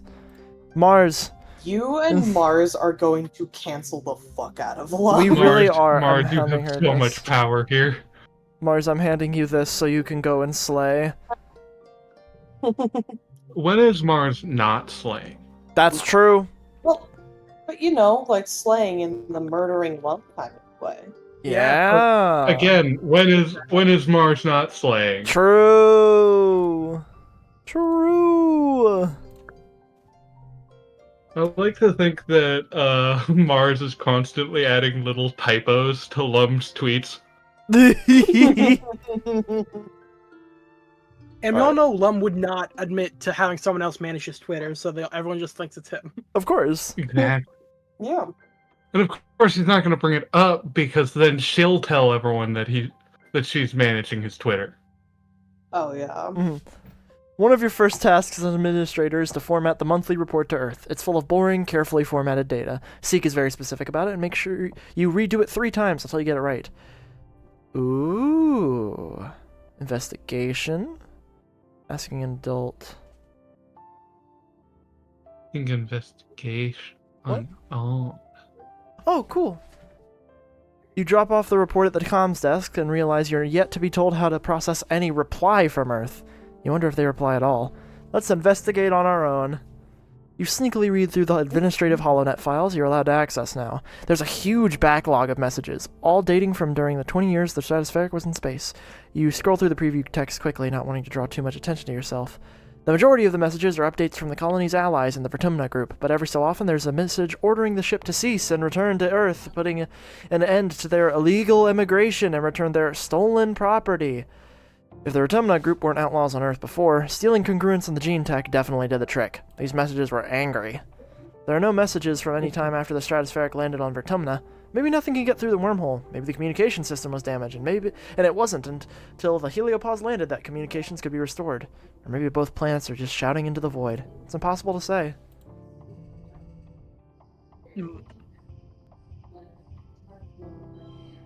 Oh, 1 slot becomes value 4. Oh. That sucks. Could you put the yellow one there? I would put the yellow one there and just get the -5 stress. Yeah. Maybe There you go. That's fine. Not best, but more than enough. Plus persuasion. Alright, yellow cards get +1 in social challenges. Hell yeah. Okay, I'm gonna go get some food. I'll be right back. Alright, we have to entertain chat. How are we doing it? Yo, Jess is drawing Ace Galantine. Yo! My boy! The only person named Galatine. No other character. That matters. Hit him with the... You know what I want to hit Ace with? Yeah. Oh wait, I think I still have people's soundboards muted. Oh, I hit Ace with a metal pipe.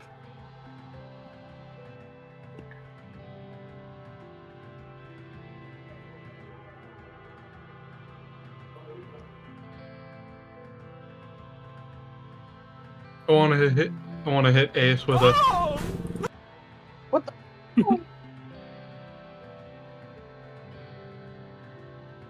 Want to hit Ace with the...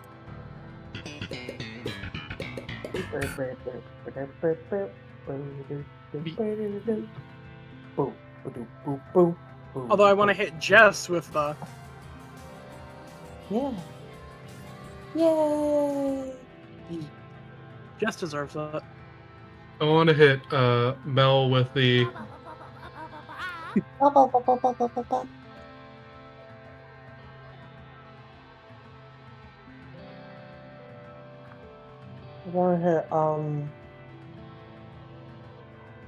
want to hit Catch with the... Gwah. I want to hit Nobody with the... Why don't you go back to your own house and stop bothering us? I want to hit Lum with the... Bailiff, whack his pee-pee. He lost his penis privileges. They're gone. I want to hit Antecedent with the... I want to hit Tangent with the... No, don't wake her up. Don't wake her up. She needs her sleep. Tangent should... About, her obvious problem. Garlic bread and broccoli. Broccoli? Broccoli. Stop that. I love the way you said broccoli. Broccoli. Oh my god, man. That's a While good you're gone, we have broccoli. photo soundboards. We had a little stim off. I was gonna be so confused by what when I get back. What did y'all do? Oh, you know. No. We did a little bit of this. No need on step. Basically, it said I want to hit Lum with the, With the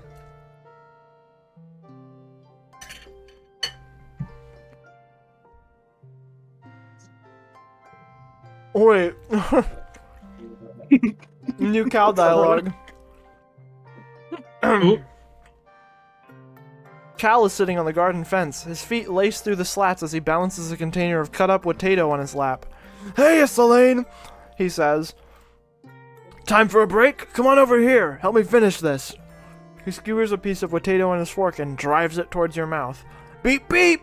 Open up for a timely reminder that we've made ourselves a part of this planet's ecosystem and have to deal with the consequences. Wow. Cal is so hot. I mean, Yeah. yeah.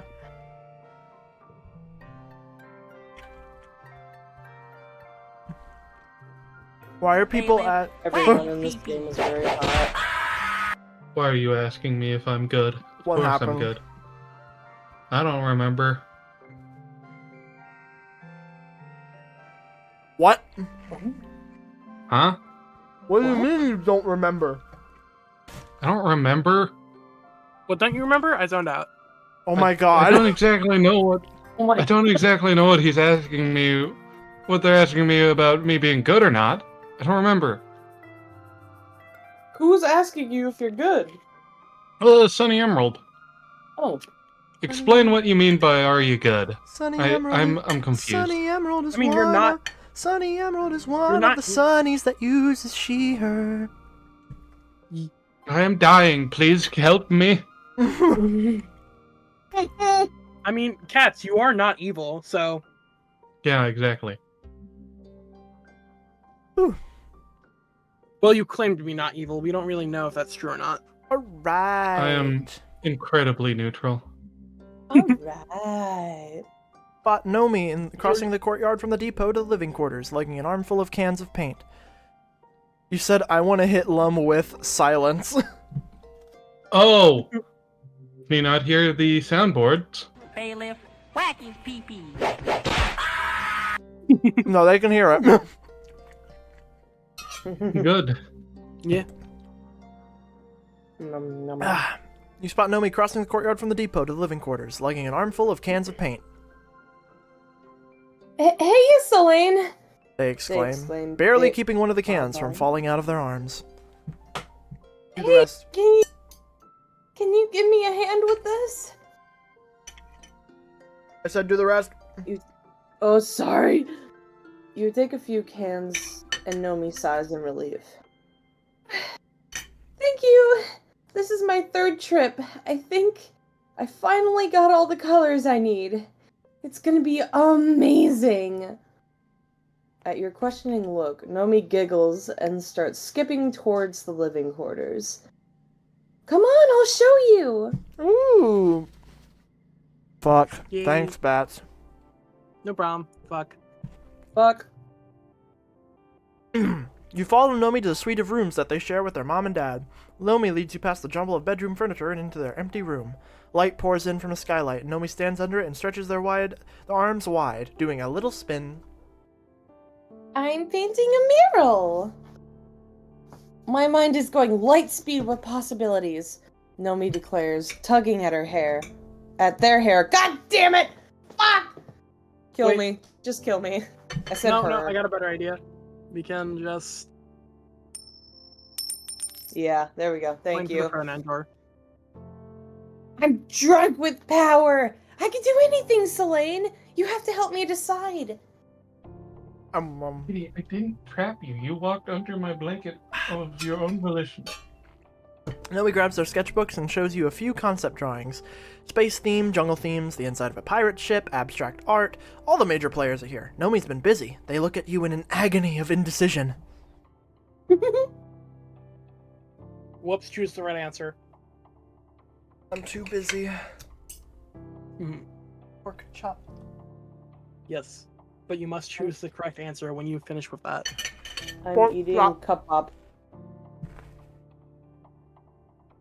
I like kebab because all of your next bites are planned out accordingly. So once you eat the next bite, you're like, ooh, I get to eat a little bit of chicken, and then I get to eat a little bit of pepper. I have choked on a kebab. Like the stick? Yeah. Jesus. Well, not like choked, but like I did stab myself and made myself gag. Oh Ow. no. Youch. I think I've done that once or twice. Why not a different thing on each wall? Good choice. Excellent choice. Correct choice. Nomi stares at you. Oh, Celine, I'm eating a salad. I mean, hold on. Nomi's actually eating a don't dead worry. body. Hold on, Selene. Hold up, I'm eating Chinese food. What? Oh, stars, Celine, that's perfect! Why didn't I think of that? They start ripping pages out of their sketchbook and laying them against the walls. This one here, no, here, and the colors will play off each other. And, oh no, this wall gets it gets more light for the most of the year, so... After a few minutes of frenzied planning, Nomi grabs you by the shoulders. This is going to be amazing! They exclaim. Thank you, you're genius! They regard their whales with barely restrained excitement. What do you say, Celine? Do you want to help me make this vision become a reality? Totally, I know what to do. You're something of an artist yourself, after all. I'm something of a scientist. You and Nomi get started transferring their sketches to the wall. After a few minutes of supervising, Nomi steps back and lets you use your imagination to figure out the rest. You're really good. Hold on. Really good at interrupting me while I'm eating Chinese food. Hold up, I'm eating Chinese food. You're really good at this, They declare. Have you ever Have you ever considered being an artist too? For most of the day, the room is total chaos. Nomi assures you repeatedly that this is part of the experience. As the second sun is beginning to set, you step back and take a look at what you've accomplished. It's really nice! Only you and Nomi could have made such a discordant composition come into harmony. The result is a bedroom that's not only unique and inspiring, but bursting with the love that you and Nomi share for both each other and your art. Nomi starts hammering the lids back on the paint cans while you collect the brushes for washing. Thank you for your help, They say. I definitely couldn't have finished this without you. Pork chop. Pork chop. Pork. Yeah. Nomi's stomach rumbles and their eyes goes wide. I'm starving. They exclaim. Did we work through dinner? You don't need to check the time on your hollow palm to know that Nomi's right. Your stomach grumbles in solidarity and Nomi laughs. Okay, let's go grab some food, chum. Grub, chum. Damn it. You forgot some of the silly... I'm sorry. -5 points for lack of silly. Yeah. Dude, we have 5 friendship with Vase. Too much. You should do a run where you only get friendship with Ace. No. No. That's Vase horrible. deserves nothing but hate. I mean, true, but I think that's because you gave Vase a log once and he liked it. And you were like, ah, damn it. He was like, I don't know what I'm gonna do with this, but I appreciate it, I really guess. need it. Anyways. Boom! I have a crystal. Mars event! Marzipan. Marzipan. Marzipan. Marzaran.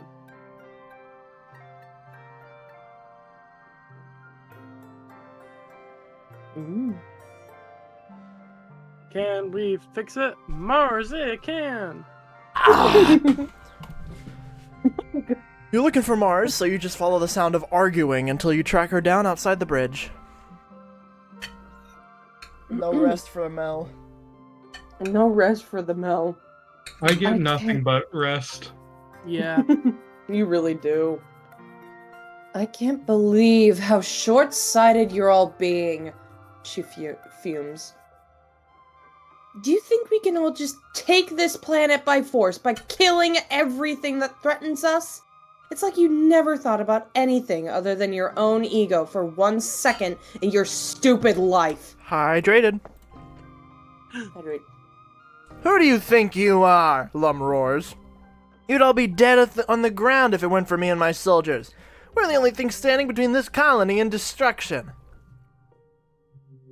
That's the problem, Mars retorts, sticking her finger in Lum's face. You only care about defense and not about growth. She gestures wildly around her. This place is a backwater. There's nothing here worth protecting, she continues. We need to start thinking about economic and social policies that encourage growth and creativity, or all we're ever going to do is scrape by on a miserable existence on this stupid fungus rock. Damn! What do you think we're doing? Lum counters. We can't grow until the enemy is defeated. There'll be time for all of your... He waves his hand at Mars's extravagant outfit. Nice jewelry and fancy clothing when our work is done. He crosses his arms, looking smug. You think you can just walk in here and tell me what to do, little girl? You don't know the first thing about what it's like to run a colony. You just play pretend. At Mars's shocked look, he continues. Yeah, I know about you and your little club. You're a rich little princess playing politics. You should go back to what you're good at. Looking pretty. Oh, we're gonna... Ew. What? Really? Just fuck Lum. Yeah, no, Kill Hey, him can with we- hammers. that's not fair. Let's do the... I can handle this, Selene, Mars says, gritting her teeth. At least I'm doing politics and not just jerking off with my buddies about killing things, Mars spits. If every eye in the room wasn't on her before, it sure is now. While Lum is sputtering, Mars tosses her hair over her shoulder and smirks. See? It's not so nice when other people do it, is it? Mudslinging politics is so old earth, she coos. But don't worry. I'll take your lack of class personally.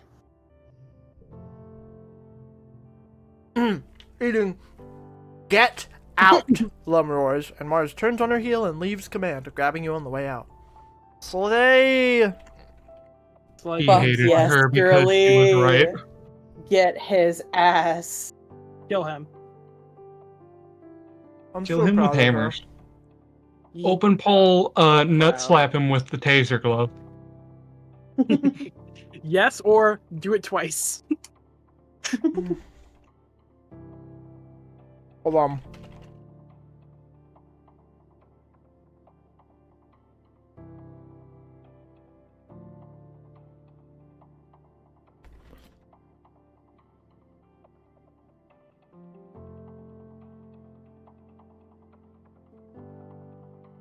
I've started a very important poll. Oh yeah? Very important It is poll. very important. We should be able to spend channel points on this. Yeah, we should.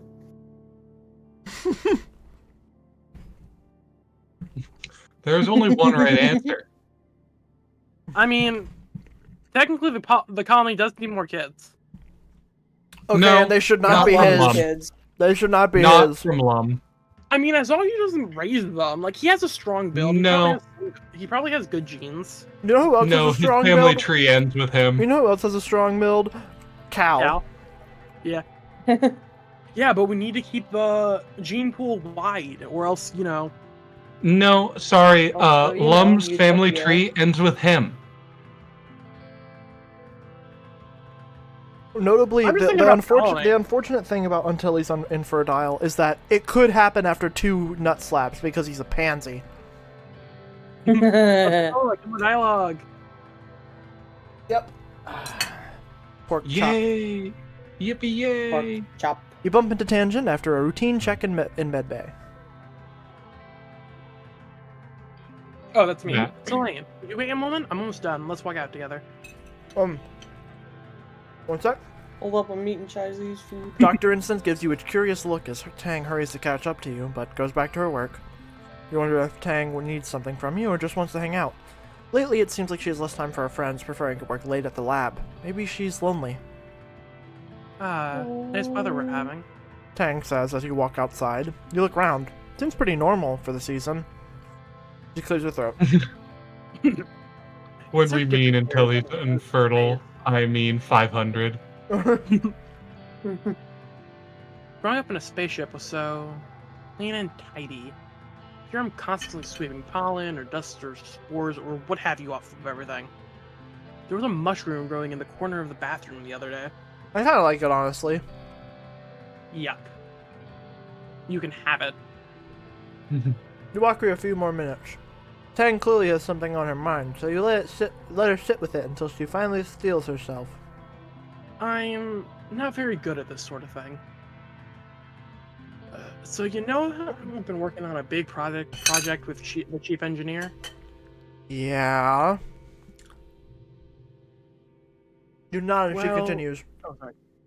Well, it's been going really well. I think we're finally over the last hurdle now. Governor Lum says it's going to change everything here in the colony for the better. I don't trust anything Lum says. I am scared that Jess is saying uh-oh in chat. Uh-oh. You shouldn't be, don't worry. Tang seems more at ease than you've seen her in years. Truly, I couldn't have done it without you. Aww. I know I can be a hard person to be around, but I appreciate everything you've done for me. And ultimately, for the colony and all of humanity. What's really going on with you? Tang shrugs. It's nothing. I think it's nice to take a moment to recognize when someone has helped you. I'm trying to do it more. If the last decade has taught me anything, it's that you don't want to wait until it's too late. Make your move. Mars and Tang like each other. No! Mars and Unless Tang like it's an each other. option. Come on. It's Is- fine. Is that an option? It's time to make your move. You could always. Sure. Is it an option? Wait, really? Oh shit, okay. Oh, wow. I didn't Oh. realize that that was like committal. Oh, Oops! I mean, you can Is offer that an a- option? how we feeling? How we feeling? Jess, do you know? Are they chill? No. Uh-oh. Uh-oh. Fuck. No. Oh shit. I want a word from Jess. Jess, please, is an option. Because I really like Tangent too. She's cool. I can Google it. Well, you know what I'm gonna say? No! We're gonna get propagandized by Jess! He's gonna say that I can't say!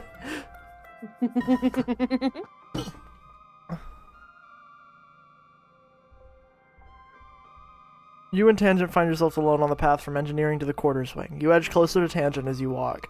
She doesn't seem to notice and moves away, maintaining the distance between you. I googled it. It says you can. Cool! We're a good team! Make it official. You propose a formal amorous partnership between you. Do you think I want for any of this in my runs? I have no idea, of course. The way one might propose a scientific thesis. It would have mutual beneficial advantages, you tell her, and Tang stops her in her tracks. I don't know what to say. She says, slowly. She gives you a considering look. You're not the first person to suggest a partnership. But I must admit, you're the first person who piques my interest in return. You know what? Yes. You're entirely right. I like you and you like me. There's nothing stopping us from pursuing a relationship. Gain status smitten. Aw. Oh, plus 1 to all social skill It's increases. Wanna make out? How should we begin? Tang smiles, a real one, showing her teeth. Oh, Elaine, if you like me, surely you expect nothing less than a completely rational response that takes into account both of our feelings and our situation. Yes, I expect nothing less. Tang slips her hand into yours and steps close. Will you kiss me now, or shall I kiss you? Aww, you Aw, and press this your is mouths really together. cute. Tang's lips are a little dry, and she smiles when you kind of stick together. Ugh, that's Almost acceptable. sorry, that's kind of gross. She brings her hand to your face and guides you together to a kiss that's much better than the first. Tang's nerds, so true. Tang's a better kiss than you expected, confident, unashamed, and methodical. Till she tires of it, pulling away and touching her lips with a slight smile. I'm looking forward to continuing this train of thought. nerdy ass romantic line. I'm really, you know what? I'm kind of glad that we romanced Tang. She's just silly. I'm not as much of anti-romance like Jess is. I just want to study it like a new fungus. I want to dissect it.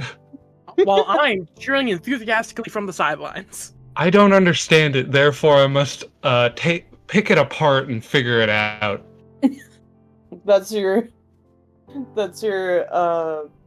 relationship to Tang is just dissect this creature. No, that's why I've just been intently studying whoops. I want to figure out how Johnny Two Partners functions. Shouldn't you also be studying Mel? I'm also studying Mel, but less intently. Dating sims are so awkward. How do people play these? I agree. I'm much more invested in the non-dating sim parts. I'm very invested in the sim. I play it by separating myself from the character basically, and just being like, "Oh, that's cute. That's a cutesy," and I would like to watch a movie if that happened. Yeah. A lot of games, if you like start investing yourself into the character, or like with XCOM, if you start like naming soldiers, you'll start to like actually start to care when things happen to those things. But if you distance yourself enough, you can just kind of go, fuck it. Yeah. Mm-hmm. It's like reading a book basically for me when I play dating sim. You're in engineering very late today. You're starting to nod off and considering packing up for the night. You see Tangent and Instance leave their lab without locking the door.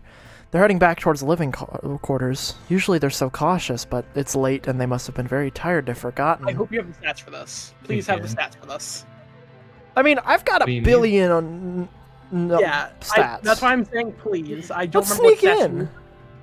Checking in to make sure the coast is clear, you slip into their office. It's just off the medbay, and every flat surface is dedicated to experiments. The whiteboard is covered in dense scribbles and diagrams, and the garbage bin is filled with wrappers of discarded soy meal replacements. It smells like stale coffee and sleep deprivation in here. The Hominal screen terminal is still active. It seems strange that they left it on. You get the feeling they weren't done for the night. You'll have to be quick. Bats, just tell me what to do. I think search the computer. Search the computer. Evil plan, final. You tap through the file structure. There's encrypted and nothing obvious like one named instance. Evil plan, final 2. Oh, I see. Darn, not as easy as it looks that they make it on the holovids. Decrypt those files. Huh? You pour over everything Tang and Instance have been working on, slowly putting together the pieces. What you find is chilling. After researching the shimmer fungus together, they decided to bioengineer a more powerful virus that uses the same pathways but only affects native Vertumnan creatures. It would sever the existing symbiotic relationship between Vertumnan fauna and fungi and be completely fatal to its host. I would have understood that if it was like for Lum specifically, but like, no! It would kill everything on the planet, everything for that walks, swims, or flies, leaving it empty and ready for human colonization. But why would they do this? You dig a little deeper and find not Instance's research logs, but her personal logs, written on real paper, with a cover page that reads, "In my defense, upon my death." You read through the papers in which Instance details being approached by Lum shortly after the Helio landed and he took control of the council. The Helio had been sent to retrieve congruence and bring to justice the people who stole her, Instance primarily, but also Hal and your mother. When they realized they could never return to Earth, Lum became interested in Instance's research instead. particularly her research into the Vertumnan ecology. Under threat of execution, Instance was essentially forced to pivot her research into finding a way to cleanse the planet for human colonization. She writes that she tried to shield the other scientists from her work for their protection, but that she couldn't keep the secret from her apprentice, Tangent. She speaks highly of Tangent, almost as a mother would talk about her own child. She grieves that she couldn't protect her too. You scan copies of the missives. At least you have evidence now. Yeah, you Holy found- shit! Oh my god. Hey, Yeah.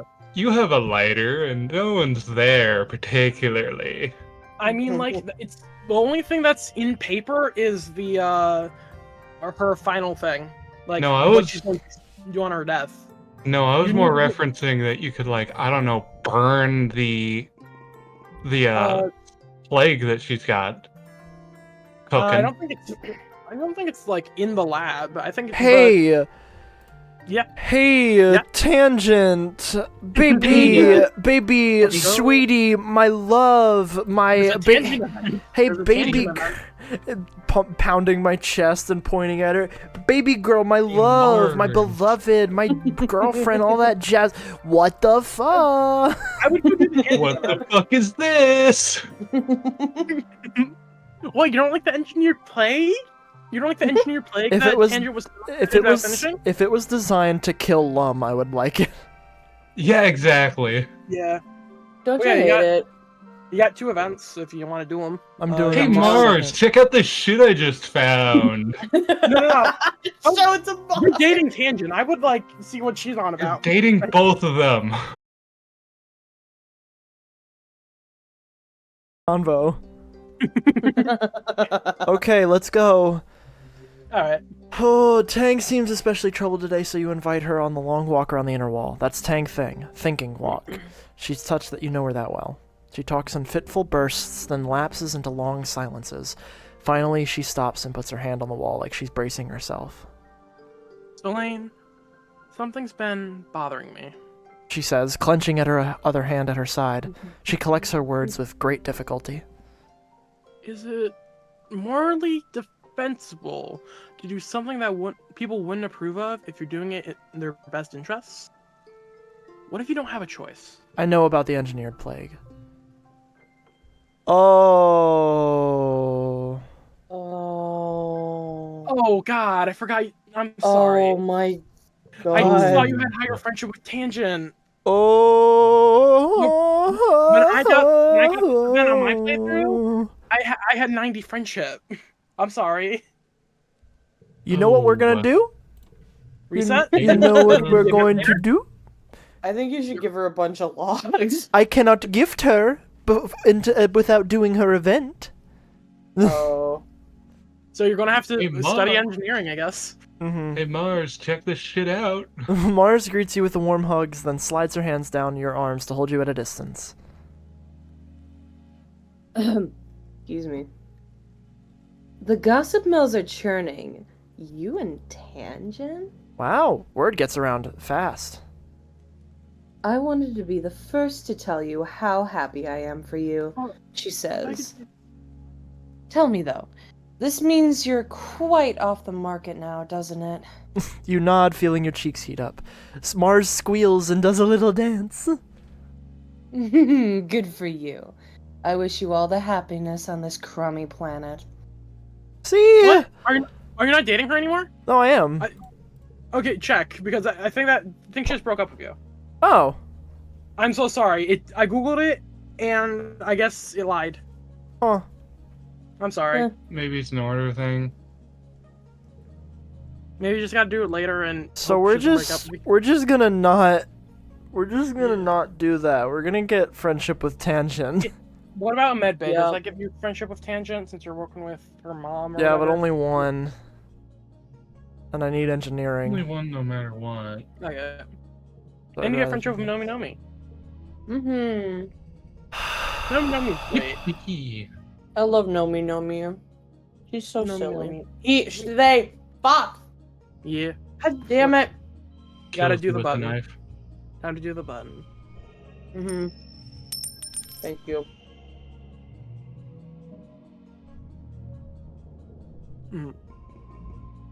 Oh god. Uh-oh. You're getting ready to leave your quarters one day when you're stopped by your mom, who hasn't left for work yet. She's always been an early riser, out into the fields before first sunrise. That she's specifically just stayed home to talk to you is a bad sign. Sit down, Selene, she says. We have to talk. Okay. Oh, lordy. Oh, she's talking about my rebellion. You sit down from across your mother. She stares you down, just looking right into your soul like she's counting up every bad thing you've ever done. I don't think you appreciate how much I know about you, she says, finally. With the amount of freedom you kids have, you forget that you're being watched. I don't like what I'm seeing. And your attitude, she spits, is absolutely atrocious. I know you're a teenager and you're supposed to push boundaries, but this is ridiculous. You're ridiculous. She bangs her fist on the table for emphasis. You click stay silent. Yeah. I'm not gonna be mean to my mama. Why not? Fair enough. She's a good in this mama. timeline. She's a good mama. She didn't die in this timeline. Shush! Mama. She bangs her fist on the table for emphasis. This isn't some Hollywood high school drama, Selene. This is real life. This is life or death. Do you get what I'm saying? We're the only humans here. If we don't fight for our survival with everything we have, there won't be another colony ship falling out of the sky to save us. You have to learn how to fit in, she says, quieter. You're part of a larger community. An ecosystem. You're supposed to be learning that, but you're running out of time. Soon you'll be an adult. People will need to rely on you. Too much pressure. Shut up, Mom. You're putting too much pressure on me. Am I? Your mom says, tilting her head. Her gaze goes somber and distant. When I was just a little older than you are now, I was fighting a war against the people of Earth. First, they ignored us. Then, they mocked us. Then, they attacked us. She pats her prosthetic legs. And then we won. All so we could give you the chance to grow up here. Don't disrespect me by wasting it. Your mom reaches out and pats your hand patronizingly. Oops. I remember being your age. Full of anger, ready to fight anyone who told me what to do. I wish someone told me that I deserve better. I wish... You can do better than this, Selene, she says solemnly. You just have to apply yourself and listen to your elders. This colony needs you to be a part of it. That's why you were born. For a literal rebel fighter, your mom has a strange relationship to authority. You think she understands what it means to want freedom above all else. She's such a hypocrite. You're sick of people telling you what to do, thinking they know what's best for you. They don't know what it's like to grow up on an alien planet. They don't know what it's like to have all these weird thoughts and dreams. Also, hello, new person. No spoilers, please. No spoilies. Because you seem to know this game, so Yeah, we're almost. I am trying to get to tangent 90 friendship for the thing. Okay, You need to do 5 more events. I don't have 5 more events. Oh. Then you won't be able to get the tangent thing. Okay, well then I'm just gonna try and do it the regular way. Yeah, I Unfortunately. forgot that you needed 90 friendship. I thought you needed 85. Oh boy. We're gonna you know what we're gonna do? You know what we're gonna do? We are going to get our persuasion as high as we can. it's not a persuasion thing. But there might be one in a different route. So we're gonna... Can we buy the skill thing still? It's a shame that there's nothing that, like, raised... Oh, what? Oh, there's another option? Oh. You can put a stop. Plus 5 persuasion. Plus 10 reasoning, plus 2 to all flushes. That's a persuasion. Yeah, that's a little bit not more. Good. Hey, it's a little bit more, so I will take it. Yeah, you're probably not getting a skill challenge, so it's fine. 72. Let's save again. Yep. I mean, we still have tangent. We're gonna do persuasion build.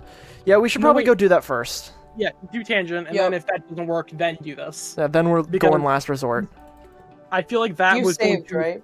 Yeah, I am actually gonna save again after talking to Mars. Because I don't have to do that again.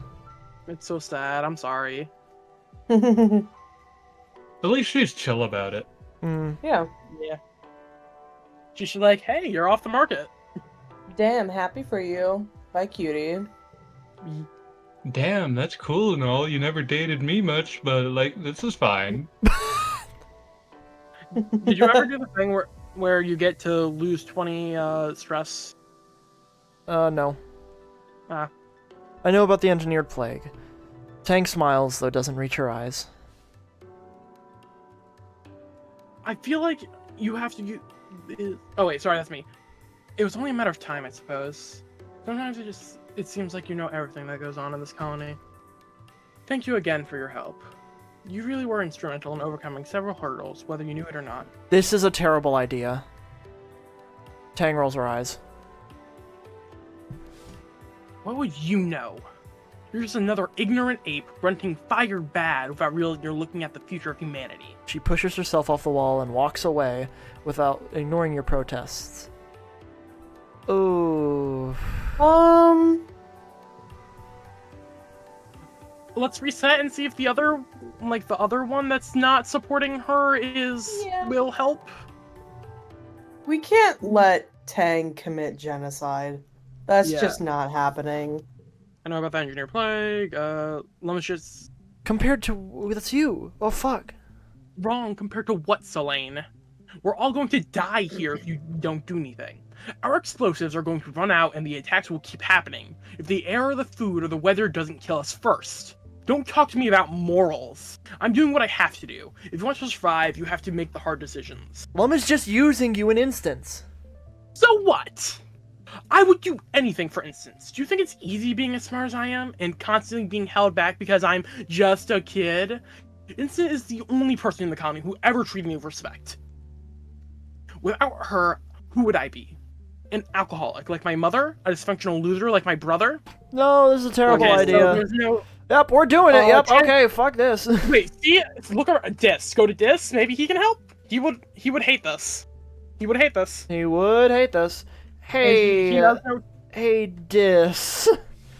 Dis flags you down outside the gates. He's covered in dust and grime. He must have come back from an expedition. Hey, Selene, have you seen my sister? I went to drop off my gear at her quarters, and it looks exactly the same as I left it. I sent her a message on her holo, but she left me on red. He frowns and ruffles his hand through his hair. You work with her a lot, right? She okay? She's not living in the lab? Well, she is working on a literal plague. This gives you an incredulous look. Sure. A plague, right. I know my sister's a huge bitch, but she's not literally an evil genius. Ooh, Tang, destroyer of worlds. Seriously? Stop messing with me. We're too old for that shit. I'm not joking, Dis. The tone of your voice makes Dis pause. Wait, you're serious? That's what they're working on in there? You nod and give Dis a quick summary of what you've learned and how. By the end, he's gone so pale he almost looks green. I don't want to believe it, he mutters. But if what you're saying is true, it'll kill everything, won't it? Not just animals either. The fungal pathways are integral to all life on Vertumna. Tang has no idea, does she? She thinks she's so smart, but she's always been too proud to get out there and dig in the ground in the dirt to see what's really going on. This looks like he's about to be sick. If they release the virus, it'll be the end of everything. Even the gardeners. And the plants, and all the food that they're eating. Yeah. No, not all of it. the food. They brought Earth food. They brought Earth food. Yeah, and it's not working. Well. Yeah, because it's of not because working. of the fungus and stuff in the ground. Alright, bye-bye, Sunny Emerald. Bye-bye, Sunny. Bye, Sunny. Just takes a few good steps sleep. away and looks out into the wilderness, covering his mouth with one hand as he thinks. Eventually, he turns to you. His face is expressionless. I'll take care of this, he says, cryptically. What are you gonna do? Dis starts, then lapses into silence. He stares past you at the engineering building. Just let me deal with this, Selene. Thanks for telling me. You're winding down for bed, chatting with Tangent, when an explosion rocks the colony. You are pelted by knickknacks and mementos falling off your shelves as the blast wave rips through the living quarters, stealing the air from your lungs. Your ears are still ringing when you run out of the living quarters, passing for people in various states of undress as you all filter outside in shock. Outside, you're greeted by the acrid smell of burning plastic and metal. The engineering building is on fire! The laboratory and medbay wing is completely engulfed in flames, smoke pouring from the open door. Congruence's fire suppression system is doing its best, but everything in there is toast. The gene engineering equipment, the live experiments, the chief engineer's lab, and personal research all destroyed. And any samples of their engineered virus, probably. You cover your mouth and nose with your shirt, just in case. Tang pushes past you, getting a few meters closer to the flames at the entrance before she falls to her knees and clutches herself. She stares forward as if in a trance, a dark smudge of silhouette against the fire's blinding orange light. You look around and meet the eyes of the chief engineer. She looks impassive as always, her jaw set as she watches the destruction of her work. For better or for worse, they won't be releasing that virus anytime soon. The mood the next day is somber. You volunteer to help the construction crews pick through the rubble and sort it to be repurposed or put in the recycler. There's nothing left of the lab, or Dr. Instance's experiments.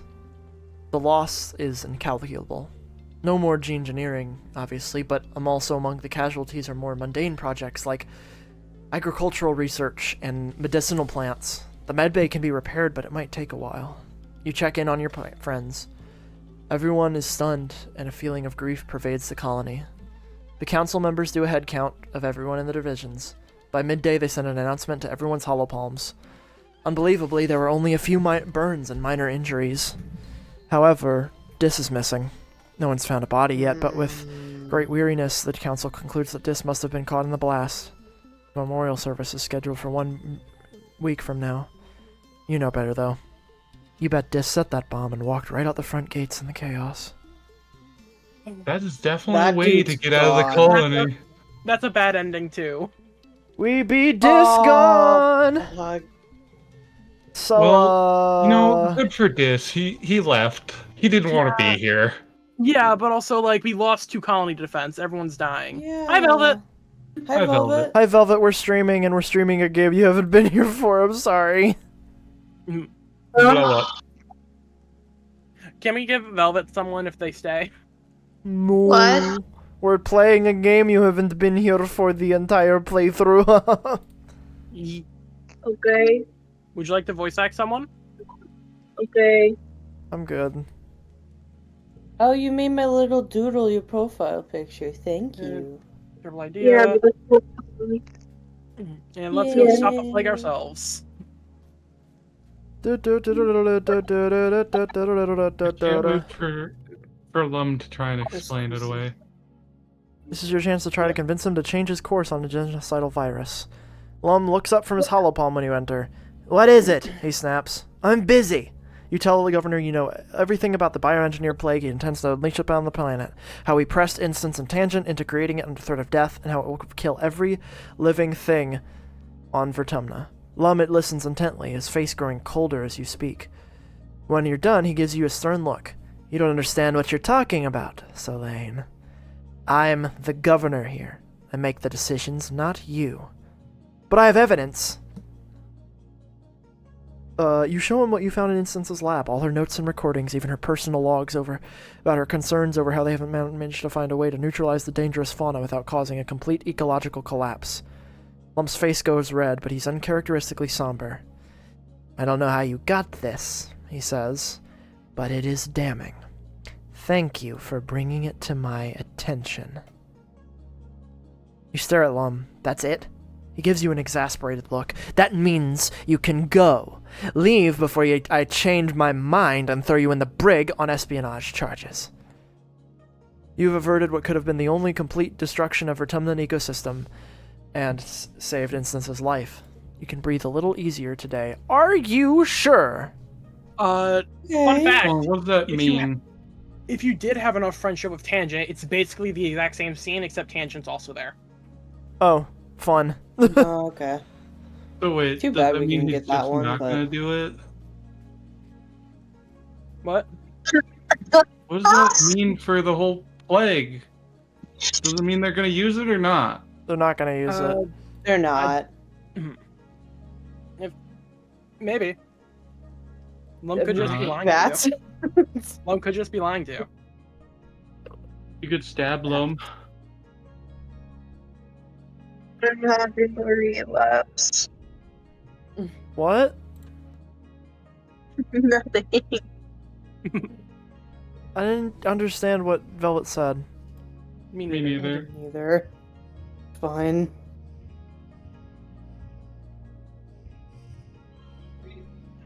I feel like if you can't build a straight, you should never put the 9 on the ends. You should never put the weird card Oh dang.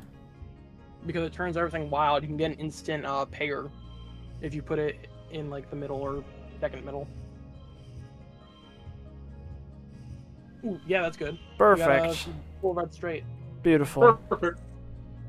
Perfect. Perfect. Oh, Now fuck, we I don't- forgot to equip Freaky. Reset. Harvey Birdman at You all. can reset. Oh, yeah, why not? We beat Discon. It sounds like he's just gonna kill you later and use the plague anyways. Yup. Sounds like it. Or Do, just do, chill. do, do, do, do, do. Or just Nothing about no. Lum is chill. Yeah, no, Nothing Lum's about pretty Lum chill. is Lum's good. the most chill character in this game. Who? No, he's not. Yeah, he is. Lum is the most Admit it. stabbable. He's somber. He's somber right there. You should shut the fuck.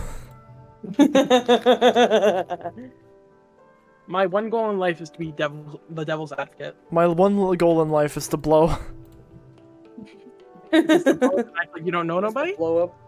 and act like I don't know nobody. So, okay, so that's three from each Freaky. That'll be 4. And I got 2 last time, so that will be 5. Okay, I gotta repair robots. The Heliopods didn't have an onboard AI like Congruence, which must have been hard. She runs the robotic lab just like she runs all the rest of the colony's systems, silently and perfectly. Working with her is like working with an all-knowing, all-powerful god. Who doesn't mind doing all the chores? You always knew Congruence was more advanced than all the other bots put together, but you didn't realize that assumption was literal. She programs all the bots based off of her own code, so it's almost like they're a part of her. Sometimes when you're working on a bot, she'll joke that it tickles. As Congruence's hands, you do physical maintenance on all the bots. The ones you see the most often are vacuum-bots. As the colony has gotten much larger and much, much dirtier, they're more likely to get clogged and broken down. Then, people have to do more cleaning by hand, which makes them clean to command, which means more maintenance requisitions on your desk. One vacuum-bot in particular is just eccentric. It's broken in a way that you really can't permanently fix, but you keep patching it up and sending it back out. You see it so often in the lab, you decide to name it... Marvin. Not quite right. No, Johnny 5. Yeah, Johnny. Johnny 5. 5. Johnny 5 partners. You The future. Shut up. You stencil Johnny 5 on its chassis and send it on its merry way. Let's go, Johnny, with his harem of other cleaning robots. Can't do this Johnny to me. 5 partners. Johnny 5 partners. The final evolution. Will it give you more points if you put the all cards become thing at the end? Oh yeah. So now you just can put all your just high-ranking cards instead of having to try.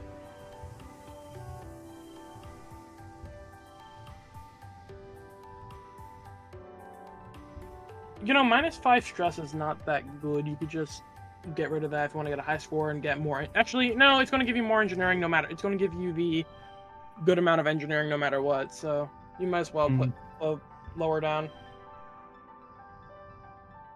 I think you could create a straight from this. Yeah, definitely. I just don't know how. Put the turns all blue things, and does it necessarily need to be like 1, 2, 3 escalating, or does it have to be different? Get rid of either the 6 or the 8 and put in the blue 4. Then get 4, 5, 6. Ah. Beautiful. There you goes. Thank you. No problem. That's what I was cooking We up to. I finally just got needed to it. double-check Max things. engineering. What does that do? Extra gear slot. Oh. Yeah. 4. Yay! 4. Just before the end of the game. Equip an additional gear. Yippee! Yippee! Yippee! Yay! Yay! Yippee! Yay! Yay! Yo! Oh, hey, Mars. Yay! Here we go. You and Mars are going through old holo photos from when you were all kids above the stratospheric. She gives you a sad little smile and pats the couch next to her.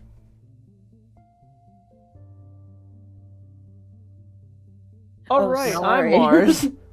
I thought it was Mel. Wait, you- No, it it's was Mel. me. No, I know. It was the joke of the. Oh right, I'm blank.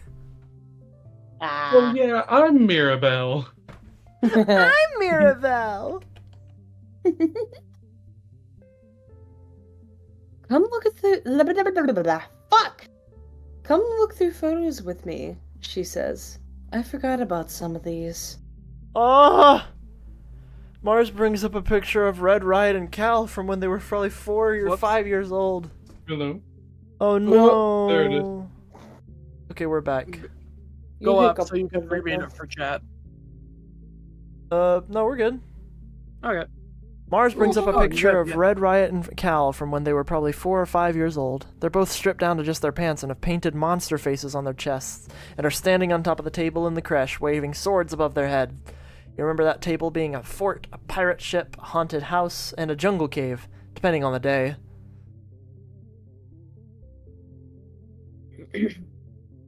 Look at them, Mars says, smiling. They used to be the best of friends, right? Whenever you saw one, the other was always tagging along behind them. She sighs. It's so weird that they, never talk to each other anymore.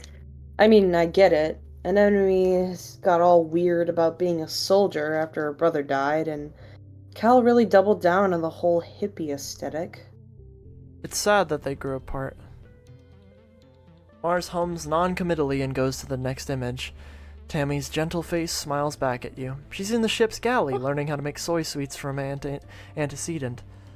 She's wearing an apron, but almost all of her is covered in different colored powders used for flavoring and coloring the sweets. Even the tips of her pointed ears are dusted with it. Oh, Mars sighs. Look at this one. I can't believe Tammy has a baby of her own now. She'll always be this shy little girl. To me, though, you know? Mars continues. At least she has Cal to help out. Her mouth twists into a secretive smile. Echinacea looks a lot like Cal did when he was a baby. Don't you think? Kind of a pretty big coincidence, if you ask me. I don't know what we'd do without her. Mars taps through some more photos, pursing her lips. Baby Dis. I miss him. We miss him. We miss him a lot. He'll be back.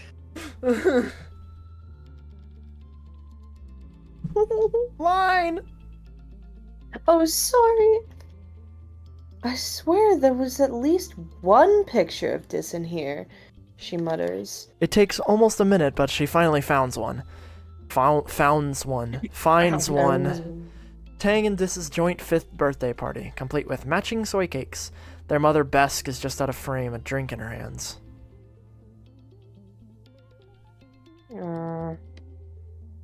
Oh, this was before Dis got all weird about his birthday. Mars hums. I still have no idea what happened there. I mean, who doesn't like birthdays?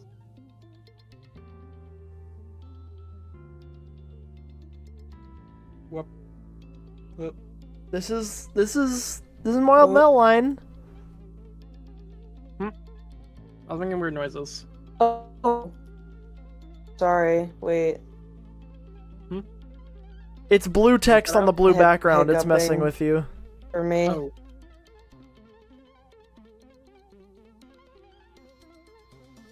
Ah, shit. Hello. Okay. We didn't lose whoops. Okay. Unless we did. I'm literally right here. What? I'm glad we didn't lose whoops. She's important to us all. Hello? Hello, do you have bones? Hey, Whoops, You gotta got double bones? check. Do you got bones? Whoops, do you have bones? I'm literally right here. Yes, we see Whoops. But Read the do you damn have bones? line! Mel! Okay, I'll read it. Mel! Where's Mel? Mel? Mel's Wi-Fi is the one dying this time. Yeah. This is... Mel's dying. Which is so sad. A total eulogy. Okay, alright. You're I think I'm good. back? You're Maybe? good. Am I? Oh. Hello? Okay, cool. Thank God. Alright. It's weird to see them so happy together, she continues. I can't remember the last time I saw either of them really smile like that. Mars sighs. And now Tang spends all her time cooped up in engineering, and Dis spends more time outside the colony than he spends in it. It's so sad. Mars stares down at the little hologram in her hands.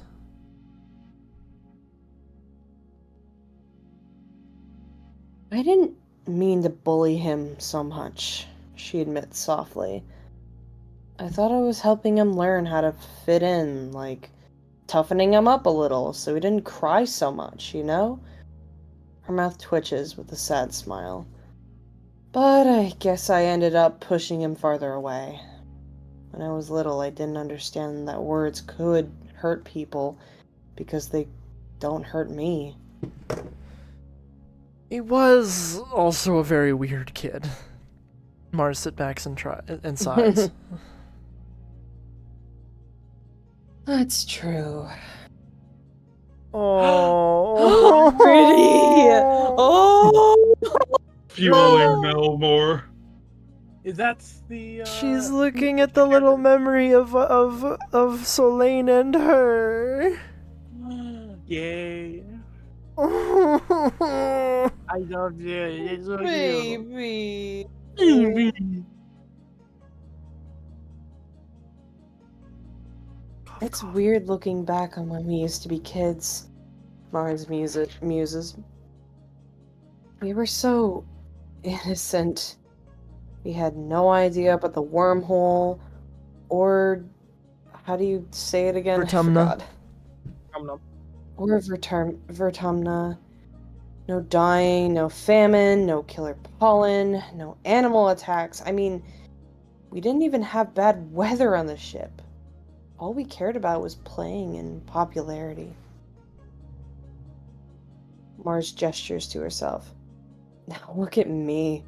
I'm working on the bridge. And you know it's all politics. It's like a professional popularity contest. Lum is an idiot, but he's got one thing going for him. Mars laughs. The man has absolutely impeccable social media game. If nothing else, he knows how to get people to vote for him. And really, that's all you need. Mars leans over and rests her head on your shoulder. Her hair smells like jasmine. Thank you for going through these pictures with me, she says quietly. I try to keep my eyes on the future, but sometimes it's nice to remember where you came from. Boo! This made a canon that Mars does in fact not work on Lum's social media. Boo! Awful scene. Man,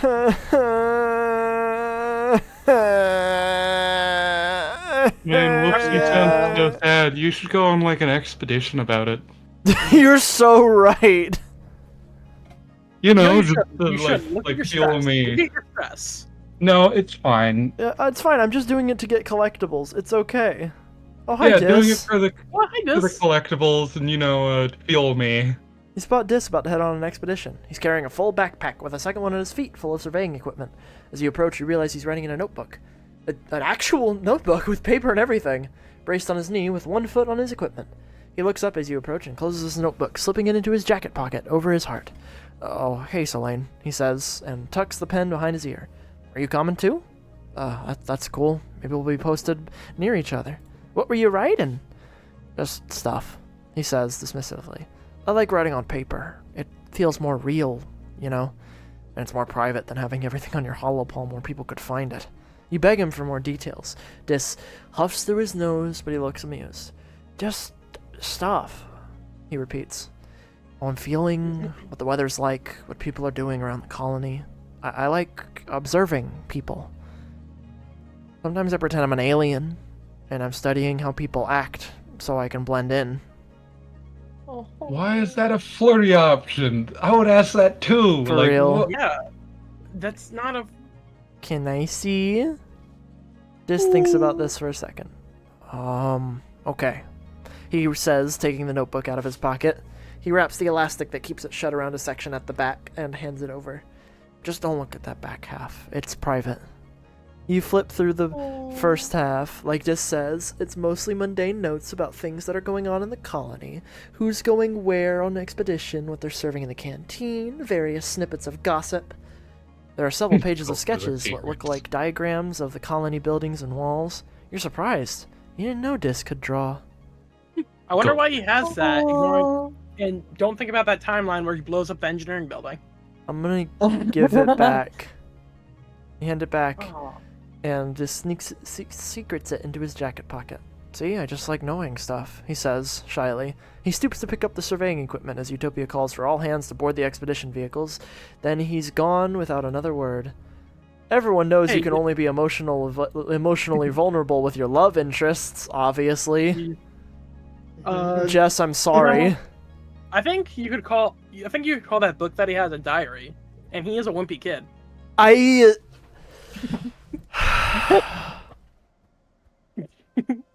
Seeing Greg Heffley. He's just like me, for real. No. Because we all know that Greg Heffley is actually a sociopath. He would hate Greg, I think. Yeah, he would. Greg is just like Tangent. Also, Greg Jeff, is just like Mars. That's what I think you'd go. That is just inherently wrong because I throw emotions over at Mel because it's fun. Wait. But yeah, I do wonder, like, 100% the secret potion was, like, terrorism stuff, right? It was probably different plans to dip out of the colony. Yeah. That involved terrorism. Yeah. Yep. Like, he just had that bomb ready to go immediately after he told him, hey, Tangent has plans to kill all life. Listen, he's 100% been preparing. Listen, man. Boy. Listen, man. I'm gonna be talking for 5 hours again. Listen. People will call it terrorism if you're not on their side. To the people who are on your side, you're a freedom fighter, baby. You should do a diss route. And, like, if you play this game again, you should 100% do a diss route. It's really fun. Instead, actually, no, do a sim and diss route. That's the same route. Fun fact, Both of them at the same time. Yeah. Fun fact about Sim, his dating mechanics are broken. They're broken? Yay! Like, what do you mean broken? I forget if you ask Sim to date you first before any other character, you can date any other character, and neither of them will break up with you. Yeah, because he's chill. No matter what character you date. You can date Tammy, you can date Cal. Yeah. Well, why would here's you the do thing. that? Because that breaks them up.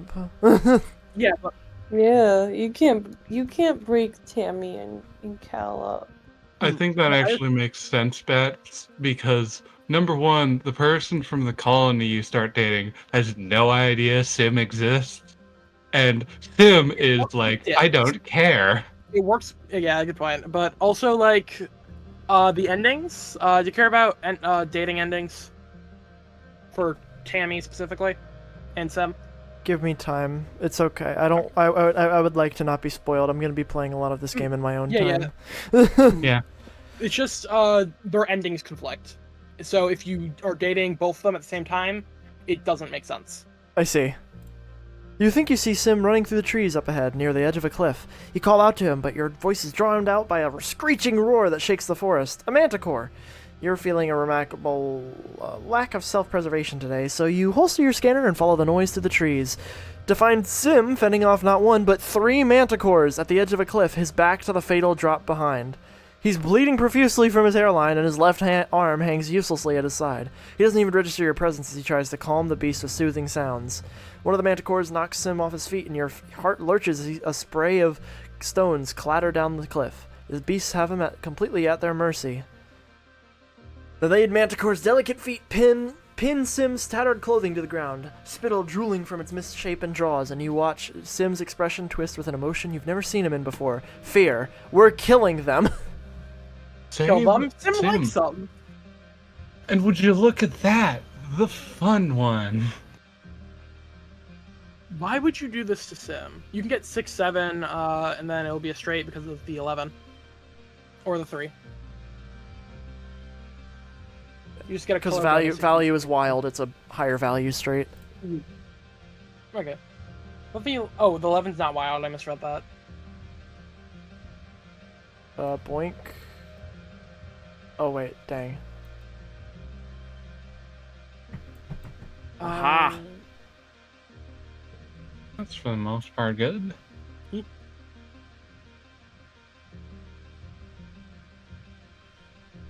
Okay, 5, 6.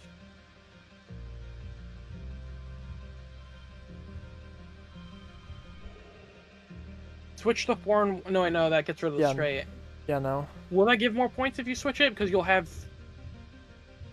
I mean, if I do this instead... Oh wait.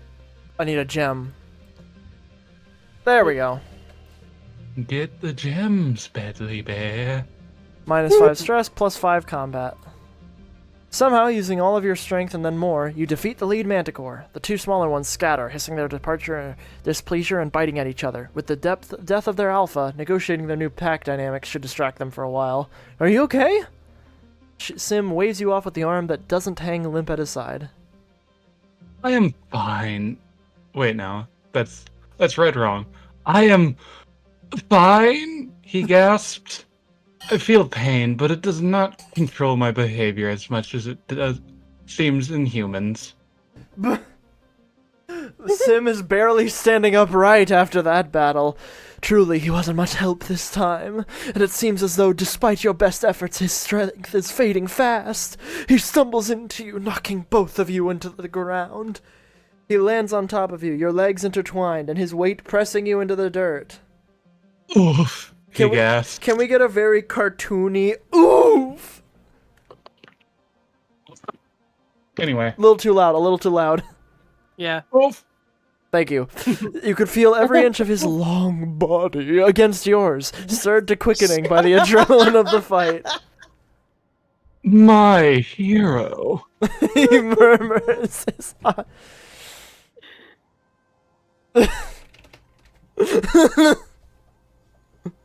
How dare you attack my boy like this? He doesn't know You're you're correct, dating but anyone. how dare you say it out loud? Cats, you decide if I kiss him or not. It's your boy. Nah, shove him off. Alright. Yeah. Shove him away. You Oh, wait.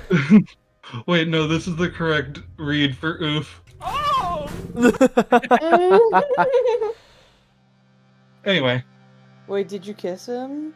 No.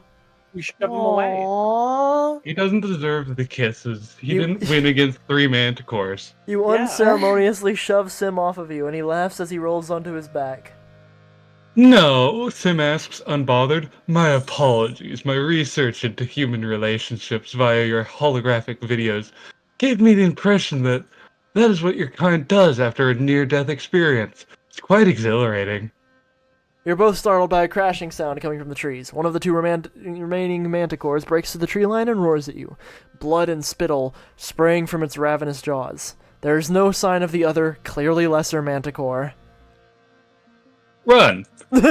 Sim gasps, pulling you both to your feet. He gives you a push, and you start running parallel to the cliff. You're trying to get some distance before it's safe to duck back into the trees. You don't hear Sim behind you. You whirl around just in time to see Sim clash with the manticore, grappling with its huge front claws as it pushes him closer to the edge of the cliff with dancer-like strength. Go! Wait, no. Go! Sim runs. Yells. Rocks scatter down the cliff by his feet. Please, Selene, just go. You don't have a chance to be a hero. The Here's a manticore plan. takes Sim's neck in its jaws and he screams in pain. Oh. Uh-oh. Bye, Sim. Oh, shit, bye. Sim locks eyes with you once more as Slime slows to a crawl, then speeds up as he grabs hold of the manticore and launches himself backwards off the cliff. They're gone before They're you gone. can even scream. You rush to the edge, too late to catch even his trailing, tattered coat. It's a long way down, and the wind buffets your face viciously. You try to blink away the image of their bodies falling through the air, now seared into your memory. You turn away. You turn away from the smudges at the bottom of the cliff, but you still see it. You sit down, stunned, and stay that way for a long time. How can he be gone? Just like that. Dead. There won't And be any. every time I fucking look away from the screen, a fucking character dies. The hell? Yeah. There won't be Sorry, any funeral Mel. for him, the alien who would be human. It's not like you could bring his remains home to be properly recycled. It's a small comfort that at least out here it won't be long until nature takes its course. Sim would probably have wanted that, you think? I'm sorry, excuse me? Yeah. Yeah. I doubt This- Sim's actually dead. There's Me no too. way that bitch is dead. There's no The only way. Bro's gonna grow the only back way like a he can fucking survive- tree. The only way he can survive is if you hit him. I'm joking. I'm joking, but I don't actually know if that's true or not. But he's dead. Oops. Look at he's gray. I just accidentally gave him max friendship on accident? Uh-oh. I'll check the stream to tell you how much your friendship was at. It was at like 80, I think. Hold on. Debug mode is on and I don't know how to disable it. Hold on. I'm just gonna look it up. How to disable debug mode. It was at 80. Teenage Exocolonist. If you want to set it back, it was at 80, I think. The tilde key. I would set it back first. Okay. Yeah, got it. Okay. Debug. Debug commands. Get love.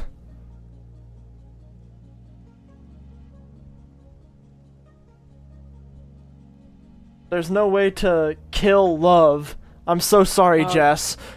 Maybe go back in time. Sin is a slut, get off of me. Wait, before you do the event, Better. you might want to go explore. Yeah, I fucking guess.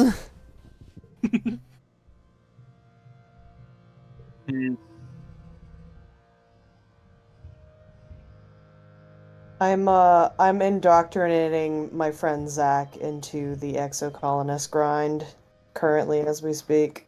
Let's go. Is fun. What?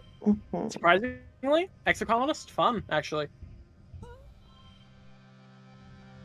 I feel like you're not going to get a better. Do you have cards higher than 10? A couple. Okay, then yeah, I'd save it till the. I would keep the 10 and also the double until the end, so you can get the maximum amount of value. Yeah. Just drop a 20 on there. I went to go and see if it was like a real death, and I liked what I saw, so like it's fine. Yeah, I Don't thought worry so. about it. Look at the shit-eating grin on Tangent. I spoiled it for myself by looking through the like what are they called? Wiki. No, not the wiki. Like when you can like tags, warnings or whatever. Content warnings. Yeah, content warnings, and it said, "Hey, this has a fake out death." I'm not this. Sim has a fake out death. This also probably has a fake out death. Yeah, that too. I mean, yeah, we saw it. If he blows up the engineering thing, he's like, "Hey, he's probably dead," but we know he isn't. No, that's more faking his death, not a fake out death. What's the difference?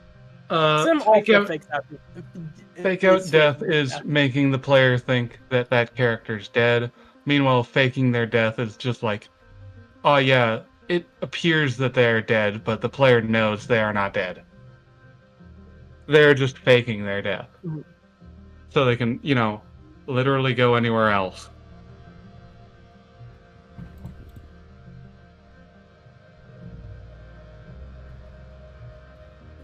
Just getting more red sixes, which are pretty good. We love red cards. That's the same boss event again. We love red cards because red cards are totally your strongest stats. I'm not lying. I mean, like, honestly, I just have a lot of cards. I mean, it's second highest technically. It's technically second, but blue cards are your strong one. No. blue stats are your strong stats, but yeah, Yeah, you're definitely a red. My a red red cards. main. I got a red card build.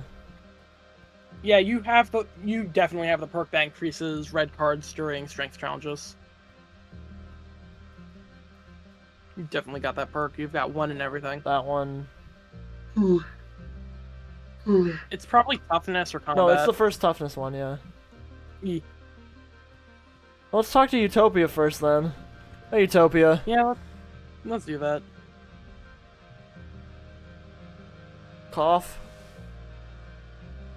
Oh, No. sorry. Your screen froze for a second. Elaine, she says, drawing everyone's attention to you. Elaine, I can't do an accent very well. I could take over. You could take over, sure. Selene, come here. Selene's been working in this area for a while, and I'm sure they've got plenty of information on what's out here. Y'all just politely turns towards you and listen. Here's what we got so far, Utopia says, speaking directly to you. Judging from how the layers of sedimentation are broken up, this place used to be pretty flat before there must have been a ton of earthquake activity, ripping up the land, bringing up these huge ridges. We can date the quakes around the time a lot of these ruins are created, and we're looking, but we haven't seen anything built after them. Like that was it for the old convergent domain. These broken up layers are the same across the planet. Something sure happened about 20,000 years ago. You set up a drone hive to measure the sediment layers along the cliffside and learn few things about rocks. Talking is hard, man. It is. Yeah, Yes, agree. yeah. Talking is hard. It should be less hard though. Should I stay as Soup or should I switch over to Sim again? Stay as Soup. Soup is funny. But I Super could be funny. Sim. On what? A profile picture. Ah. If you wanted to switch to Sim, you should have done it before the finale started. No. Yes. No. Yes. No. Yes. Sorry, Bats. I'm already switching over to Sim.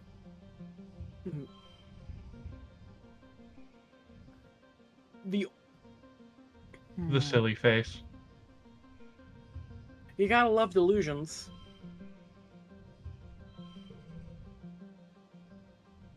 Wait. No, I just thought of an even better face to use.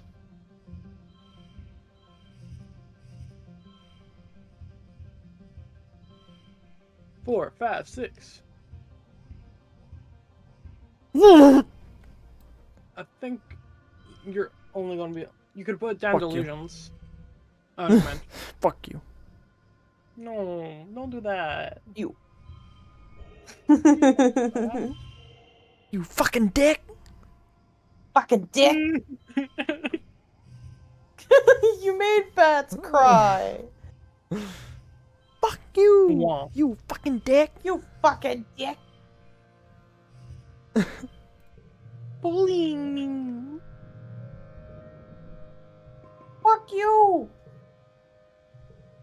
You fucking dick. Alright, now we'll go watch Sim die. Yay. Yay! You know, Sim wouldn't have died if he was Suction Cup Man. If you were what? If Sim wouldn't have died if he was Suction Cup Man. I don't know what I thought you said. Suction Cup Man. We all love Suction Cup Man. Suction Cup productive. Man.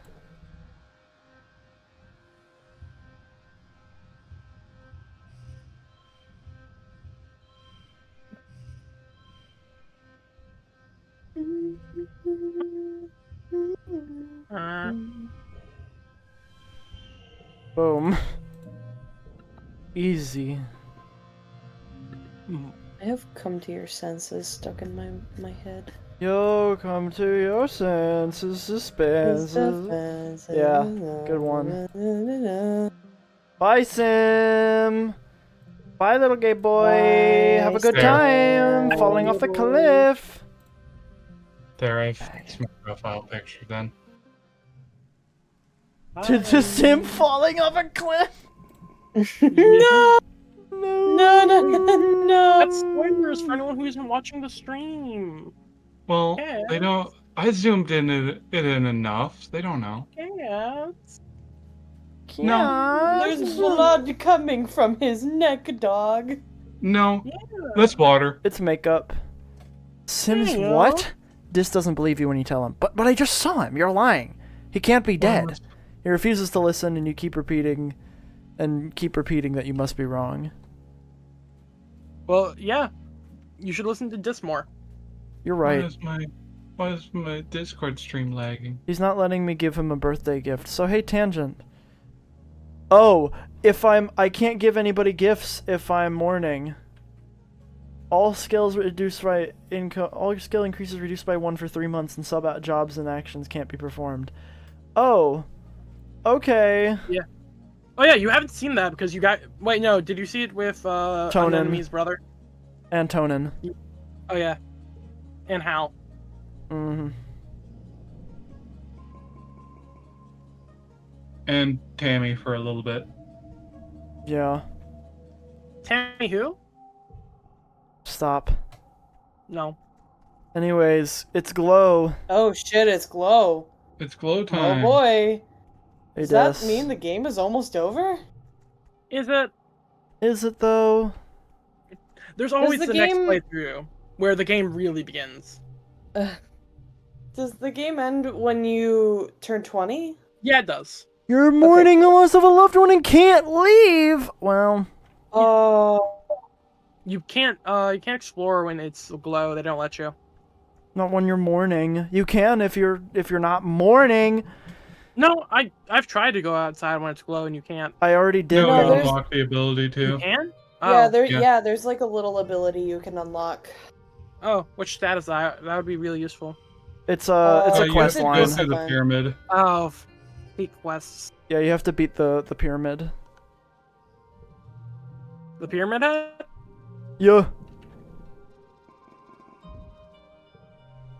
Mhm. Anyways, knowing the attack is coming, as it always comes in Glow, does nothing to calm your nerves.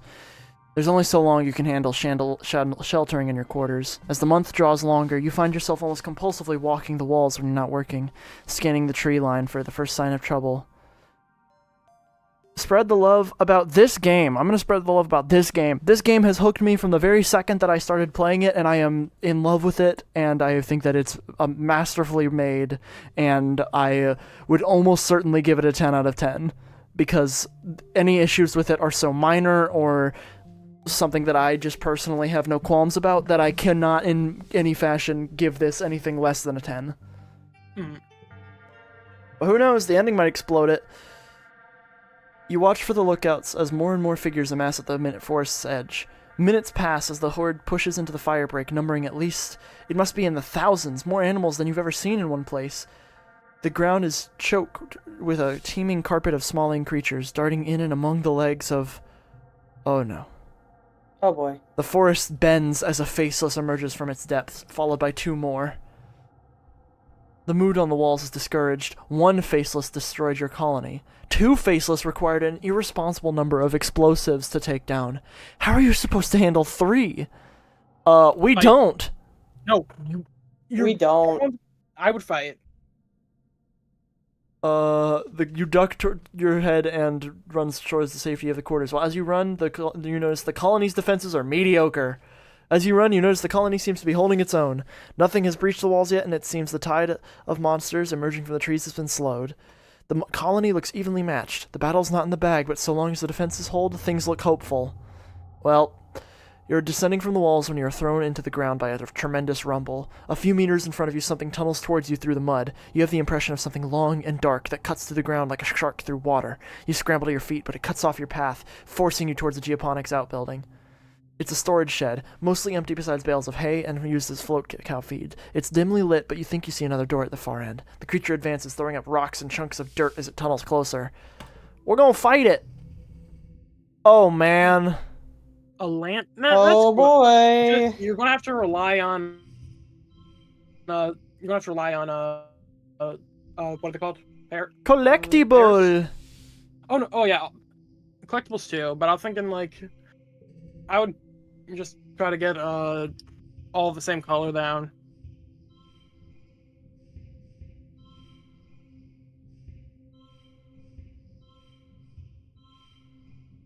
Oh, we're just gonna do the minus stress one.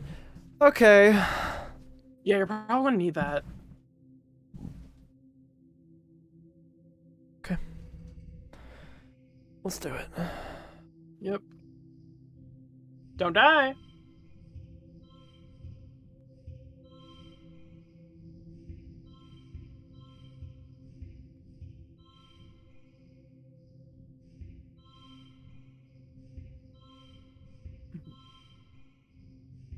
Can you change a card to a blue card? Do you have a card for that? Could do that.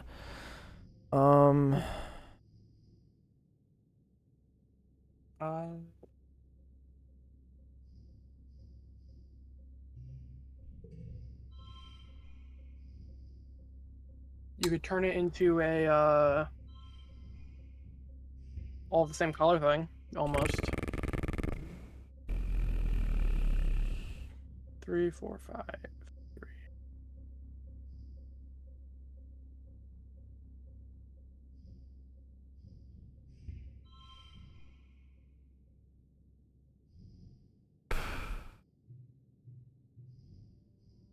Reset? Maybe try redrawing your hand at the start. Hmm. So you don't waste collectibles. Yeah, I'm just gonna look how I can.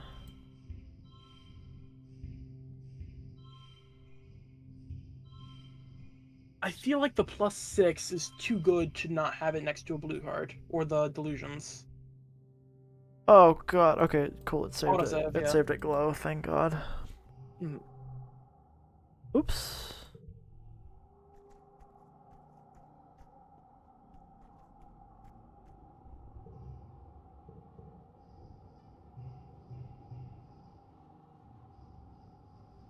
I mean, you are doing a strength challenge. I would keep the taser gloves on.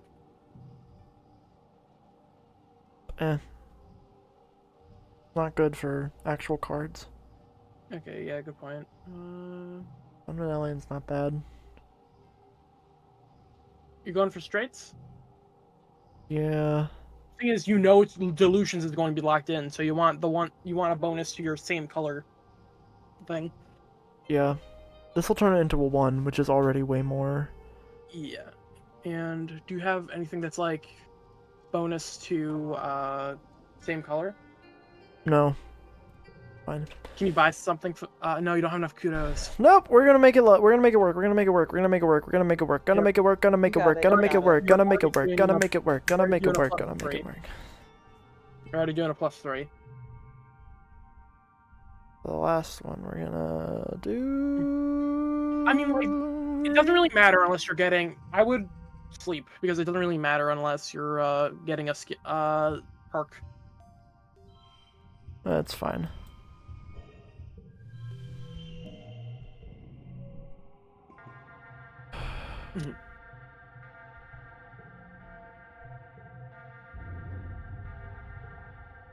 Okay, can you beat it this time? What are your bonuses again? I have bonuses to straights. I have bonuses to straights, and I just have plus the social cards and +2 challenges. So I'll just fully go on straights. Yeah, I don't have enough space to do one though this time, so we're just gonna. But you got 5. Oh no, that doesn't. That won't give you a straight 4 or 5 because it's a card that gives a bonus. No 3.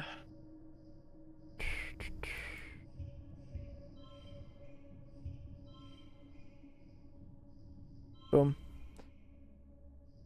And then just throw 1, this 2, on 3. Yep. So for the all same color. there. Now throw this here because that's a 4 now. That's a 5.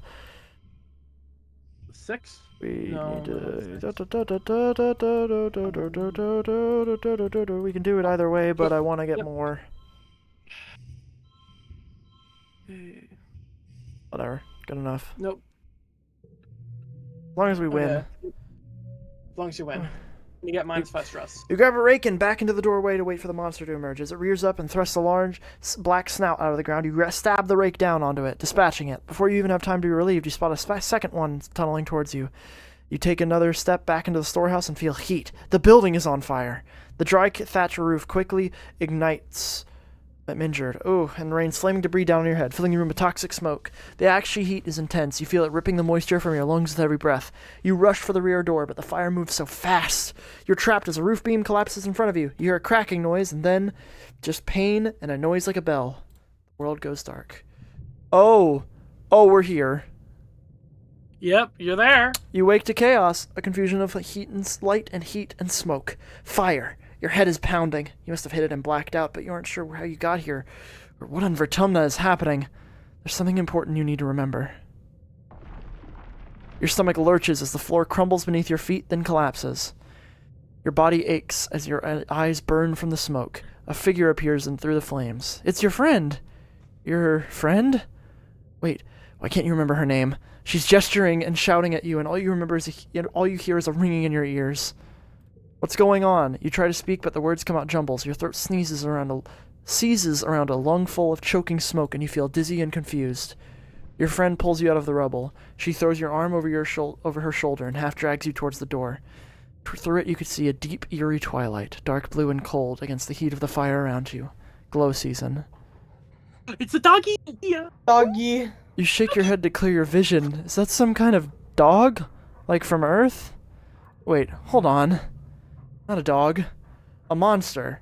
It's about to end your life, and probably Red Riot's too. She tightens her grip on you. Ooh. Dodging. Preparing earlier is fun. You prepared for this earlier. You've remembered this day for many days. The choking heat of this fire, the dog's creature's dead yellow eyes haunting your dreams. You've prepared for it. Specifically, you've installed an armed freeze trap right where you knew the animal would be standing when it transformed into a towering horror. As it does, you trigger the detonator. The trap sucks inward, drawing all the heat from its surroundings. The monster's feet are frozen to the floor as it instantly crystallizes, becoming an ice statue.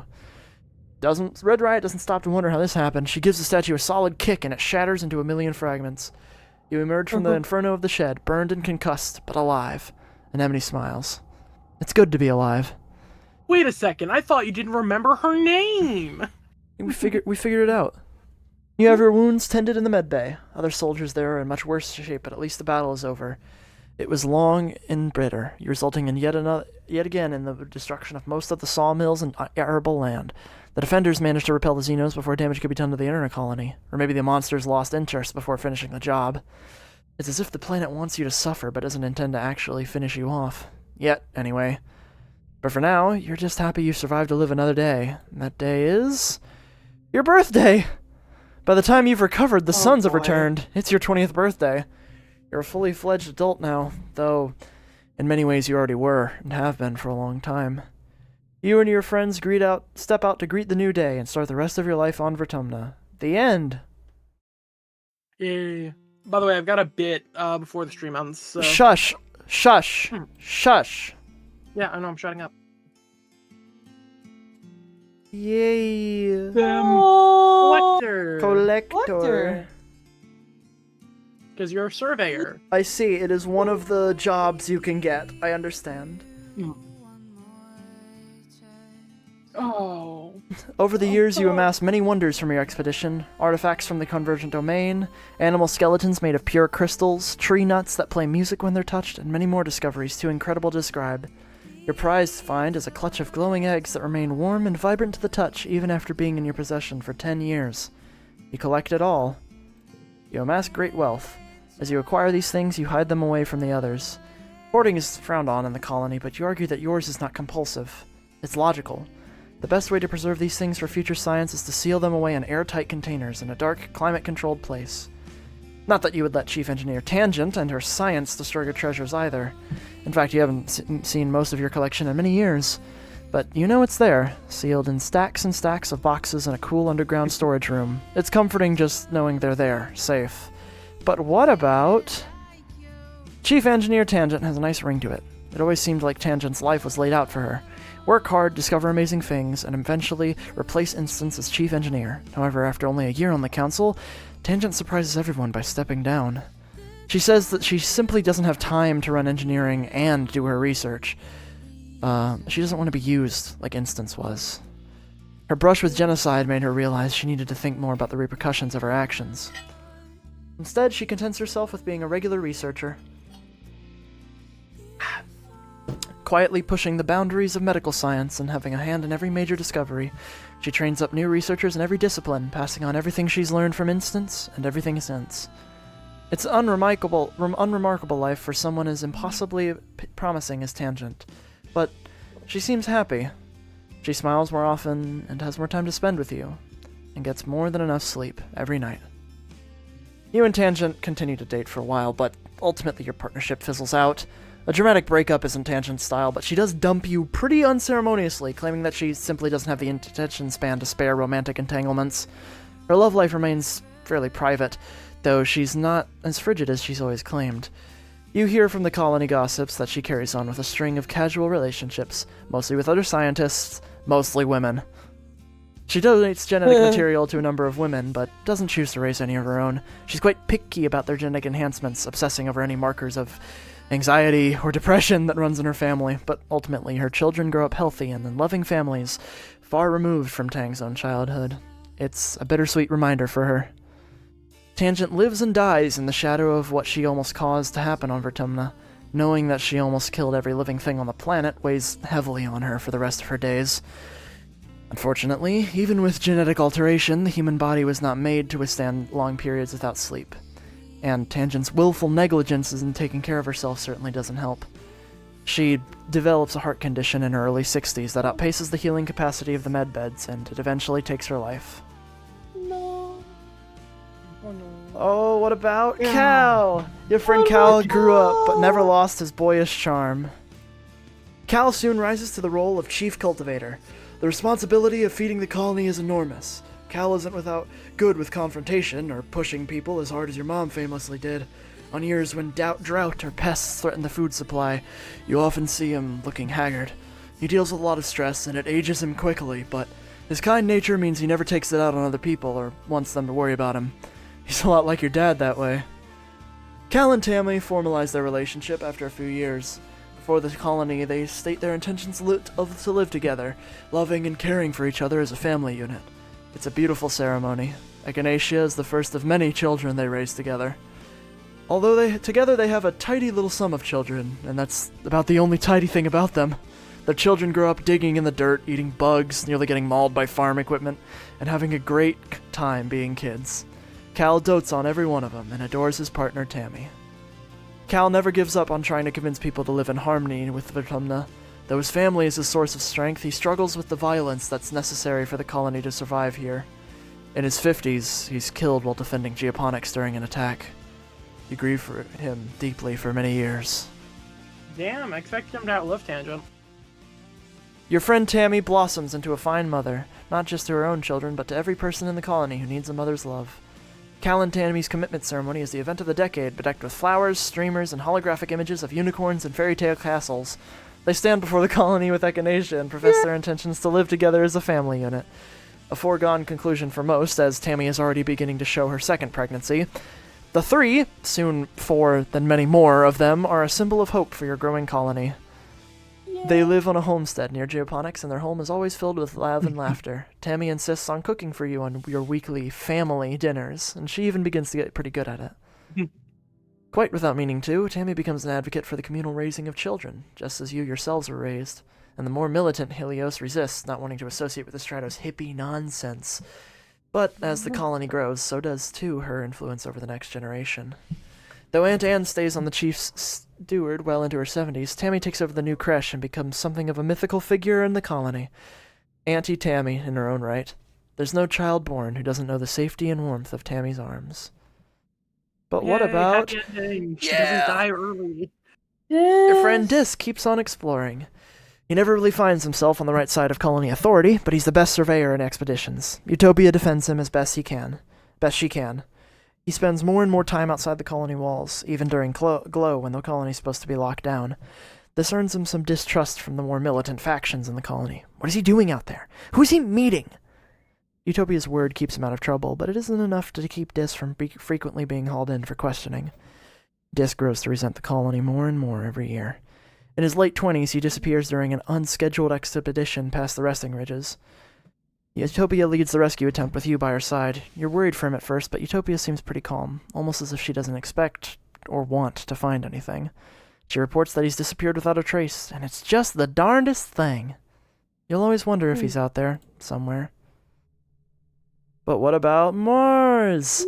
Ah, the indomitable Marzipan. With Lumen power, there's no shortage of politicking to be done. She remains a political thorn in his side until he's finally replaced with another Helio-born governor. Then does the same for the new one, too. When Seek retires, Mars becomes the next chief administrator. It's a great move for her. As chief administrator, she has a voice on council, as well as a fair bit of power on her own. She's almost more of a pain of a butt than she was before. You watch proudly as she blossoms in the role, becoming the middle manager of everyone's nightmares. She confides in you one night over dinner that she thinks she understands why Seek was such a hard ass. The amount of power she wields is ungodly. As for her love life, Mars has never really wanted to settle down for the long term. She enjoys a string of lovers. Tangent, Utopia, Rex, again, a number of people from the Heliopause. Everyone wants her, nobody can cage her. She does eventually have one child, just for the novelty. She enjoys being the center of attention while carrying a surrogate pregnancy, but enjoys being the child's wealthy, generous Auntie Marzipan even more. Mars remains surrounded by as much luxury as one could expect on an exoplanet, and though she never complains about wanting Bot more... in chat. Murder. Murder. Kill. But what Destroy. about... Your brief time with the mysterious gardener named Sim changed you forever. Oh, that's a bot. I did not realize that's what y'all were saying. kill the bot. We just said bot in chat. I was too busy being wrought up in the end of this game that I love.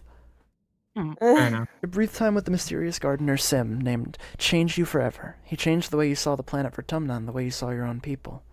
You came to understand the place that humans had in this world, and in any ecosystem, that you were as much a part of it as any plant, or bird, or bug. For years, you often imagine you see Sim out there, ducking behind mush tree crown or slipping into the forest just as you turn your head to look. Each time you think you hear his gentle laughter on the wind, you feel at peace. It's as if he's still out there, somewhere, watching over you. His special human. He is. But what about... He is, he totally is. Your He's parents work 100%. hard every day to see their pioneer dreams come true. Feeding the colony is a massive job, but they tackle it together. Farming, ranching, analyzing native plants, trying to find a new way for humanity to thrive on Vertumna. Every year their work is hindered by the attacks that seem to target geoponics specifically, but they never give up. Ooh, the strain ages them prematurely. Your mom dies of a heart attack too young, and your dad limps forward another decade or so before it claims him too. They'll always be with you. In the ground you walk on, in the trees that gave you shade, and in the cycle of life that sustains you. Go on. Baby. You're very... Grows from the size of a small dog to the size of a bear, becoming more and more unwieldy and more terrifying to small children. Before the council can force you to do anything about it, your hoard just disappears. You look everywhere in the colony for it, but your answer comes from outside the wall. A new Vriki nursery tree. Soon the colony is host to many curious Vriki pups who call your hoard home. And in my later years, Adorable. the days turn to months, eventually becoming years, then decades. Or you know it, you're old. Life is tough but rewarding. Vertumna continues to challenge you and your loved ones. The attacks continue every year, getting harder and harder to withstand. And not just that, but droughts, earthquakes, diseases, storms, pestilence, and more.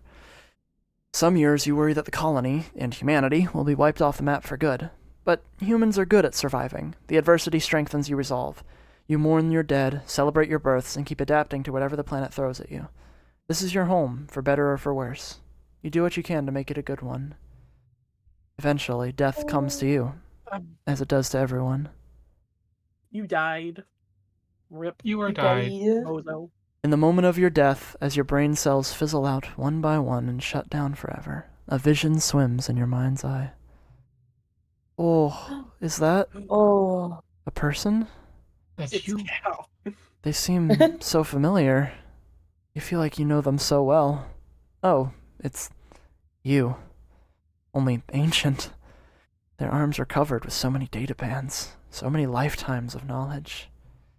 The ancient you speaks without moving their mouth, not in words, but in something like pictures. Still, you understand. They smile. We had a good life, don't you think? But there's so many possibilities, and this was only one of them. I could have done better. I can tell from the weight of your soul, they say, sadly, that many of your friends and family died before their time. People who might not have, perhaps, if you had made different choices. They pat your shoulder consolingly. It's natural in grief to wish you could have done something different, to have saved someone. But we're special, aren't we? We really can save them. We have a chance to take another path, to change the way our life turned out. They reach out a hand. Come with me. Go with them.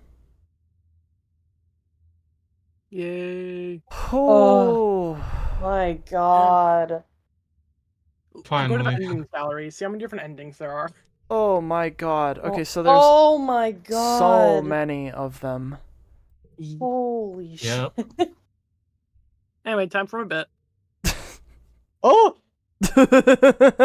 Twink jump scare. Read fictional character Koromon. Can't be saved. God damn it. Oh man. Okay. Koromon. Hold on, could you pull up the Tamiya and the one Tamiya. on the far right really quick? Just to feed Mel a little more. Yay! Koromon gets a solid 9 out of 10. Little guy. Yippee. So cute. I like the 80. 80. Wow. It's not that old.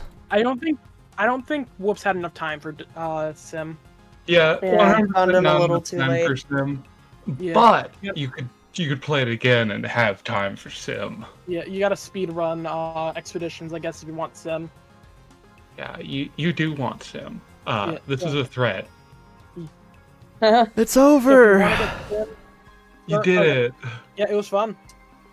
You got a better ending than I got in my first playthrough. Which one did you get? I don't super remember other than Tangent goes a bit crazy wondering what happened to her brother because in my playthrough He blew it up. Gis blew up a wall and escaped. Oh, man. Oh, Yeah. buddy. Got blued up. And I only know this blew up the wall after this because he blew up the lab. So clearly he blew up the wall on that. just feeding Aloha in the reflection thing. Yeah. Hell yeah. Yeah, we're done. Yeah. Let's you find. should- Let's see you if we should can stream raid. Crystal Clear Yep. Entertainment. You should stream raid Crystal. Give me their username copy pasted, please. You could raid Jaden Animations. I could also. Yeah, you I could could. raid Vixen, but I'm gonna raid them because they raided me before. So give me copy paste their name. I'll just give you the thing. It's in no mic. I'll just give you the direct link. Crystal Quill Entertainment. Yeah, they're cool. I like them. Okay. Boy. They're coolio. They got that cool. Riz. Got And it. with that, we We'll are start raiding. raiding. Shut the fuck. Okay. Okay. Let's raid with our 4 viewers. Still can't believe you're making your profile pic sim falling to his death. It's funny Making. as I hell. already did. Yeah.